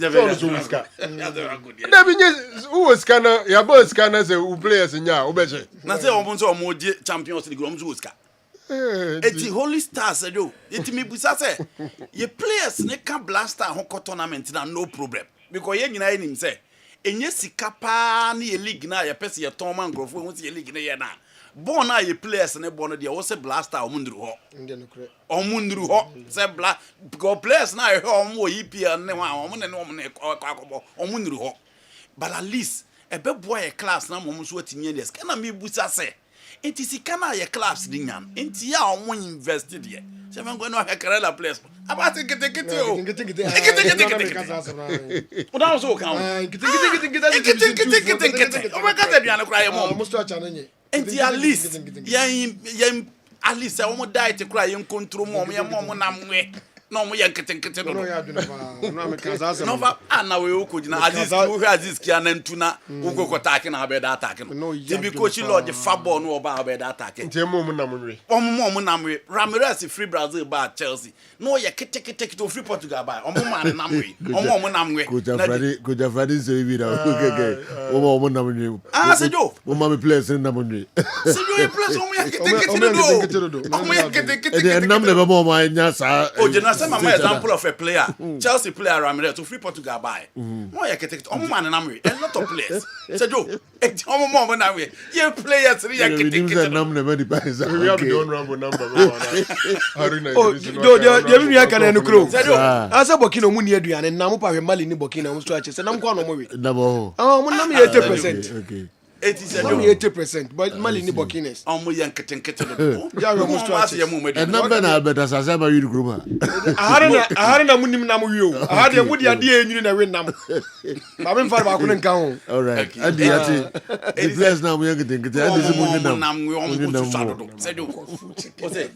Ah, eti nam buta say sika no. 10 billion they don't get to wow. Okay. And discuss. And them no have. 10 billion for we need 10 billion is ka ben kwa. In the team no mo fa nya nko duru ade. Eso de but ene who say the way. Ye can league yetimi bo. Ewie. Na ye di obi ka 9 matches ni ntua ne ka ne ye ka ho asem no. It is on na league no but GFA on more teams in say. 10 billion so. But I said the opposite of the year no. Say do say 10 billion so all right but the opposite of the team no cook level opposite of the call opposite of the call because of 10 billion the hope I to play to cry more money has one to say 10 billion aba ni emfa show mbo born ombe batara baby oban wode wo ene zika kitwa na yeka no ene team sen kitwa na yeka ombe kwa away nko be 18 times no ma ko say 17 times away na uko ba ko ba unim ne it be sen kasika na man ko kwa away says yan wan says kana ma dina ko mun kwa every go die eti omo invest omo we na omo play dina ene de wakasa papa omo tusa me se na kala na place ba ko grab jam chapter kete kala kete na ma o win okrum ha nga onye budu be 3 times na se mi mudu wo dina ha na win na mo me match dey don't hear that e je o de ko kala o de ma ni po yi na ma ye ya Abusku do who yes. Last week about Regina.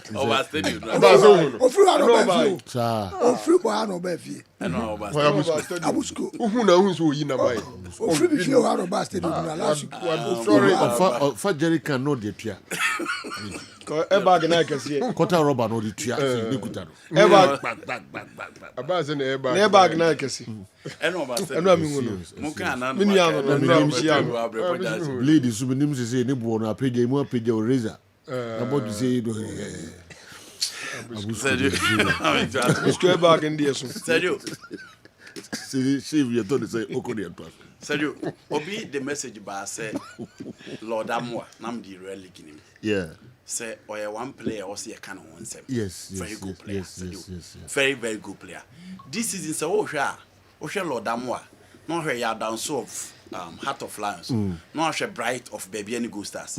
And one player will improve House of Folk pa ya man kwa befi. What improve pass do. Time o code dreams nam nim say onya kukudu nsa ma back bio. But what improve pa and no kind of defensive structure of House of Folk aye bo modern say o my yard na he's part of it. And then Kamal Dean of Mediama. So for 4 right backs in me believe we say on board the ball so any. I bet I'm one against even against work. And nothing because Lord Dan Hon. Oh, Mr. Juan or more exploit here because no one knew be or best support. No, he was still playing and playing. Lord Amwa. Into born the general. Oh, yeah, I hope so. Bet to us or twice. Obenya the opportunity at Miakon. Very good player alongside Amankwa Befi. Will improve so much and so. But me sure some case so the Kevin or says he be near you come. No, make right back. Right backs. Any defense. Because Kevin is saying mistakes in the fire. And now we can once say, okay, Kevin or Poinfrane. Yes. No, I can go to 2 center backs. No, I can Heart of Lions center backs. And then Ebenezer Aban. And then you talk about Razaf since and then circle 4. Yeah.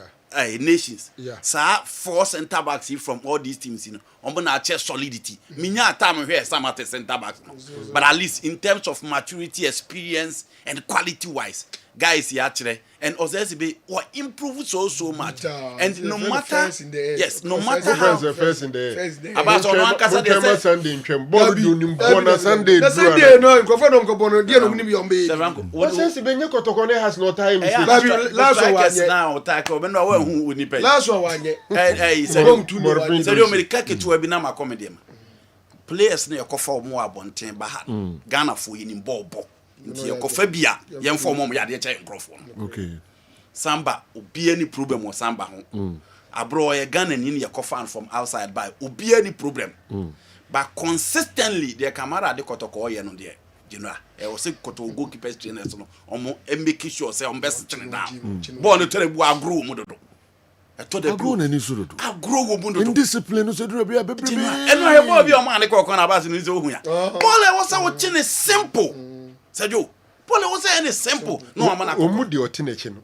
Se ubu de oti wachi as assistant goalkeeper. Na usuro se obeba abaji upost and ka oni di sa agro.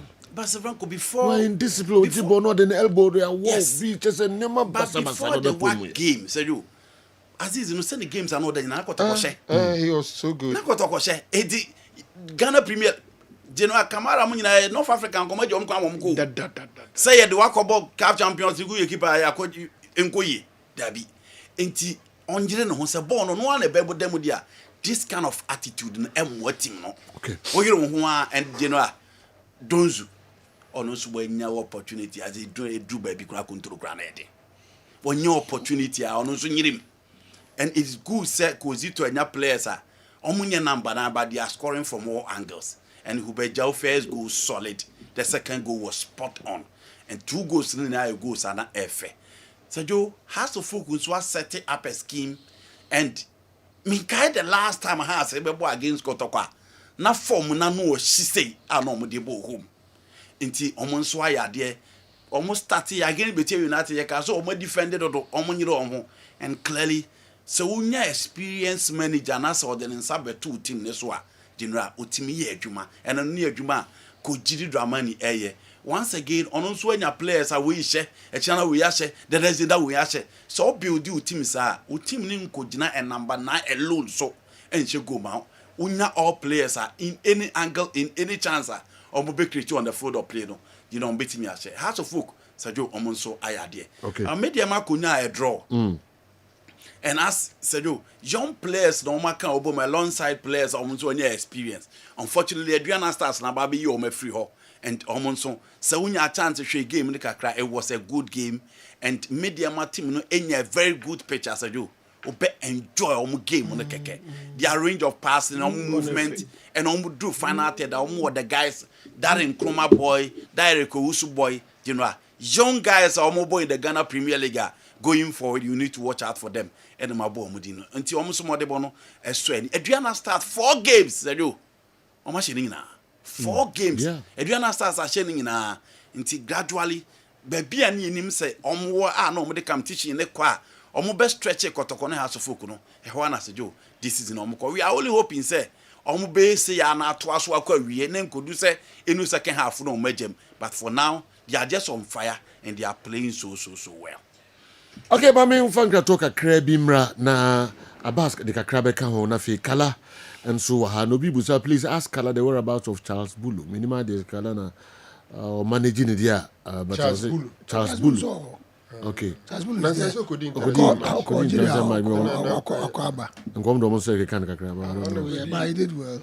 Okay. Football they do sir. And then you are going to visit police funding the inside. It took a referee like that. So best stamp on authority no bet my say Juma now the match now Makinka reports will be fan. It was a very good officiating for them. And the annual form 1 million Ghana cedis to change the fortunes of teams. Well, as for meat, I think they can have more. Donzu ebefa Kwame Usudonko Nadiwe and so Breye. Maybe see Dr. Dawood.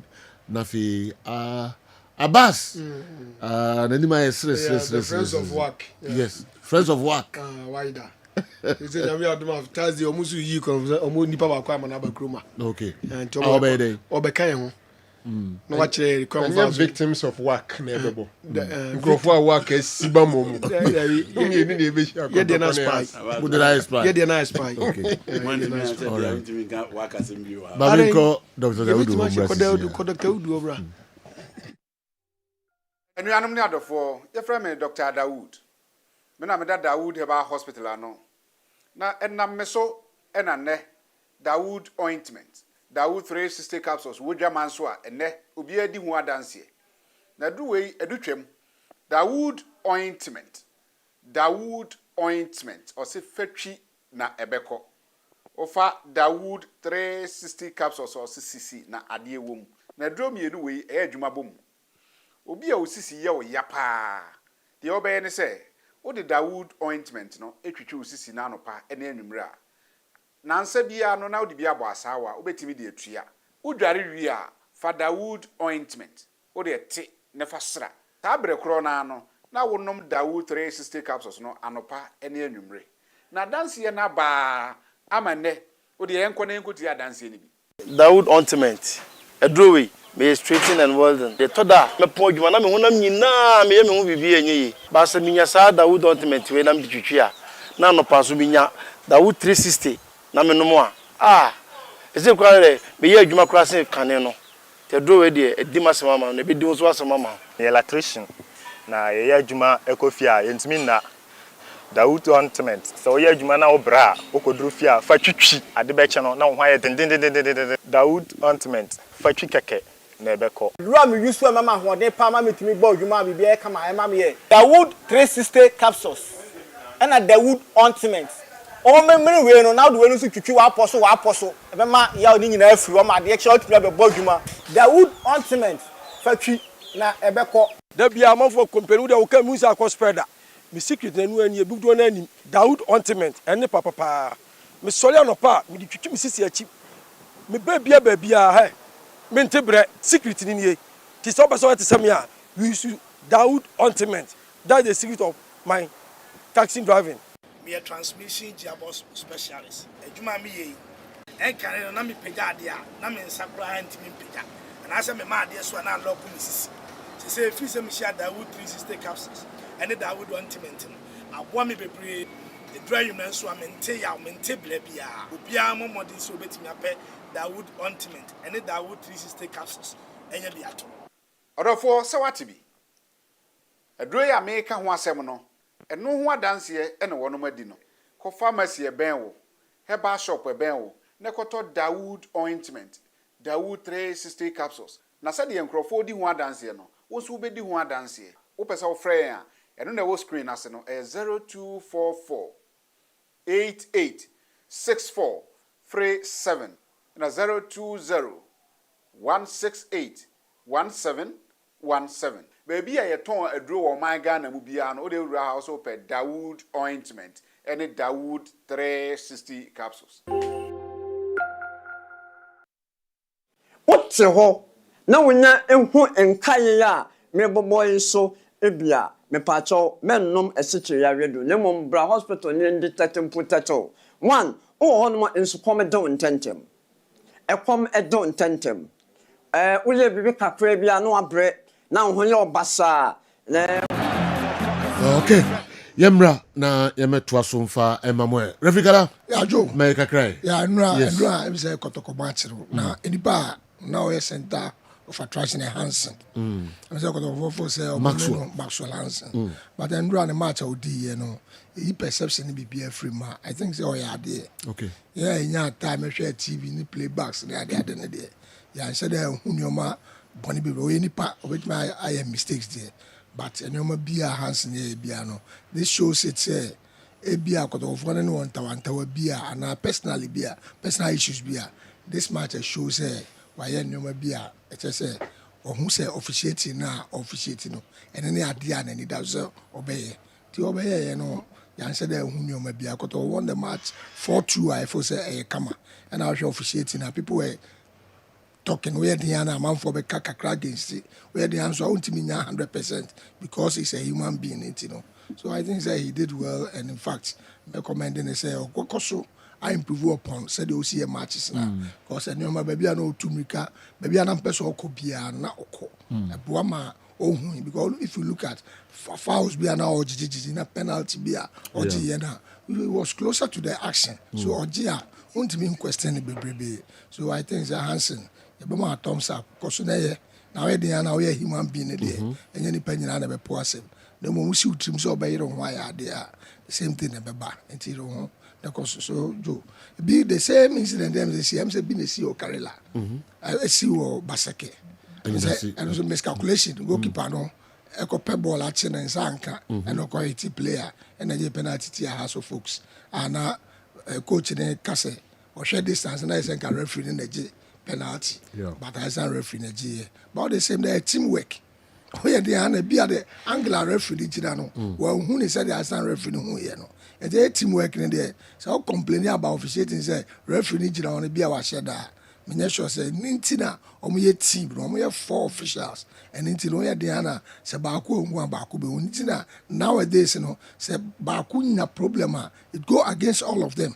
Because one ma unu no want to na for so no kwa angle ntino o mo dia so these are the things I so now we thank God say ye gina time bia na kasa time bia no obu call for Zoom meetings e ma referees no e financial say e boa omo omo say the materials now say education purpose ma omo e boa officiating no so we hope so we continue amane omo akoso say e bi na hwehwe say continue so Ghana football kala ye be dance na me call Abbas enso ho kakra say good day, where is the Kotoko captain Samba? I didn't see him in yesterday's game against Karela, or he's been sold underground. If Lord Amo continues like this, he will get a Black Stars collar for the World Cup. Baba Yaya looked a bit shaky after his long injury. Hubert Jeu's goal looked a bit similar to Pirates players' goal. Looking forward for a blockbuster game. Benghazi, Ablekuma, Accra. Yako nyamia no house of folk yako carry the day the Fortunately Masters omoda so omo ye omo djuma no o hear the only club wa o check lax ya na basi this year house of folk ne club wa bo almost 15 matches on league matches yen lusu match enti niema house of folk ye sisi ande supporters no gidi ye say ye ni sopa no I heard delegation a NCC no move to Accra eko kan o mo kan na kumsimo any supporters leaders no mo wo no regional chairman ni executives nyina no day and day no mu din komo no am no mo kase fra no pane sa go say ball no e be sha ase ntiem so ye do mo ase say the national chairman wa ba ene hwe the first match in away match o Saturday no eko da ma de chen e ma Sunday no Saturday night ni nyina no one region no e na ebuka bom e ye adwuma enti sa na ye hwe adwuma no say onsomu ni nipa chairman Yusuf etu ana mo say de be ya ne ma be koso yi tie de obi ase one te so no a o da fidie no so na obi ehwe no no no okodi o Saturday oba studio hama mo so de o ka chere say nyema onye de ohunu wono no so be chairman azufu nkanko be successful ampa be ka chere no ha o ka chere no ha e sa na tie teacher Yusuf ene ne ya nyina ka hono ye de obi ase including regional executives no so mo host to national no so ye de mo so ase enu free wa nyame adom said ye na me nua ndi ka no se wo hwe a ye play ya to the first in the air says he be first in the air. We just says he was the first in the air. Okay, Kotoko defender. Yeah, first in the air. Yeah, from MZ Olympics nearby. Yeah, for Olympics nearby. Yeah, Gambo. For Olympics nearby. First in the air. Yeah. When the free chromo kono 2 bomb 2 hands and walk on. But you say just blade any. Was there then say it say you wo mu a uni mu na hu say the city na bam na bam so a different. Or 2 year no mo year no no kwatra and crime. What dey say? It dey catch us supporters and say obi anya botre. Nyame adom Sunday match ne baso. Say Monday and our pro. Me pre mu say say Monday no start gidigidi say. Mafa dey yakoto ana wokoto wankoto wonfa bio. Ade ye say ye fa. Wo so wonkoto be na wafa bi. Ko ye nso do soro ye fa fam. Eti ye start yakoto ye nya bi afa. Eti azo supporters ye dey can say so chakia in terms of draw cost say ye bi 2 omo. Ko no about 2 matches. Ya bo 2 1 baako ye show 2 ne baako. In terms of football, we to support us in channel so. I mean, free track on. In terms of football, football. Yeah, to hear the BT omo. Money got a point says. This year no about 2 matches. Mr. Points, you say. Points in 3-3. And you show 2 neighbor, I'm say 2 back. Okay. Into you the BT one. Okay. Into some masters no money ebeshia no. Omuni masters na ebeshia. Into more respect here. Don't worry, Into more time o. Work for no so to yankra nyina ebesom. Na dey akade no ho me edu. Na niam ko yama ye. Mama wish Amasika happy birthday. Amasika, you wish you happy birthday. Amasika, CEO Maris Clothing, and Amasika birthday. Nankopo onyo kese pa Amasika na Amasika more and ahode and nyinche. We a special one. I free say Madiba Mandela Dadwin via Axim or say you wish you happy birthday. Ama you wish you happy birthday. Why? Nankopo onyo kese pa. We Kufuor Bright Morgan. And then so Kufuor Bright Morgan, former students at Franco Media Institute, and a birthday. We wish Kufuor Bright Morgan a very happy birthday. DJ K a producer back on Teddy and a birthday. I wish Teddy so happy birthday. Okay. This year. Joe, this year. Oh yeah, Joe Joseph. And then birthday. Hey, your birthday. Hey, and I Lola, Sergio. Adam Lola. So Lola didn't Tibenan. Only Joseph Joe birthday, only them, and I'm one. And yes, I do now. Yeah. No, or no, this I was a Franco. I'm okay. Mama, and Ned, the best. Joe, you wish you happy birthday. Up next, cring to crank. It was animal trust in the